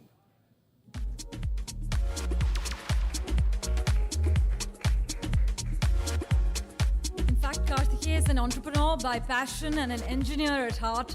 For more than 20 years, he has built up business in the utilities, industrial and commercial applications of electrical engineering and information technology through building 3 core businesses of renewable energy, EV charging networks, and e-mobility for trucks, each of them known as Billion Energy, Charge Zone, and Billion Electric. Vishnu, it's over to you. Thank you very much. We're going to start this session now, and so do rev up for a journey into India's electrified tomorrow, where the horizon is powered not by gas, but by gigawatts. India is charging towards a cleaner, greener future with electric vehicles at the forefront. By 2030, anticipate a revolution on Indian roads where 8 crore EVs, ladies and gentlemen, hum quietly, powered by a robust network of 39 lakh charging stations. Now, this isn't just about cutting emissions, it's a full throttle move towards innovation, job creation, and energy independence. With government policies fueling the surge and private sectors igniting the charge, India's EV journey promises not only to redefine mobility, but to lead by example in the global electric odyssey. Joining us, Kartikeya Haryani, founder and CEO of Charge Zone and Billion. Thanks very much, Kartikeya, for being with us. Yeah, thank you, Vishnu. I think one of the biggest problems in our country right now is, in fact, there are 2. Number one, the pace of manufacture of EVs. It's difficult. It's linked to semiconductor availability at one level. Secondly, the available of infrastructure to charge these EVs. So let's talk about the second part first. How soon before we have a realistically good nationwide spread of charging points? Yeah, it's a very valid point, and EV charging infrastructure is a number one enabler or a deterrent whether to buy or not to buy an EV. Now, Indian automotive industry or Indian automotive market is comprised of few segments of electric vehicles, which is very unseen in other parts of the world. We have 2-wheelers, 3-wheelers, and 4-wheelers. And to begin with, luckily, a 2-wheeler segment is a home charging candidate, and therefore the charging infrastructure is largely driven either at your home place or a workplace. Yeah. While 3-wheelers and 4-wheelers will be driven by commercial EV charging infrastructure, and one has to really plan for it. Unlike we probably didn't see an IC planning, an internal combustion engine planning for refueling, because it all came along. Yep. The gas stations, the petrol pumps got built over the last several decades. But when it comes to EVs, yes, one has to think through carefully in terms of how the EV charging networks will be planned for. And the technology and the power electronics and applied electrical engineering, as well as the grids, they play a supremely or a very critical role into each of these segments. Three-wheelers are generally enabled by a battery swapping, for example, or it is also enabled by slow AC charging, which is done for done or built for various parking hubs. We call it overnight park and charge hubs. While four-wheelers, that includes fleet of cars or fleet of LCVs or buses and trucks, also are getting enabled by what you call as hubs and satellite points for charging infrastructure. So for each of this electric vehicle segment, the industry players have started investing into this. 6 years ago, the standards got built into this. Later on, the local ecosystem in terms of EV chargers, OEMs, played a bigger part. The localization did happen in terms of the semiconductors, in terms of as well as power electronics, as well as in terms of several components which forms an EV charger as an equipment, got localized in the country. And today, fortunately, as a market, as a country, we are ready with chargers localized both for three-wheelers as well as four-wheelers. Sure. One of the big concerns that a lot of people have when it comes to buying an EV car, for example, for themselves is, look, great, I can contribute to the environment, I can buy an EV car. But if you look at our road conditions and the temperatures, right, it's extremely hot. That means there's a high use of air conditioning. If there's a high use of air conditioning, there's a lot of pressure on the battery. Start and stop traffic means that, again, you're not getting very much efficiency out of the battery as well. And all of this has an impact on the life of the battery. In the case of EV cars, the cost of the car is largely the battery itself. What's the way around this? Is there any? Well, I think it's a very, very good question, but more very pertinent point when it comes to adoption of an electric car, let's say. Yeah. However, in India, the market of electric cars or cars per se has been personal mobility. Yeah. And personal mobility is a micro-mobility in our country. If I ask you, Vishnu, that do you drive more than 51 kilometers a day? Maybe answer is not. The answer is actually yes, of late. We moved to a new office. Absolutely. So, which means actually that an EV transition for me makes sense. Absolutely. Yeah. So, 80% of the mobility requirement for an Indian consumer is less than 51 kilometers a day. Now, with this stat, yeah, EV becomes not only a natural choice for adoption, but it is also a question whether the cost makes sense. So we call it total cost of ownership, right? And lesser the utilization, then as an individual consumer, you'll say, well, I don't need an EV, or the payback or the ROI is not really attractive. Well, sans the benefits of the of going green or contributing to the environment. But well, there are good news around. Two developments have happened in the industry so far. Over the last 2 quarters, the cost of the battery has come down by half. Now, this was largely what we call as $200 per kilowatt hour for a very long time. We have seen the numbers around $120, $130 per kilowatt hour. The second good news is some of the OEMs have initiated battery as a service, which means, coming to your second part of the question, whether the life of the battery, temperatures, potholes, traffic, acceleration, decelerations, and so on, and it will consume the life of the battery, sooner than the warranty period. But well, the good news are that some of the OEMs, and I can see that most of the OEMs will follow this cue, is in terms of bringing battery as a service. Right. In other words, battery and charging effectively becomes your fueling system. And what you are actually going to buy is a car without the battery cost, right, which means equivalent to a cost of a petrol car, for example, and then you pay for battery and charging as a rupee per kilometer. Yeah. So, what about fast charging technology? Because that's another area which is a concern. People are impatient, and perhaps rightly so. Who has time to get 100% charge by charging for a period of 12 hours plus?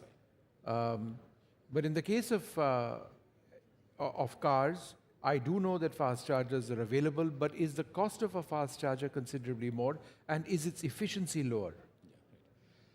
So, Vishnu, it's clear that fast charging is a key for adoption of an EV. And it's not about just cars, but also buses and trucks. Now, good news is for a charging company like ours, as ChargeZone, when we started off in 2019, there were green sprouts around electric cars coming into the market. Then electric buses started coming into the market post-COVID. And today we see the launch of electric trucks as well. So as a charging infra player, I'm agnostic to any of these four-wheelers. Now, as a priority, I will be rather enabling intercity mobility. In other words, the charging infra on highways has become our priority number one. Apart from roughly 450 plus locations we have in the country across 22 states already, we have also electrified 30,000 kilometers of highways in India. And effectively, you can drive from Amritsar to Chennai using our network without any range anxiety, whether it's for your car, for example, or even for a truck for that matter. So fast charging is a cornerstone, it's clear. But if I am going to invest onto a fast charging only for cars, well, I don't think I'm going to even make money during even my lifetime. Having said that, intercity buses and intercity trucks are going to be the biggest enabler for e-mobility ecosystem as India enters into a new phase of energy transition. And also we heard Prime Minister Modi early this morning was our net zero targets. India as a developed country, 2047 is one vision, but by 2070, though it's a 50-year... But let me jump in and ask you one thing, since you raised it. Yeah. Why is the cost of an EV more than a petrol vehicle if, as you say, the cost of the battery has come down by half? Yeah, right. So, well, it's clear that, and it's very kind of common sense approach to analyze this. When you move from a diesel car to a electric car, you are taking out the engine, you are taking out the powertrain. What you're bringing are the motor controllers. You bring in the motor, e-axle, for example, which is the next big thing, and the batteries. However, battery has played an important role as far as the cost of EVs are concerned. Now, there is still a gap in terms of roughly 50% now between a cost of a diesel car on road versus an EV car. Well, the TCO, the total cost of ownership in case of a car, if you are at 1.5x, which is the case today, in this quarter you'll see that you'll see a lot of new launches, or come Bharat Mobility in January 25. You'll see new launches, or slew of launches by various OEMs, where the cost of EV will be 40 to 50% higher than let's say a petrol or diesel car for that matter. But a TCO for a consumer will matter if he's driving roughly, let's say, 100 kilometers a day. Yeah, so that's where the TCO becomes very, very attractive at par what is going to pay for petrol or diesel. Well, but if you, but at the same time, when we speak about car, let us talk about commercial EVs as well. Sure. Buses and trucks. And fundamentally, in both the cases, we have seen the cost dwindling down thanks to the cost of batteries and thanks to the volume uptick, because the other factor apart from the cost of battery is also the volume production as an opportunity by the OEMs, which also brings the cost of components down. Otherwise, it will stay higher. But in case of, just like in case of cars, I mentioned 1.5x, we have figured out as a platform billionaire that if an electric truck or electric bus is 2x the cost of the current diesel truck or a diesel bus, your TCO will be equivalent to a diesel cost, because thanks to the arbitrage of the cost per kilometer on a diesel versus cost of per kilometer for an electric. Yeah. Just to give a context in terms of numbers, a bus or a truck, for example, will be 25 to 30 rupees per kilometer, while for an electric bus or electric truck, it is less than 15 rupees per kilometer. That's amazing. Look, I'd like to thank you very much for chatting with us, and we hope to have many more conversations with you, doing perhaps a deep dive into where we are with battery technology, because that's fascinating, and it's an area that needs to really, really improve and be widely disseminated for all of this to actually work out in the future with 2070 in mind. Thank you so much for being with us, and thank you so much for being a part of the NDTV World Summit. Thank you, Vishnu. Thank you. Well, that was truly a fascinating conversation. India's EV journey has truly been an incredible one. But moving on now, Parmeshwar, let's not forget the role of education in shaping the workforce of the future. I hear they're reimagining the curriculum so that our future leaders can answer the complex questions without Googling. And well, the next session is about the role of education in shaping the India century with our very own TM Veera Raghav, who's going to be in conversation with Dr. Balakrishnan, Shankar, and Suresh Kudur. So over to you, Veera. Thanks very much, Parmeshwar and Vedant. Yes, we've had geopolitics, you've got stardom, you've been spoken about energy and mobility, but it's important to address education, and the Amrita Vishwa Vidyapeetham has been addressing that with its campuses spread across South India, headquartered in Coimbatore. And with me is Dr. Balakrishnan Shankar, Dean of the School of Engineering, who was, who did his PhD in the United States, one of those who gave up that life in the States, came back to India to set up an institution where research is the focus, and also Suresh Kudur, Director for the Academia Industry Partnership. Dr. Balakrishnan, if I may ask you the first question, in terms of when we look at education and creating a future for tomorrow or the citizen of tomorrow, what would be the crucial focus, especially when it comes to technology and enabling a student to be industry ready at the end of the day? Thank you, Mr. V. Raghavan. First of all, thank you for inviting us over from Amrita to this wonderful summit. To answer your question, let me answer your question in a slightly different way. In Amrita University, we started under, of course, our Chancellor is Amma, the world-renowned humanitarian. And we started under her guidance a program called Live in Labs, where the parent organization has adopted around 100 villages across the country. And our students go and work there. They take it as an elective, and they go and they actually work there, and they try to find out what the main problem is in that village, and come back and work on a cost-effective solution and deploy it, and they get credit for it. Now, that kind of innovative ambience, you're forcing the students with real-life problems, and you get to solve. And in the past 3 years, I'm happy to say we've filed 200 patents, and 100 of them are accepted, granted. 200 patents and 100 have been accepted? Yes. And these are all by students? Students and staff, faculty together, of course. Yeah. But several undergrad students are involved, several master's students, PhD students, everybody's involved. Yes. But what I'm trying to say is that the atmosphere of innovation, the university has to set up an ambience for innovation and research.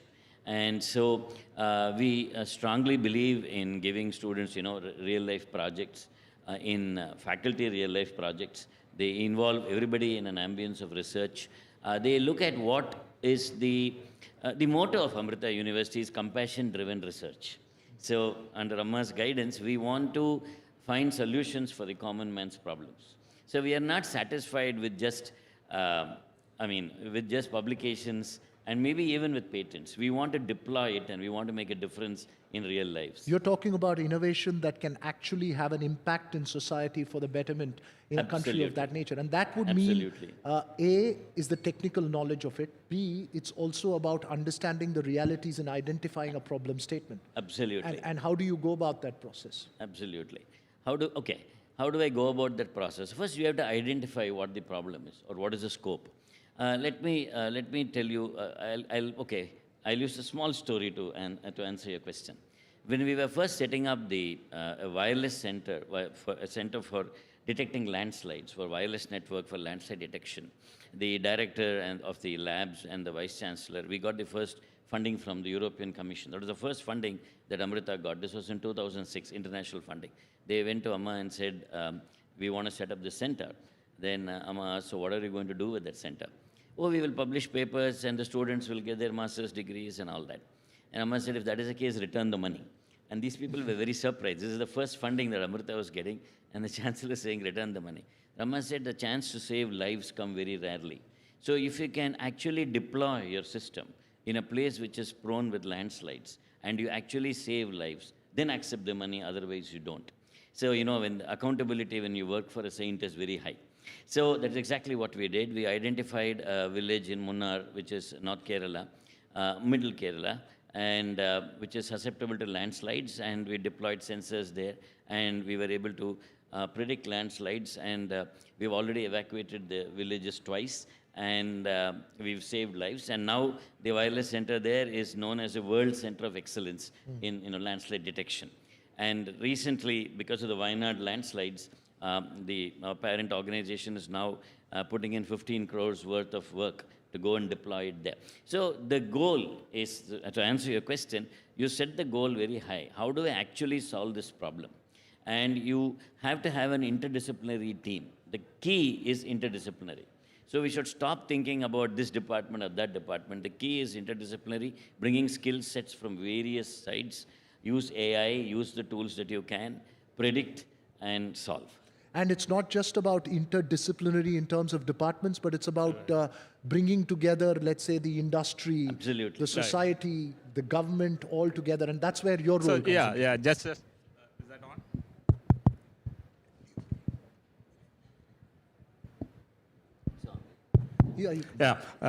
Just to add to that, actually, like, how do you build this workforce for the future?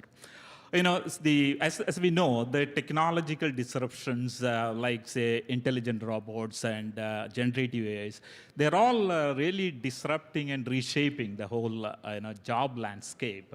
And that requires new skills. And say, for example, AI is a big disruptor. And it is estimated to replace around 85 million jobs in the next 2 years and create another 100 million jobs. So that requires new skills.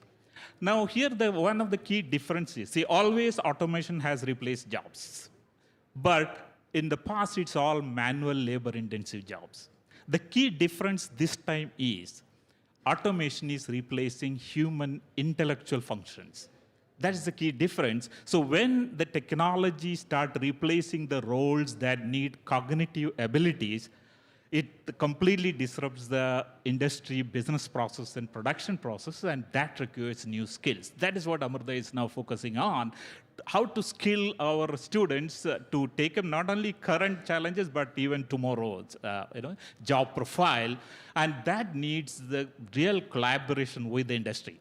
So we have signed around 100+ MOUs with the key industry in the last couple of years, across verticals, automotive, energy, IT, construction industry, all of those. And we are doing some of the key research projects with the industry. That makes students exposed to what is currently going on in the industry. They work directly with the industry projects. They go to the industry as interns and work there.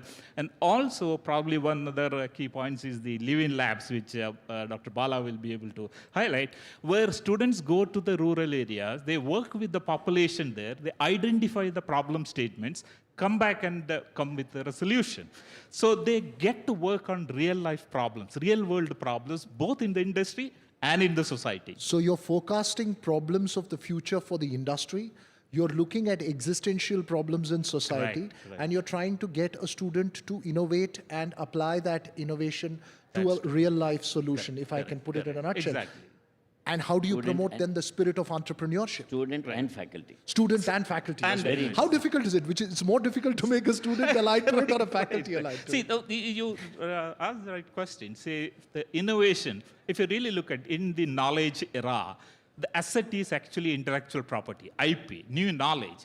And the universities cannot remain as just centers of knowledge dissemination alone, knowledge distribution alone. They need to be knowledge creators. And that is where the innovation comes up. And innovation has to be, it's a mindset, it's a culture. You create new course, you introduce new subject, that will not create a mindset of innovation. It's a mindset, and Amrita is kind of focusing on that. Because let me tell you, innovation is not a natural ally to education. It may sound counterintuitive to at least to some, because education is training and skilling us to comply with what is existing.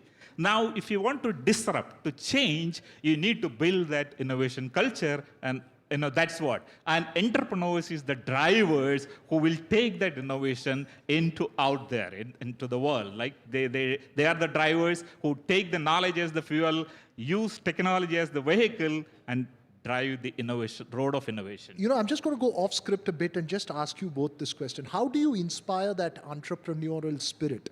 Given that you have had an education system that was defined to cater products to the industry without having to actually reimagine it. Maybe we're walking into a very different world right now. How do you, inspire that entrepreneurial spirit? So I will just answer, then we'll give it to Dr. Bala.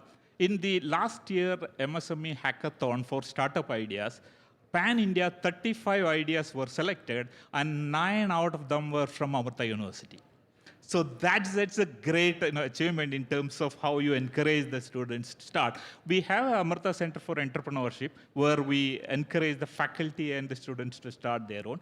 We have recently also launched Adeptly Incubation Center, which is a Niti Aayog scheme. One of them in Coimbatore is at Amrita University, where we encourage startups to come. And one of the focus area is e-mobility, and the other being cybersecurity. Two key areas like where India is going to add a lot. So place where industry comes in to reach out and find these kind of young talent, which is both innovative and has entrepreneurial They work spirit, together, right? Actually. You asked me which is easier, the student Faculty or or the faculty. Right now, the scenario in the world is that the student is able to catch up much faster. He seems to be, because the faculty is already trained in a particular way and needs to rethink. So it's more difficult for the faculty now because they've already come with some baggage. The student is fresh, literally fresh. And But heavy that's- baggage some faculty come with. Yes. That said. But that said, when you confront somebody with a real life problem and say, I want it solved, and you set up an ambience where different people from different backgrounds come. For example, there are researchers doing AI and health. So they need to know health, they need to know how I can apply this. I can apply AI in predicting new materials. I can apply AI in discovering new drugs. So what happens is you need some domain knowledge and you need new skills and you need to set up an ambience that drives that forward. And all this would be essential ingredients in creating a workforce for the future of India's multi-trillion-dollar economy that you are aiming for. Exactly. One is the workforce, and the other is like on the higher end of the food chain, where you are leveraging the expertise of the internal, researchers, collaborating with the industry to create new technology. For example, like one of the research area we are focusing on is hydrogen as a fuel. Dr. Bala is spearheading those research. Hydrogen as an alternate fuel, because hydrogen vehicles could be one of the options for tomorrow. Hydrogen production and the storage. That is one of the key research areas happening in Amrita, and we are collaborating with a lot of automotive companies. So that is how we take that research up. Nested in the beautiful city of Coimbatore, in the middle of Western Ghats, I'm sure you have campuses around that place. Yeah.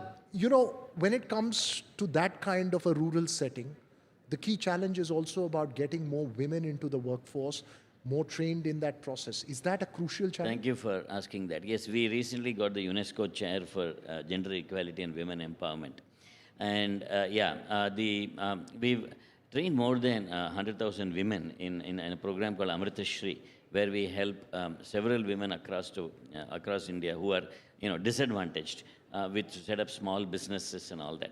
We've used haptic technology to train women in various vocational skills, in different skills. For example, haptic technology is something like a robotic device that gives you force feedback. So using the same device, I can teach many trades using the same thing. For example, on the screen, let's say I'm cutting a pipe. On the screen, I have a pipe. I change the material of the pipe from PVC to steel, then the force I feel is different. So using the same device, I can train a person on different machining operations. So using that, we've trained a lot of women in various vocational skills. I'm building toilets in their villages and things like that, and then setting up water filters. So that has led to a UNESCO chair in gender equality and women empowerment that Amrita has got. And we strongly believe that because deep in the villages, there is still a lot of bias, gender bias when it comes to education. The son is sent to the better school, the daughter is not necessarily sent. We want to address that issue. And in terms of instilling the desire, for instance, where one of the big problems that India has often faced and spoken about is brain drain, where you have top educational institution people going, like you went to IIT, did a PhD in the US, most stay back, you came back. From a rural environment and in terms of an institute that you're running, how do you inculcate and inspire them to look at social problems, which may not be monetarily immediately rewarding, but it could give great rewards over a long period of time. How do you go about that process?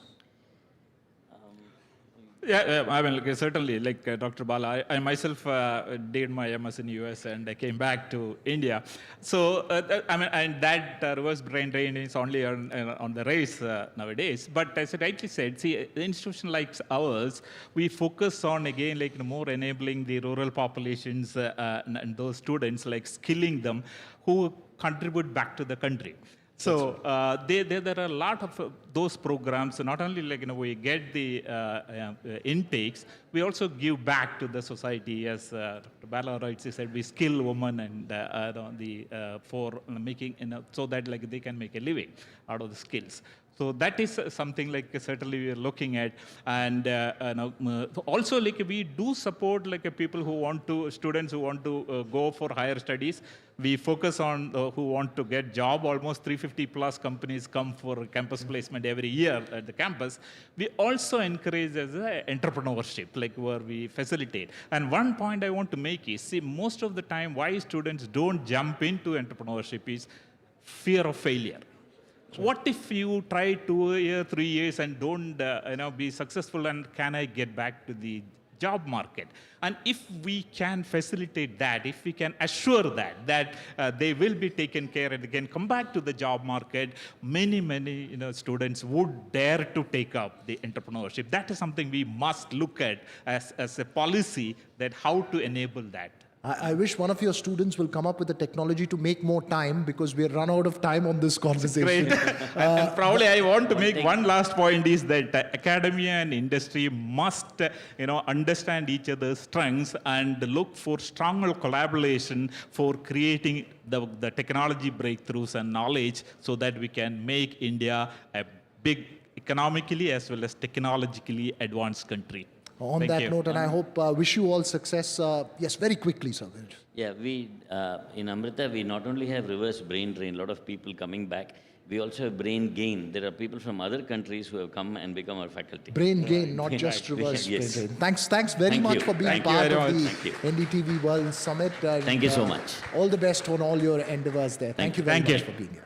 Well, through all the enriching discussions today, an underlying note has been the goal to leave a legacy that is honored, admired, and cherished. And legacy is what our next guests are creating across one, not two, but 3 generations of the Bangash family.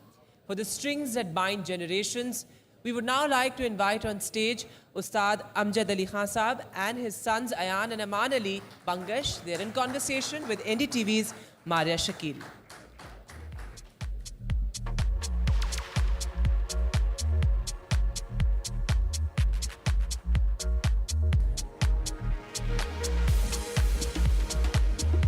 Thank you, Vedant and Parma. Ladies and gentlemen, put your hands together for the royal family of Indian classical music.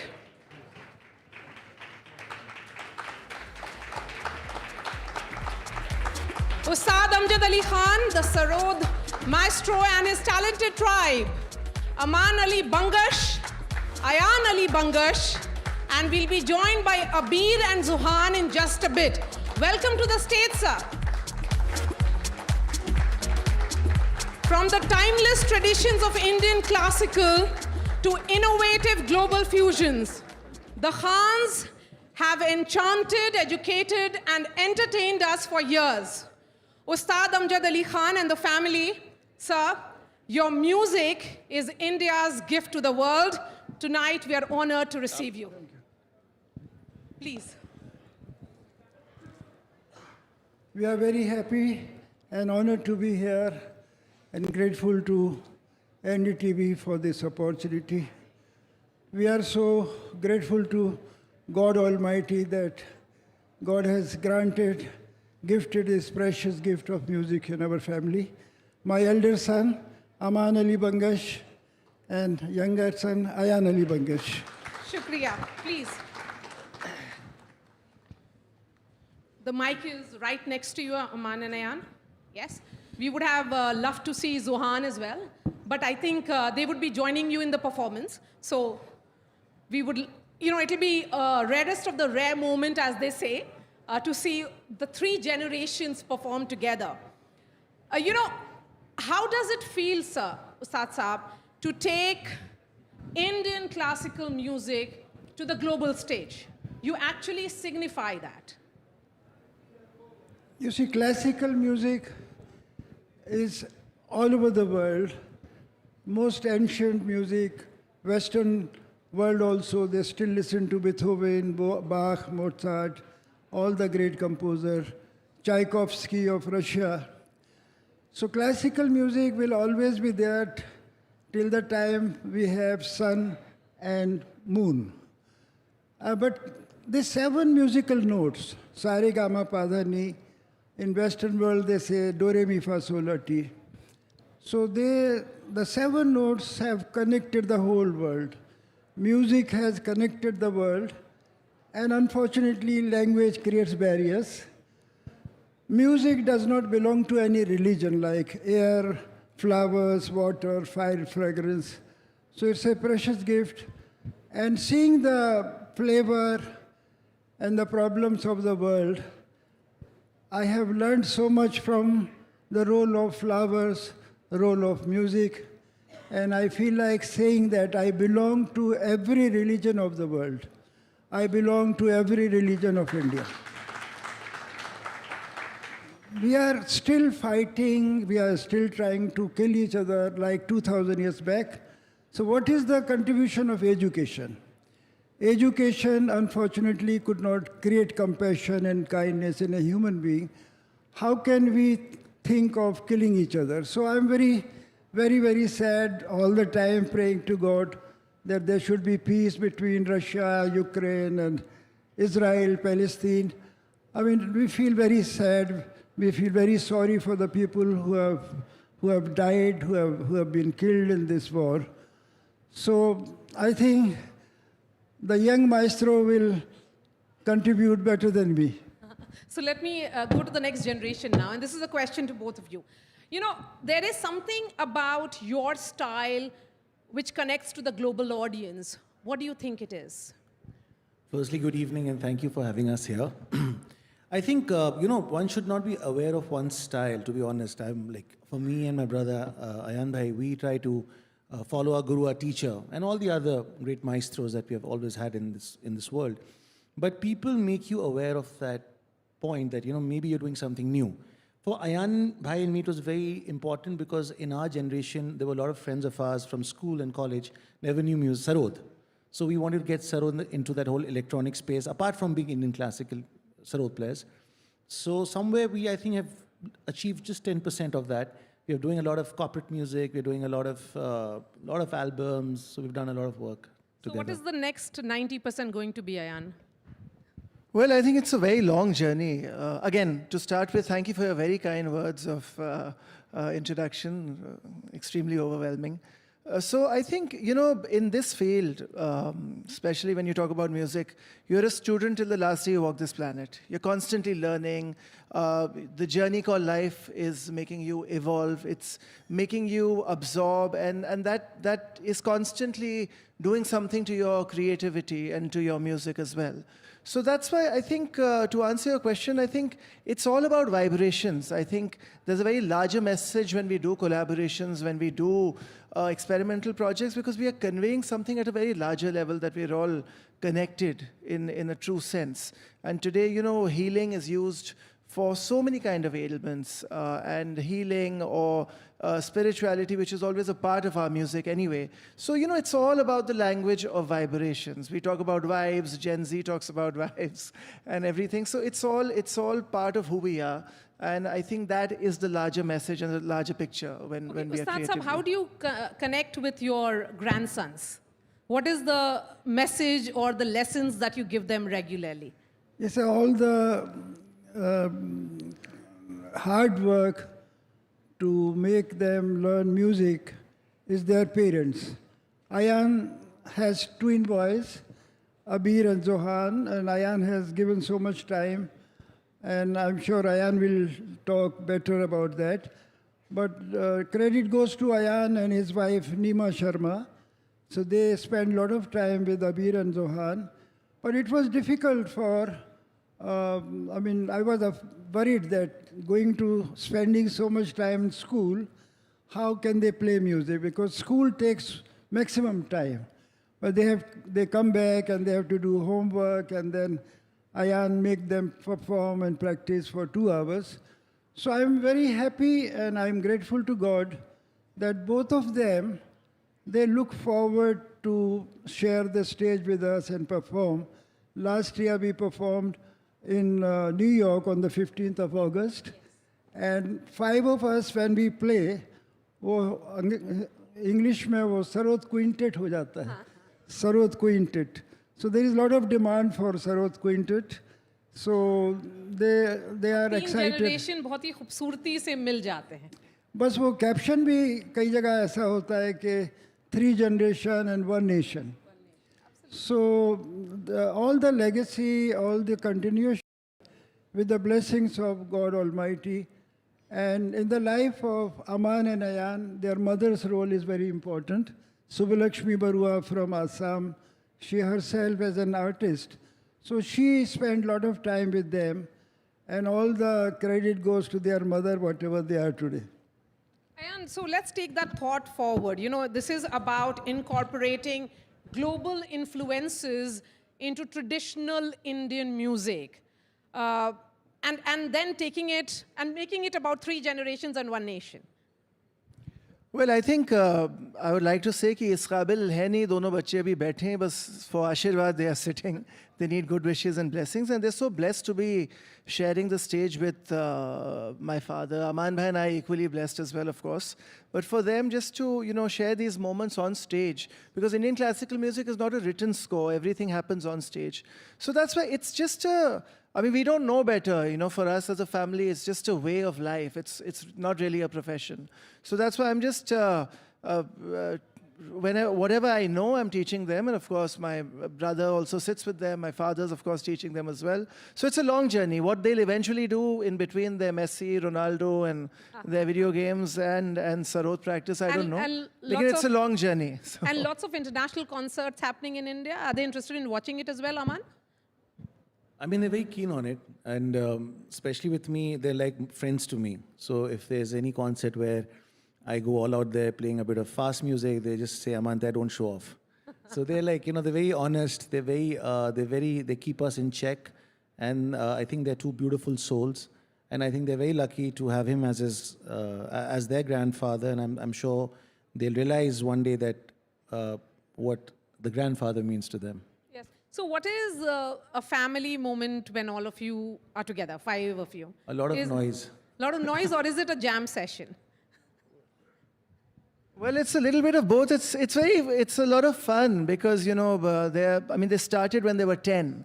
I think they started doing shows from the time they were 10. I didn't see this happening. I think the silver lining of the lockdown was that I was sitting at home, so I could give all that time. So it's a lot of fun, and they have a great equation, with my father, with my brother, and of course with me. We lean between being friends and being formal because I have to also be the teacher sometimes. But I told them we're all colleagues here. I'm not a teacher. I'm just a colleague. So I've kept it very relaxed and easy for them so that they enjoy the process. And that's very important, to just enjoy the process. And, let's see where life takes you then. Yes, I'm going to ask just a couple of more questions because the audience is interested, in fact, perhaps, in watching all 3 of you. 5 of you perform together. Ustad Saab, Indian classical music की जो journey रही है बहुत ही लंबी रही है और बहुत ही खूबसूरत रही है और इंटरनेशनल रिकग्निशन भी बहुत स्टेज पर मिलता रहा है. आप जब अपने खुद के सफ़र को देखते हैं तो कोई ऐसा लम्हा जो आपको लगता है बहुत याद आता है जब आप इंटरनेशनल स्टेज पे आपने परफॉर्म किया और उस वक्त everybody was saying that he is an Indian who is making this mark? Journey हम लोगों की ग्वालियर, माय बर्थ प्लेस, वहीं पर मियाँ तानसेन का जन्म हुआ, उनकी समाधि वहीं है और उनके गुरु स्वामी हरिदास जी वो वृंदावन में है. So we had such saintly genius great masters. तो we are following the message of Miyan Tansen. We call it Seniya gharana. और हम लोगों का सबका 5-6 साल की उम्र से सूली पे चढ़ा देते हैं, स्टेज के ऊपर बिठा देते हैं. Not that we were never, I was never a child prodigy, लेकिन वो तहजीब तमीज़ सिखाने के लिए, how to face the audience, how to sit. And जो अभी हम लोग अबीर जोहान के साथ कर रहे हैं, अभी वो कुछ भी नहीं है, अभी उनकी यात्रा शुरू हो रही है. basically to receive your blessings and good wishes so that their yatra becomes easy and comfortable. तो 12 साल की उम्र से मुझे because of my father's goodwill, उस्ताद हाफिज़ अली खान साहब, कि 12 साल की उम्र से लोगों ने बुलाना शुरू कर दिया. Every region of India nurtured me, encouraged me and gave me chance to perform. वो बंगाल हो, महाराष्ट्र हो, बिहार में हम बहुत जाते थे, यूपी, हर जगह से. तो ये जो हमारे देश का जो प्यार है संगीत, क्योंकि we all worship our God and goddesses through music only. वो अगर अल्फाज आ जाते हैं तो वो शब्द बन जाता है, भजन बन जाता है, गज़ल बन जाता है, कव्वाली बन जाती है, लेकिन स्वर वही सात स्वर है, रा रा रा रा रा रा रा रा. ये सात स्वर एक मंत्र है. मुझे आज भी याद है, my father was receiving Padma Bhushan in 1960 from the first president of India, Dr. Rajendra Prasad. आखिर में वो भी पटना में ही रहते थे. I had the honor of meeting him there also. तो after the award ceremony, वो रिचुअल है, मुगल गार्डन में टी पार्टी होती है. तो Jawaharlal Nehru, he came up to my father. Khan साहब कोई तकलीफ़ तो नहीं है. और then he looked at me, I was young boy. तो हमारे अब्बा को बोला, खान साहब बच्चे से आप कोई गुरु मंत्र तो नहीं छुपा रहे, क्योंकि ये हमारे देश की हिस्ट्री रही है. द्रोणाचार्य थे बहुत बड़े गुरु. तो कभी कभी गुरु किसी चेले को ज़्यादा सिखाना चाहते हैं, किसी को कम चाहते हैं कभी कभी. तो अब्बा ने कहा नहीं मैं ज़रूर सब कुछ देने की कोशिश कर रहा हूँ. फिर doctor Rajendra Prasad came up to my father कि खान साहब आप ठीक हैं, कोई तकलीफ़ तो नहीं है आपको. अब हमारे पिताजी बहुत ही कमिटेड, डेडिकेटेड आदमी थे म्यूज़िक के लिए, और वो बहुत सिंपल थे. तो वो कहने लगे राग दरबारी की प्योरिटी को आप बचाइए. तो आई वॉज फीलिंग एम्बेरेस्ड कि ये क्या कह रहे हैं, और बेचारे हमारे प्रेसिडेंट को क्या पता दरबारी क्या है. कहते ये मियाँ तानसेन ने बनाया था, इस राग में लोग लिबर्टी ले रहे हैं, आप इसकी प्योरिटी को बचाइए. तो राजेंद्र प्रसाद जी बोले मैं खान साहब मैं ज़रूर इसको बचाऊंगा, और क्या सेवा करूं. कहते हैं मेरे नमाज का वक्त हो गया, मैं घर जा रहा हूं. वो वहाँ से निकल पड़े, और घर आके हमारी माता जी को उन्होंने पद्म भूषण की खुशी नहीं बताई. कहते हैं राजेंद्र बाबू ने वायदा करा है कि दरबारी की प्योरिटी बची रहेगी. तो ऐसे लोग इस प्लेनेट में आए, ऐसे कमिटेड लोग, ऐसे डेडिकेटेड लोग. So I'm so grateful to God that my guru, I had my father like Ustad Hafiz Ali Khan Sahab. और यही मुझे फिक्र थी कि because I could not see my father as a young musician. तो जब ये लोग मेरी लाइफ में आए, अमान, उसके 2 साल बाद अयान आए, तो मेरी यही ख्वाहिश थी कि I wish I can perform with them as a young musician. तो वो खुदा का शुक्र है हम लोग एक साथ बजाते हैं. Now grandchildren are also playing. तो ये सब देशवासियों का आशीर्वाद है, देशवासियों का प्यार है, और इस प्यार की वजह से मैं अपना स्कूल भी पूरा नहीं कर पाया. और अयान, इसी थॉट से हम ये कॉन्वर्सेशन एंड करते हैं, उसके बाद आपका परफॉर्मेंस शुरू होगा. कि this is a summit where we are celebrating the India century. We are talking about how India is the country to watch out for. And Indian music is the music to watch out for, given the kind of experiment that's happening? I think India was always the country to watch out for, according to me. Lekin, I think today, so many interesting things are happening in the international scene musically. So many genres of Indian music. एक अलग रंग India का पूरी दुनिया को देखने को मिल रहा है. Music में ही नहीं, कितने fields में. So I think we have very exciting times ahead of us, and exciting creativity ahead of us, and a lot of interesting works happening. And I hope Aman Bhai, I and Abbas Saab, all of us are also part of that exciting journey. Thank you so much. And we now look forward to the moment all of us have been waiting for through the day. So, Arun, what do you have for us? Well, of course, while they set up, I'll quickly come close to you guys, because I think as we wrap this amazing day, it's important to have a chat with you guys as well, the audience, and also maybe try to get a feedback, maybe try to get the highlights, what stood out for you. And then, of course, we'll see the magic unfold here. Let me quickly start from this part of the audience. Hi, which was your favorite session, sir, through the day? Well, there were, if you ask me, there were a couple of sessions, especially the session by William Dalrymple and the session with the Israeli ambassador. Of course, we wanted that there should be some question answers in that session, which was a monologue exactly. And a session that we are having now is also excellent. And when you're going to have live program from Khan's family, it'll be great. So these 3 sessions of the day were excellent for me. Of course, the foreign minister's program was also good, but largely these 3-4 sessions I really enjoyed, and great to be at the NDTV Summit. And I wish NDTV and the Summit all the very best for the coming sessions tomorrow. Thank you, sir. And I'll try to come at that part as well. Let's hear this lady here. What was the highlight for you? Hello, everyone. My name is Yashvi Sadika Zaidi, and a student of conflict analysis and peace building from Jamia Millia Islamia, from Nelson Mandela Center for Peace and Conflict. Which was your favorite session of the day, ma'am? I think this World Summit was extraordinary experience, which was, of course, surrounded by, influential people of our time, from Shraddha Kapoor to Amjad Ali Khan. And what I liked the most was Shraddha Kapoor's insights into culture, how deeply she connects with it, the exchange of ideas, especially, was truly inspiring. And I got that. So you really like Shraddha Kapoor's. Yes, ma'am, we had a chat with you in that session, so I'll try to give others an opportunity. What's your name, ma'am? My name is Sunanda, and I'm from Career Beacon. What I really liked is the session by External Minister, and that was actually an eye-opening thing, complementing what Narendra Modi has said. The second thing was the charging zone one, because I come from the mobility background.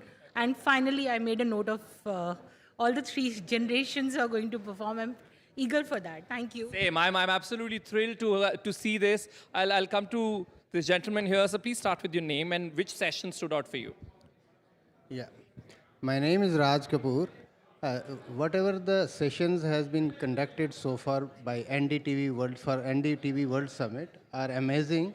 And primarily, I have been very excited by Mr. Jayashankar's session. That was very interesting. Okay. Dr. S. Jayashankar has a huge fan following here, clearly. Anybody here who wants to share their thoughts on what the day was like, sir? Hi, what's your name, sir? My name is Sumit Tandon. Okay. And the session that I liked most was our External Affairs Minister's session. Dr. Clearly his Jayashankar, favorite, yeah. outstanding, riveting, everything that he speaks about, it's very gripping. So apart from the other sessions, that was the most amazing session. Yeah. Right. And there's also then, these conversations which stay with us. Yes, there were great sessions as a whole, but any conversation, any point by some expert, by our guest, and if you can stand up also, I want everybody to see you. What's your name, sir? I'm Rohit Kumar. Rohit. Okay. So, Rohit, which session first stood out for you? And second, what stayed with you? Yeah.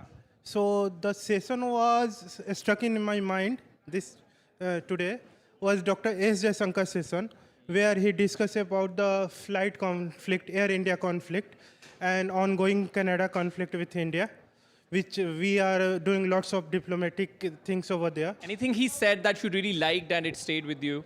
Yeah, the behavior of Canada on this upcoming conflict, which is not good. And the second was the Shraddha Kapoor session, her British accent. Which was hosted by yours truly. Yeah, and the French one. And the dance, the song by the Shraddha, on which Mr. Pinto Singh.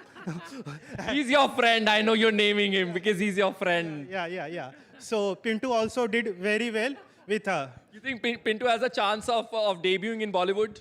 Yeah, why not? He's doing great in Bhojpuri. Yeah, yeah. So, We'd love to search you, Pintuji, and thank you so much for joining us on the stage back then. yeah, thank you very much. Yes, I'll come to you, sir. Yes. Hi, I like the William Dalrymple's sessions, I think, the most, because Jaishankar ji and others are obvious choices and favorites. But I think he made an attempt to tell most of the audience here about rich history and culture of India, which I'm sure many don't know. So since I'm studying history of India from other sources than CBSE and whatever, so that was quite riveting. Thank you. Thank you, sir. Thank you. Yes, sir. Please, if you can have your name. Hi, so my name is Mandeep Singh. I'm just trying to answer the question you asked the other gentleman about what was catchy about Mr. Jaishankar's, speech. Yeah, what stood out for me, the whole strategy, where he said, the countries whose borders surround you, you befriend the countries who are on the other side of their border, right? So that's why if China is surrounding our border, then having friendship with Russia. I mean, innocently, as a civilian, I thought it just happened by chance, but now I know there's a strategy behind it. So I think that's what caught my attention. Thank you. Yeah, that was quite a smart point. Can we also hear it from the ladies? Anybody who has anything to add up? Yes, sir, I'll come to you. Anybody from the ladies? Okay, so before we hear it from a lady, sir, yes, what's your name? Sandeep Marwa. I am from real estate. Okay. Each session was fantastic. Jabardast session the. Even I like the Damani, Ramesh Damani session. I had a joyride with Bhutan King, Bhutan Prime Minister. उनके साथ मैं joyride पे DTC bus, hydro bus में joyride लेकर आया था. Acha. So that's how you really like that Yes. session, is it? And this one, the last one. The last one, yes, of course, and we are also, thank you, sir. We are absolutely thrilled to enjoy this this performance as well. Hi, ma'am, what's your name? Lata. Yeah, I think all the sessions, it was an eclectic mix of various people. Of course, I like Jay Shankar. And you say, what did I like about his speech? I think it's so good that I don't need to listen to the words. Yes, he's quite feisty, yes. Hello, my name is Vivek Sethi. I am an energy professional. So the session I liked the most was the session by the Bhutanese Prime Minister. And जो उन्होंने कहा कि किस तरह global south India की leadership को देख रहा है और किस तरह ग्लोबल साउथ की एक्सपेक्टेशन है कि हम ग्लोबल साउथ को लीड करेंगे, वो भारत के लिए एक बहुत ही अच्छी चीज़ है कि आज हमारी सरकार में सिर्फ हमारा ही फेथ नहीं बल्कि हमारी गवर्नमेंट में ग्लोबल साउथ से लेकर वैश्विक इतना ज़्यादा हमारी गवर्नमेंट के लिए कॉन्फिडेंस बढ़ रहा है. और रिन्यूएबल में जिस तरह से बहुत सारे रिन्यूएबल एनर्जी के रिसोर्सेज भूटान के पास भी हैं और इस तरह के फेथ होने से हमको जियोपॉलिटिकल और रिन्यूएबल एनर्जी में भी बहुत हेल्प मिलेगी. वो सेशन बहुत ही अच्छा था. Thank you. Now I'll come to you, ma'am. Yes, you are the one who gave 9 points to Shraddha. If you can stand up here. Please, if you can stand up. What's your name, ma'am, and what did you like the most? Except your own question in Shraddha's session. So I'm Dr. Adrita, and I'm the zonal head of Clove Dental. What I liked the most was the palpable power of Global India Summit. It somehow invigorated a huge amount of respect and great amount of joy amongst us. The way the dignitaries were talking about India, the way, of course, the Bhutanese Prime Minister spoke about India, he sort of so much of joy that he had studied in India. That's a pride he was showing. And I cannot forget what Modi ji said, AI as aspirational India. So I was completely spellbound, and I'm so glad I'm here. But let's also talk about the 9 points you gave to Shraddha. Yeah. She asked you to rate her smile, and you gave her 9 out of 10. Yes, of course, because you're quite a strict doctor, I must say. As a doctor, I can't give her 10 straight unless I see her oral examination. So she herself said, I have 2 cavities, ma'am. So when she comes to my clinic in Clove Dental, I'm sure any of my doctors will be able to identify her 2 cavities, and we can also say, treat her. Lovely. Thank you so much, ma'am. Anybody else who would love to share their thoughts? We'll quickly go there. I'm asked to move a bit slowly, so I'll be on my snail speed and then go to this gentleman. Hi, what's your name? My name is Pratik Pandey. जैसे कि मैं as a equity dealer काम करता हूँ financial market में, और मैंने UPSC की तैयारी भी की है, तो मेरा फेवरेट सेशन रहेगा जो जयशंकर सर का रहेगा, ऑलवेज भी स्पेशल। और स्पेशल ये था श्रद्धा कपूर से मैम से क्वेश्चन भी पूछने को मिला। आपने क्या सवाल पूछा था श्रद्धा कपूर से? सवाल नहीं, बेसिकली जो थॉट्स थे अपने बताया था उनको बेसिकली। या आपने वो क्रश वाली बात कही? यस यस यस, आप ही हैं वो? Yes yes sir. Nice nice nice. But thank you so very much. Any line that stayed with you किसी, क्योंकि देखिए जो गेस्ट हैं, ये जो डिग्निटरीज हमारे साथ आज आए, वो जिंदगी में बहुत कुछ अचीव कर चुके हैं, बड़े बड़े ओहदे पर हैं। सो when they say something it really goes down in books. So कुछ ऐसा पॉइंट किसी डिग्निटरी का, किसी गेस्ट का जो आपके साथ स्टे किया? वेन एवर टॉक किसी भी चीज़ पे अगर नोटिस किया जाए तो बेसिक नोट इसमें जो चल रहा है फॉरेन मिनिस्ट्री से जो रिलेटेड था, कि जो साइबर क्राइम पे सर ने बात की, वो बेसिकली बहुत ही एक बड़ा मुद्दा है। और आज के समय में जिस तरह से सोशल मीडिया पे लोगों की एक्टिविटी ज़्यादा बढ़ रही है, तो देखा जाए इन ए फ्यूचर के लिए, आज के लिए cyber crime is a very big threat for everyone. So this is a very good line for them. Thank you very much. Last few feedback sessions here, if I can have somebody. Is there a Gen Z here? Anybody from that generation? Both of you? How old are you? I am 22. 22. So we have a Gen Z also here. So I thought it's good to have that diversity. It's good to have that representation. So we've of course heard so many experienced people from the audience. But give me a young person's perspective. Hi, my name is Pratham. So from my perspective, one of the things that I really would like to emphasize on was from Mark Moby's session. He mentioned about what to look when you invest in something, especially in the markets. And when there was the question from the host, he mentioned about P ratio. So me being a personal trade, I personally trade and invest in the markets and Forex. So he mentioned that P is not of that much importance that we give to a company while judging its share price. And one thing he mentioned is that we shouldn't be in a rush. We should take the process slowly. That is one very important line that a Gen Z youngster should, really understand and take away. Okay, now let's also talk about the day 2. Now we'll have another day of this summit. No, my next question is to you only, Pratham. What are you expecting on day 2? Tomorrow I'm expecting a lot more on sustainability, EV, and other industry segments, that what all is happening and how the next decade or the next 2 decades would be, going ahead and progressing in India. Okay, thank you. How many of you are attending our day 2 as well? I hope there are a lot. Any special or any specific sessions you are excited about for tomorrow? We don't know the agenda for tomorrow. I haven't seen. Sorry? I haven't seen the agenda tomorrow. Oh, okay. Is there anybody else who's seen the agenda and is excited about a specific session? Sir, मैं R.K. Verma, Gurgaon से. Mr. Mittal is very practical. He told before 10 years and he told after 10 years. पहले signal नहीं आते थे mobile में, ये दिक्कत होती थी. फिर उन्होंने किसी ने क्वेश्चन किया कि नहीं सर थर्ड बेसमेंट में सिग्नल नहीं है. उन्होंने कहा कि ये प्रॉब्लम अगले 10 साल में ख़त्म हो जाएगी. तो वेरी प्रैक्टिकल. तो I am very much impressed to Mr. Mittal. Okay. I think say that again. Kareena Kapoor. Really? Is there any favorite film of yours? I mean, of hers that you like?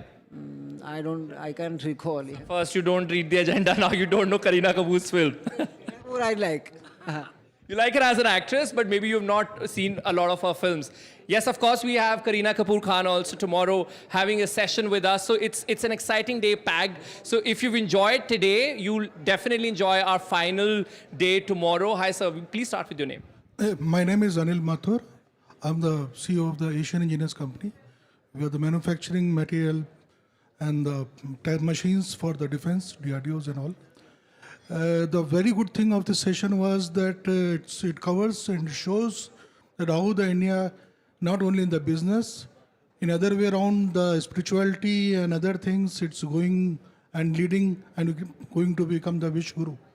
So I hope that in another 10 years from now, we will not only lead to in the economic front, as well we will lead on the spirituality front also, and we will become the real Wish Guru. Thank you. Sure, thank you, sir. Now let's start talking about the day 2. Anything specific that you want to hear? Any special session you are excited about? Especially with the Kareena Kapoor session, and yeah, definitely I am a big fan. You know her films. I mean, can you name three of her top films? Yeah. Etraj. Yesterday I was watching Etraj, Ajnabi, and third one, Mujhse Dosti Karoge. Oh, so you are Kareena's fan from that era. Yeah. And first question that were you asking about how was the day? So all the session went very well. And out of all the session, I learned that all the global leaders, especially start from Cameroon to the Bhutan Prime Minister, and all the people, I found one common thing that the people are very, very happy. The progress that India is growing under the leadership of our Mr. Prime Minister, Mr. Modi. So that's one of the things I found very, very impressive, and very, very thanks to organizing this big summit. And yeah. Any takeaway for you, ma'am? Yeah, I'm actually very excited with the Sarod players, and Ustad ji will be performing, so that is a very, so such an interesting thing to look upon. And currently, that's all. Currently, that's all. Yes, a few more minutes, and I think we'll have this performance ready. We'll also go to this table. Now we're discussing day 2. Okay, we have a lot of panelists who will be joining us tomorrow, and then there are some exciting conversations just like today that will happen tomorrow. So first, who are you looking forward to? First of all, I would like to share my thoughts for today. The last session was amazing, and in the beginning you were asking what was the most catchy thing. So if I don't talk about what informative things have been shared here, the best part, if I say emotional, Ustad ji, he shared that it is a pleasure to see his young boys growing and sharing the same profession in his young time, because his father was not able to see him doing the same when he was very young. So that was quite, catchy and touchy to me, that time really matters, that what kind of, development you are seeing your grown-up doing the same thing.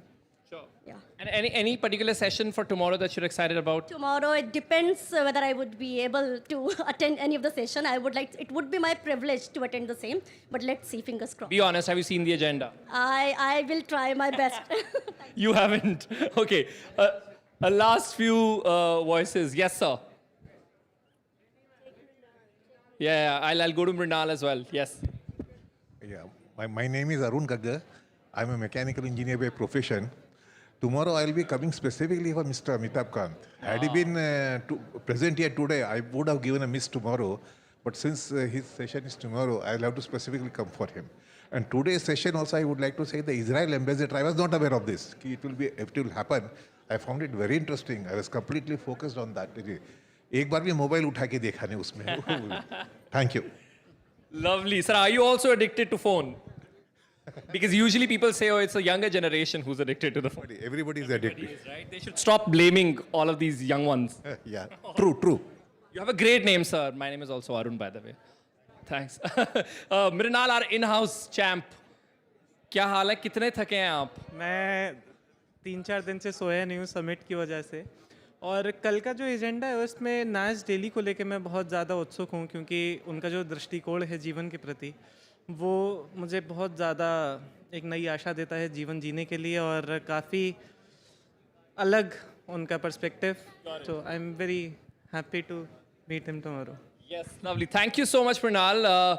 So it was a great conversation, guys. Thanks a lot. With this, I would want to wrap this as we're running short of time, and I also want to give some silence, some peace before we have this magic unwind here. So from my side, it's a goodbye, and I hope you have a great evening, because this is going to be magical. This is Arun Singh, and it's a goodbye from my side.